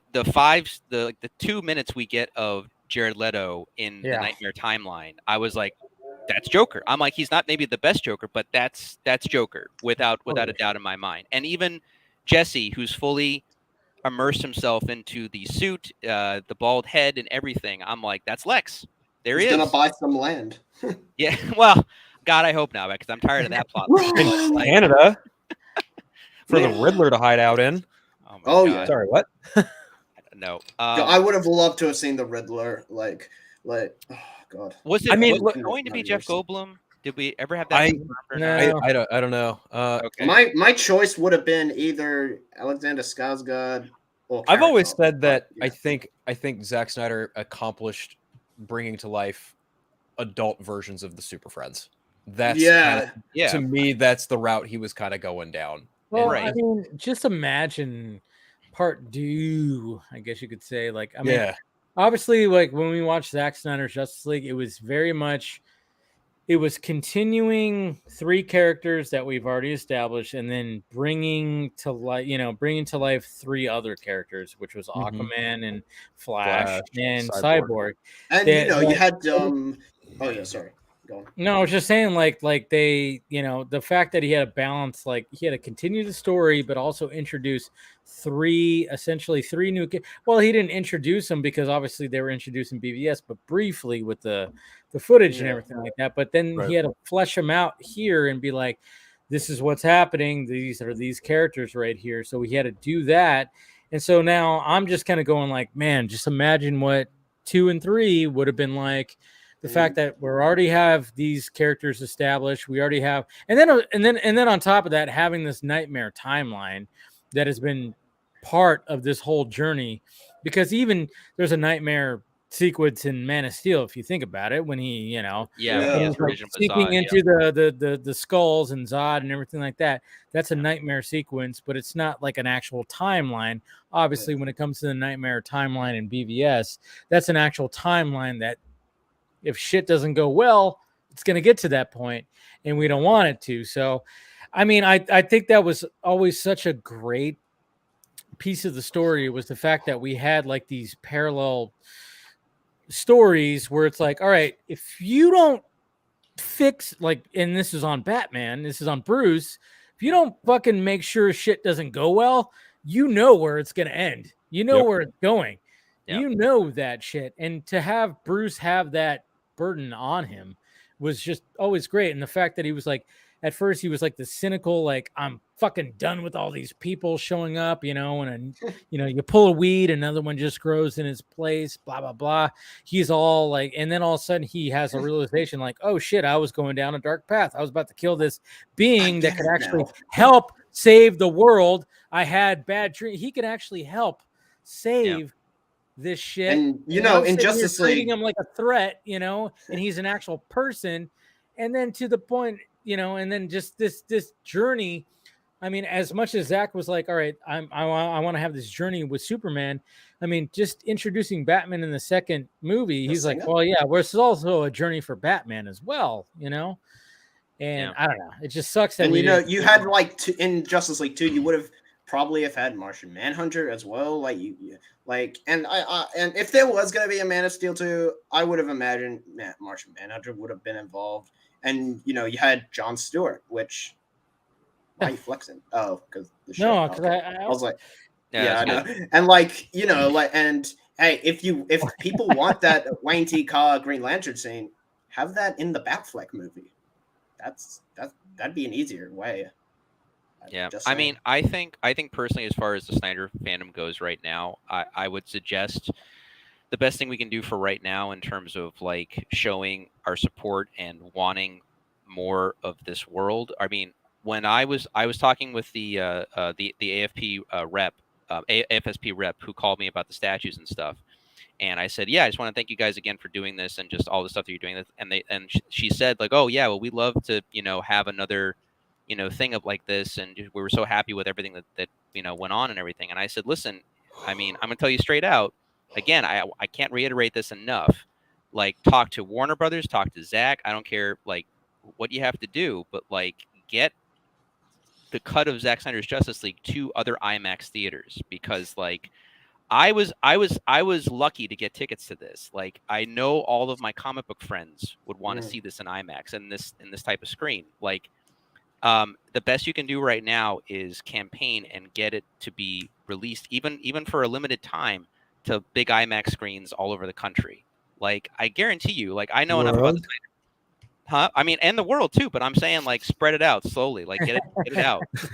I mean, listen, I think you guys know the Snyder fandom. The Snyder fandom would make sure those seats are filled, like without a doubt. And if a small percentage goes to AFSP, all the better. Like that's what I propose to them, and I say the same to any Snyder fans out there. Like, I don't know. I think someone had already made hashtags like ZSJL in IMAX or whatever. Yeah, there's been many. We talked about that, and then of course just I started posting videos about it, and the hashtag trended, but at the same time it's like it's almost like a little too late, because even that night, like after we watched it and we were at that restaurant, remember Paul, like I was talking to Abdul, and he even said like, I mean, that's where I like thought about it, like that's when I was having a conversation with him. He's like, he even said like what we should have done is, instead of just trying to like restore the SnyderVerse, we should have tried to get Zack Snyder's Justice League in IMAX, as well as doing the hashtag for restore the SnyderVerse. I mean, and then maybe that would have got because Yeah, I mean, right now, like after we're 5 weeks out of full circle or whatever the fuck. Yeah. And as much as we were like, you know what, that would have been cool, and then we got the hashtag to trend, but at the same time, it's like it almost seems like that's impossible for that to happen, even though like we would love for everyone to get a chance to see it on the big screen because it's magnificent. I mean, my God. And hopefully, like when it comes to fan screenings around whatever or whoever tries to host them, people can see that, but sadly, the masses is not going to see it the way it was meant to be seen, which is what Zach wanted. That's why he shot it like that. I mean, Yeah. he wanted everybody to see it in this aspect. But even, what's funny about that too is like the fact that he shot it in that aspect ratio. I mean, I remember watching the Corridor Crew, and when they were talking about Zack Snyder Justice League, they even mentioned like the aspect ratio is really cool because it even if you're watching it on your normal TV, it still makes the characters look larger than life. Something that Marvel has not achieved. Like that's what I'm doing with my fan film. Like I have that aspect ratio. Cheers. Yeah, it just makes it larger. It just, for some reason, there's just something about that makes these characters seem like, they're gods. I mean, when you watch it, even on your screen, it's like they look just grand, and sometimes when you watch a Marvel film, you're like, all right, just a normal popcorn movie, whatever the fuck. But when you see it like that, I mean, even like watching BVS in the Art Center theater, and some of those scenes, not all of them, but the big scenes are shot in that aspect. It just made it look a lot more just holy shit, Jesus Christ. Even though it's not an IMAX screen, the aspect ratio just totally changed how I'm watching this movie right here. So yeah, I mean, it's just more of like I'd like it to be out there and stuff, but I don't know. I mean, the fandom is just and I mean in general, I mean just DC fandom in general is just like all over the map, and just it's wild what what people but it's wild what people have been able to accomplish, and so I mean, I don't know. But at this point, as far as me being a DC fan in terms of just what I've grown up with and what I'm reading and stuff, I support the stuff that I want to see, and I just go from there basically. But like I said, I'll check out some of these other things as they come out, like over time. Like but I probably just won't rush to theaters to go see it. I don't know. I think you're gonna end up regretting not seeing The Flash in the movie theater. I'm just saying. Okay, no spoilers, but it was really cool in theaters. See, I'm just saying, because it's like even a visual effects and some CGI scenes were very so, trippy. Yeah, you have to like. I don't know how you can miss that. At the rate that these movies come and go, I'll probably end up seeing it halfway through August. So if we're still doing streams then, which I'm assuming we are, I'll watch it and I'll give you guys my honest thoughts. And once the video hits the earth, then yeah. I was kind of dreading watching Shazam 2 in theaters, but I was glad I did because the third act kind of is very cool. So I was like, all right. The part where he's recruited to the JSA. No. Okay. I've heard lightning. I've heard pretty much most of the spoilers from Shazam 2, so you guys can go. Yeah, the movie was there's not much to spoil. Yeah, it's just the visuals were cool. Why the fuck is the tiara not on her head? The final act I thought was great. I thought that was like really, really strong. Leading up to it, it was a little rough for me, but and then I even liked the Wonder Woman, and I thought, we all knew this, but it was actually revealed recently because Zachary Levi, apparently they just keep pulling quotes from him, but he was just saying like, oh yeah, she did her own thing and she wasn't on set and they cut it together. I'm like, yeah, they cut it together pretty good because when it came to the cast, that was a stand-in, probably the same stand-in from the earlier, so not really cameo, but yeah. From what I know of what I've heard about the movie and stuff, my biggest thing that I guess confused me, because again, I love the original Captain Marvel, as we like to call him sometimes, and it's interesting to me because he does have a rich rogues gallery in his own sort of way, And I mean, Black Adam and Superman stuff is always cool to see that interacting and stuff like that, especially since Fawcett Comics got absorbed into DC and stuff. But I guess I was just confused, I guess, from what I saw of the movie or what I heard from what happens, because okay, you can't do Black Adam. Like, that's clearly not an option, right? Or the block doesn't want to have anything to do with the movie. So okay. But there's so many more things that they could have utilized in terms of like Mr. Mind or the Monster Society of Evil or all of these seven deadly sins.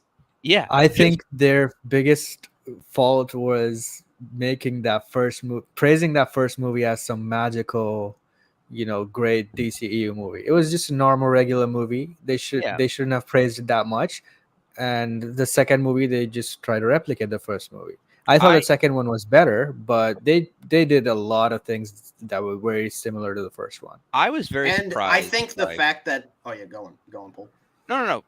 Finish your thoughts, sir. Sorry. Okay, and I just think when they made original villains like Helen Mirren and Daughters of Atlas. Yeah, I thought that hurt the movie a lot. Like, not because of those actresses, but like those original characters. Like, no one knows who they are. Helen Mirren phoned it in. That's for sure. Sorry. You could have put Meryl Streep in that role. Yeah, it would have come out. You could have. Yeah, but she my phoned it.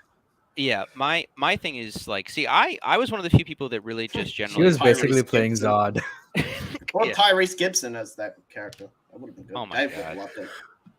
But like, I generally enjoyed the first Shazam movie. I think because I was really surprised by it. First Shazam movie is fantastic. Yeah, it's great.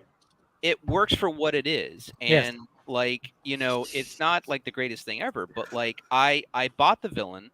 I bought the magic. David S. Sandberg, I think, because he was a horror director, he actually integrated the horror elements really well. Like when the Seven Deadly Sins, one scene. Yeah, dude, that's that conference scene, the office scene. The opening of the movie where he's got young Thaddeus Savannah flying through the car.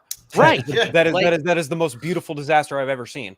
And I feel like a lot of the DC movies are afraid to kind of like tap into that, like tap into this more dark aspect of the movies to a certain degree. That's what they're scared of.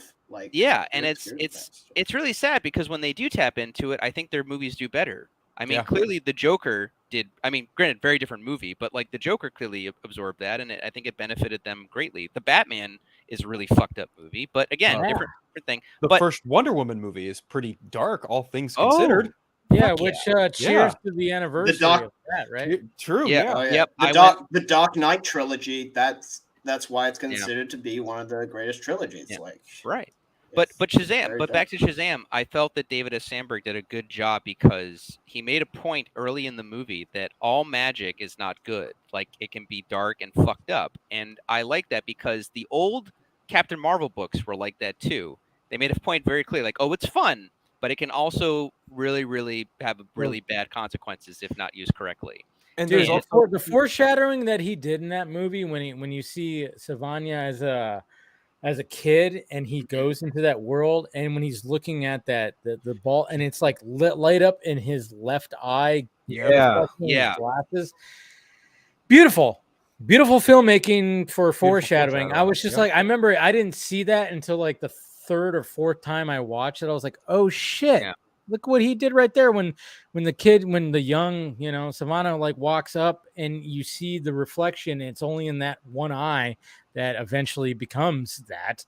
I was like, oh shit, Sandberg knew exactly what the fuck he was doing. I mean, yeah. And then that, like I said, that office scene with all them and fucking everybody up. I was like, Jesus Christ, that's pretty cool, And then he did some of those elements when it came to the sequel, when it like the way that he treated a unicorn. I went, whoa, good on you. I was like, wow, because there's a unicorn that shows up, but it's not the happy, hey, rainbows, and no, it's a fucking evil unicorn.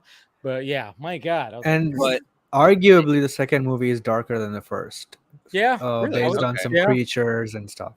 All right. Well, like I said, I will check it out eventually. So I'll see how it holds up and everything. But I've heard the biggest issue with Shazam 2 that a lot of people had is that all of the things that were bad about Zachary Levi in the first one are almost amplified in the sequel. Yes. Oh yeah, yeah. He's the worst part of the movie for sure. Yeah, That's Yeah. what sucks. That's And what isn't sucks Asher about- Angel like the guy who like plays young Billy Batson? Like, Yeah. isn't he I've like heard he's barely in great. the movie?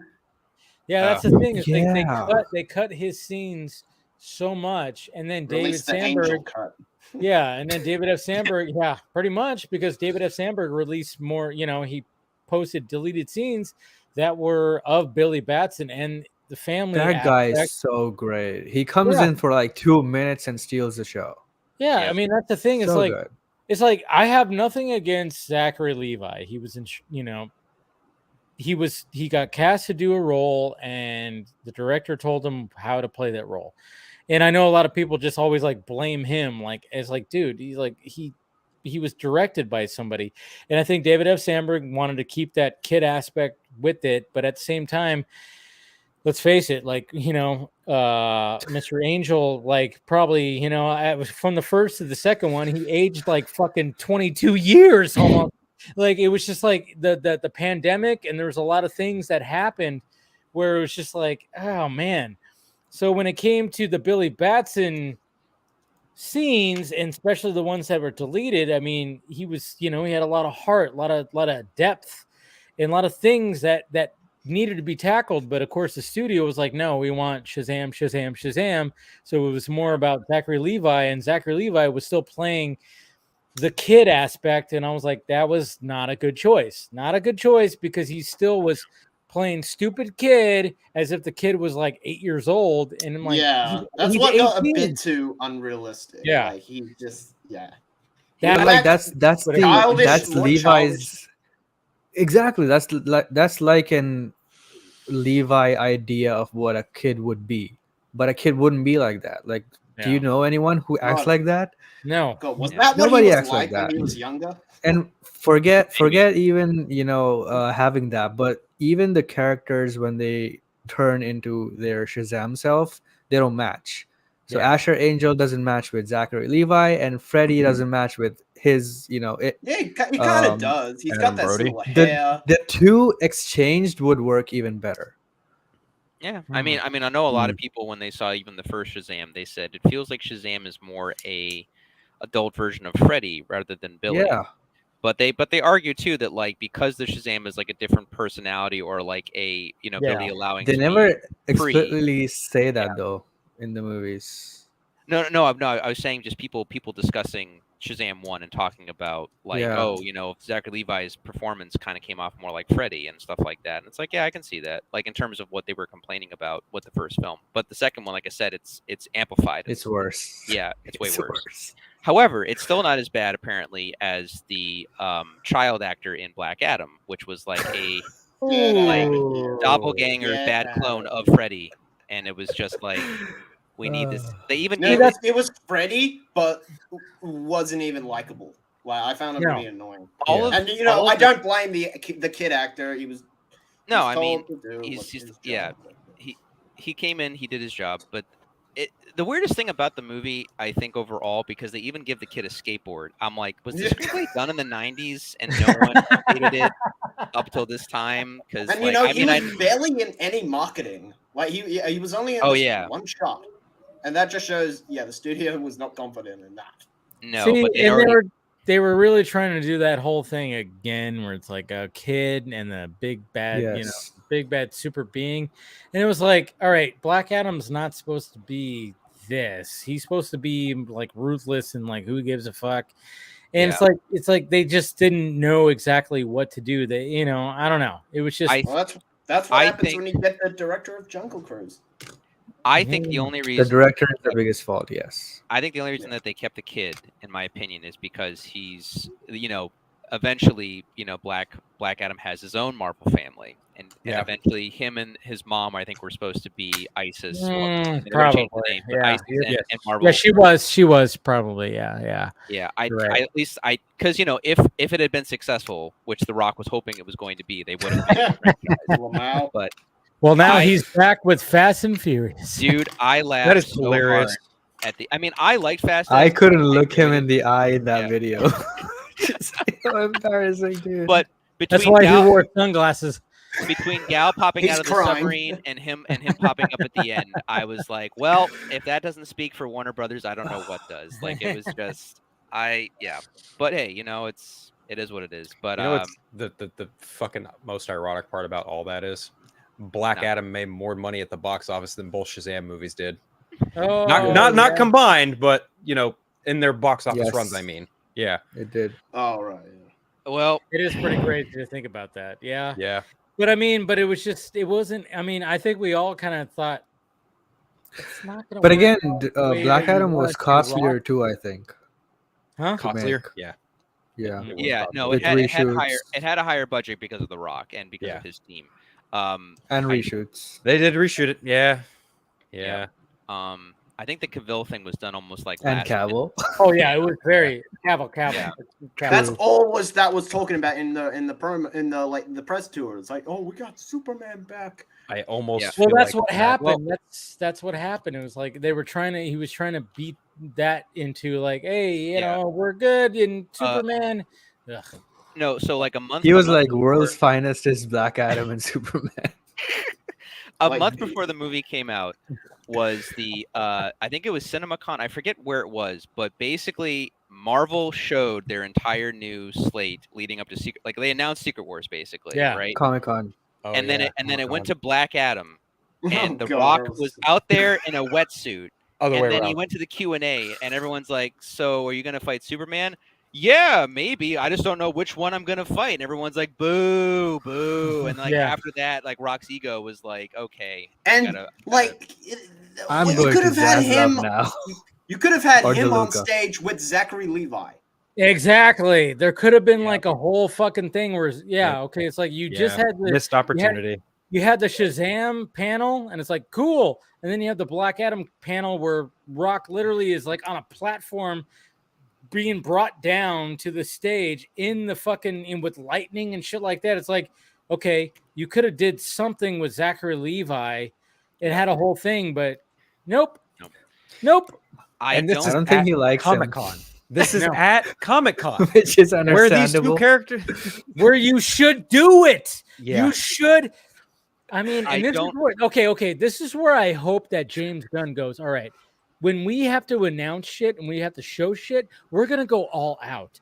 It's Yes, fucking please. Comic-Con. Like, I Yeah. would hope that even at this year's Comic-Con, if you're gonna bring out like some unknown person, the unknown dude that's gonna play Superman, because I don't think it's gonna be a name.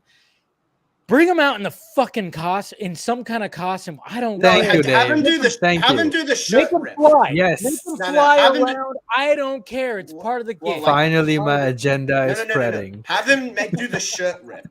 That'll generate a lot more hype and like. I people don't wondering know for what the sure, but I'd have to look back at the interview and stuff. But I think even Zachary Levi, before the Black Adam stuff came out, they were like, "Hey, are you gonna fight Black Adam?" And he was like, "No idea. Next question." Like that was it. Like he just Yeah, I remember He that. did not. Yeah. He did not want to fight. I think it was like the whole thing. It was like you're essentially fighting kids. yeah. Yep. Well, he kinda should have thing. known that when he took up the role of Black Adam. Yeah, I mean, you'd think, but I don't think Oh, he well, actually really think, cared yeah. about that. Yeah, well, Yeah. he said, "Oh, Black Adam As- is such a special character to me." Bullshit. As Just much wanna as be Dwayne Superman. Johnson said that, oh yeah, I've been trying to get this character. I mean, I think he just found a character that was unique, and he thought, I can make this something. You know, Yeah, I and a think it was version of one those Superman. I don't think he actually cares about the Black Adam character as No, much. I don't think he does. I really don't. And now- I really don't. He's I mean, gonna go as to much as Star I Wars like him. next, and oh god. no, Eh. he's gonna be in Fast and Furious for a while, and also doing Rock movies. Yeah. Star Wars, that's a leap, but I think He's gonna possible. cast himself as Thrawn. He's not gonna wear blue makeup. No. He's gonna say I want to fight Luke Skywalker. I want to get my own lightsaber. I'm like, bro, fucking. You know, the most he'd get out of that is probably his own lightsaber. That's probably it. Oh shit. Yeah, I know. Right? Well, what color would that be? The color of his fucking Oh. energy drink? Was I the only one who saw that? Bright gold. No. It'd be bright gold. Bright gold. Yeah. Yeah. Bright gold. Yeah. That's probably what it would be. There was Dave, when you were talking about the making the announcements and stuff with the DC everything, I don't know why, but I think because I've watched the video a few times just for fun, or it pops up in my algorithm. But the Ted 2 thing where it's like, and announcing the new Superman, Jonah Hill, and everyone's like, fuck, and then they just run away from the panel, and that just keeps popping in my head for some reason, and I'm like, yeah, I saw somebody make that joke. Somebody made Yeah. that joke on my timeline, and they put. Yeah. I saw it on the timeline where they. There was a Jonah discussing Hill. film fake post Yes. about Jonah Hill, Yeah. and then someone and, posted and the then video. it was like, if you know, you know. They put the if you know, you know hashtag or Yeah. something like that. I was like, oh yeah, that whole thing. But yeah, I know it's that's where we're at right now. But I mean, like, I'm like, James Gunn, go fucking all out on Comic-Con. Why not? You know that's like the sweet spot. If you have to have somebody dressed up for the panel. You have to have some crazy shit that happens. I mean, if you're gonna if you have your Superman actor, if you have somewhat of a costume or something, fucking have him show up in that thing. I don't know. I don't know. It's just you. I mean, when Tom Hiddleston showed up, and when he showed up as Loki and did a speech, that was fucking awesome. amazing. I thought that was great. Yeah. You know, and then like, Johnny Depp did that as that one from Fantastic Jack Sparrow. Beasts, yeah. No, he Grindelwald. did it from a Fantastic Beast or whatever. Grindelwald. I'm But I mean, like, my God, I mean, just have that. Just do it. Just lean into it. It's part of the gig. You have to sell this shit. That's why I was like, put on a show. Yeah.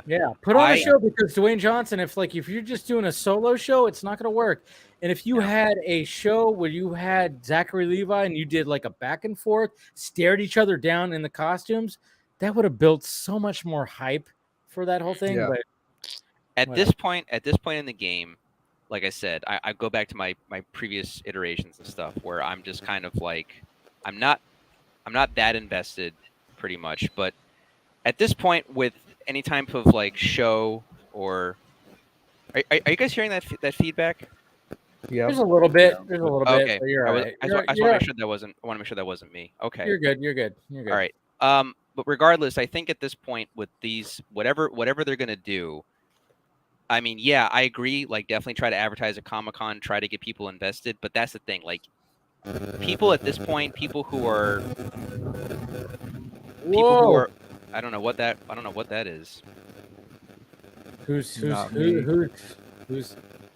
don't know. It's all good. Okay. Well, overall, just keep going. We're gonna wrap up this thing soon, anyways. But yeah, all I'm saying is that whatever they end up doing, James Gunn or not or whatever, they need to get fans to get trusted and invested before they even start to build anything. Because if you don't have that kind of trust or investment, there's no real point. You know, because you can announce whatever the hell you want to announce and get people at least like curious.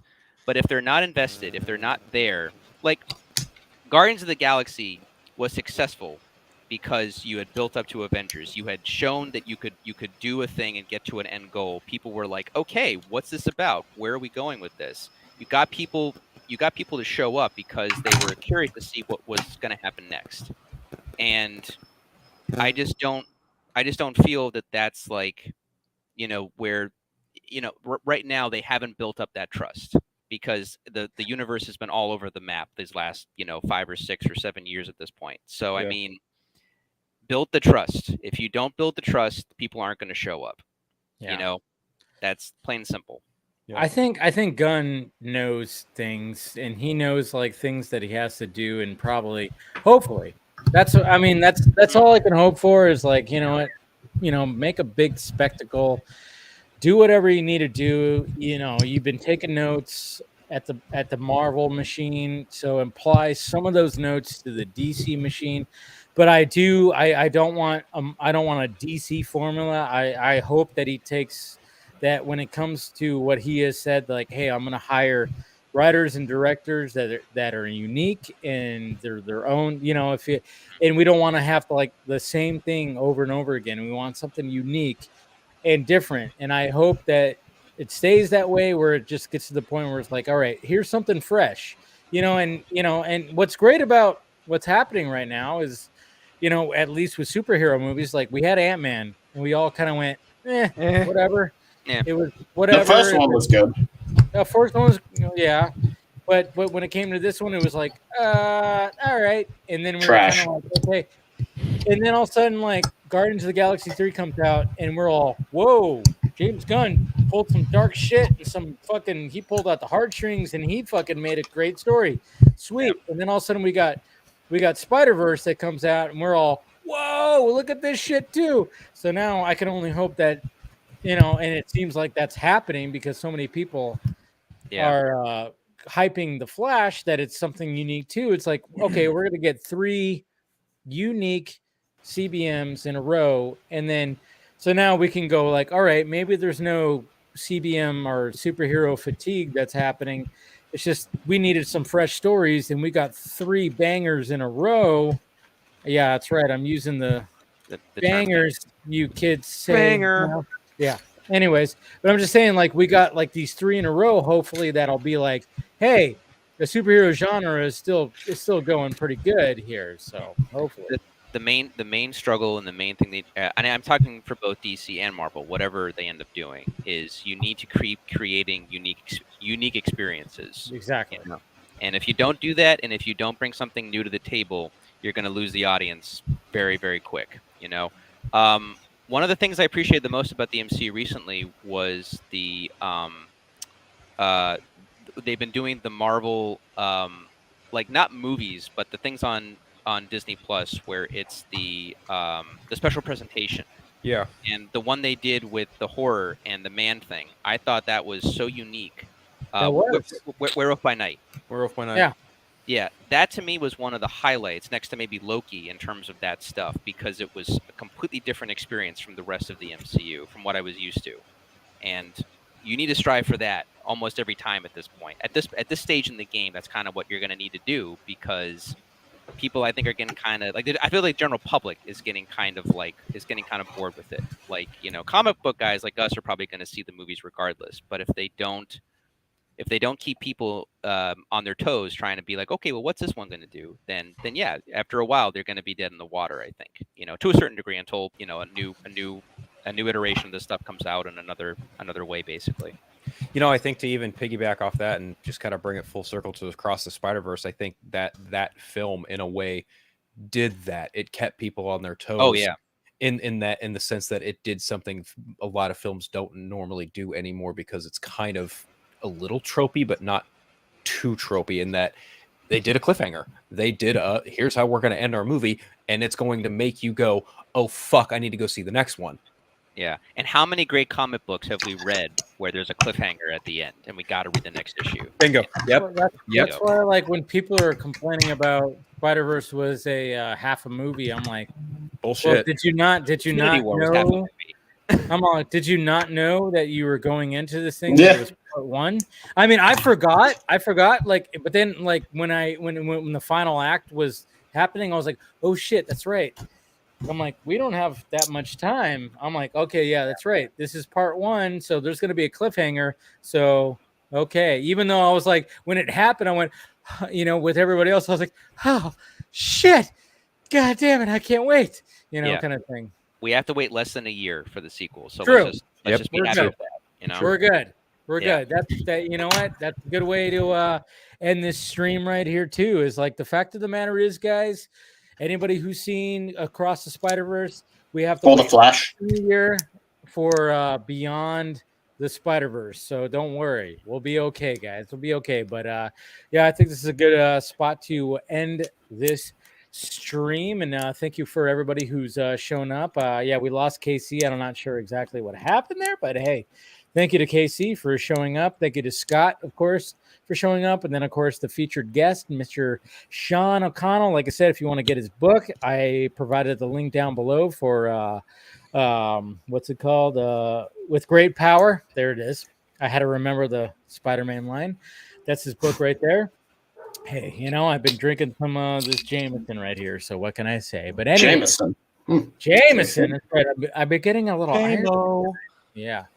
But, for everybody who's here, thank you for showing up. Let's go around the horn. Phil, go ahead and As anything always, you wanna promote? yeah, as always, my friend, thanks for inviting me to talk Yeah. anything nerd. I feel really bad because I spoiled Scott on just one piece of Bullet Train. It's all good. Yeah. Dude, the movie's been out for so long. It's like it's not your there's fault. like 50 other cameos. He's gonna be Yeah. okay. I Fair feel. enough, yeah. But no, if anyone wants to follow me, we haven't had a 4 Nerd show in about 2 weeks, but we will be doing one. I'm sure we'll probably be doing one next week to talk about SpiderVerse. You guys better be doing something. I swear to God. Hey, take it up. My last few Fridays have been boring as hell without 4 Nerds. And no, I don't blame you. Look, okay, good, because it's no offense, not my problem. Number 2, if you want to take it up with Andre and Anthony and Ryan. I'll take it up and with Dawson. Dawson. Yeah. Sure, whatever floats your boat. Anyway, if anyone wants to follow me, Twitter, Unfiltered, right there. Vero, Instagram as well, and the Eternal Night podcast. There it is. Cool. All right, and then of course, Paul, you got anything?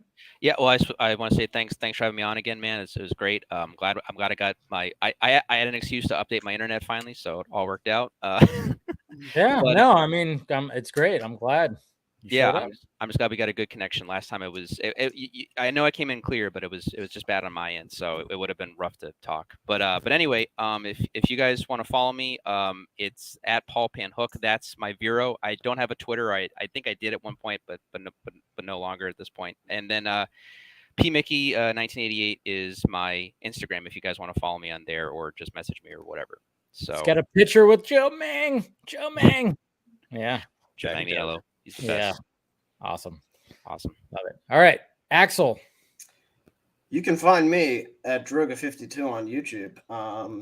Haven't uploaded much lately. You can find me on Twitter via Axel R Droga, where I just have hot takes. Do put my drawings up, and yeah. There it is. Cool. All right. Thank you for guys. inviting me on the show again, and yeah. No problem. And again, thank you to Sean for being the featured guest and talking about that. And like I said, get his book because he is the Spider-Man guy. He went from the SnyderVerse to the SpiderVerse. That's for damn sure. And then thank you to Scott. Thank you to Casey. Thank you to Phil. Thank you to Axel. Thank you to Paul for having a great discussion as always. All right, guys. Make sure you smash that like, thumbs up. Do all that. Subscribe to the channel. Hit the notification bell. Everything right there. All right, guys. Talk to you later. Peace.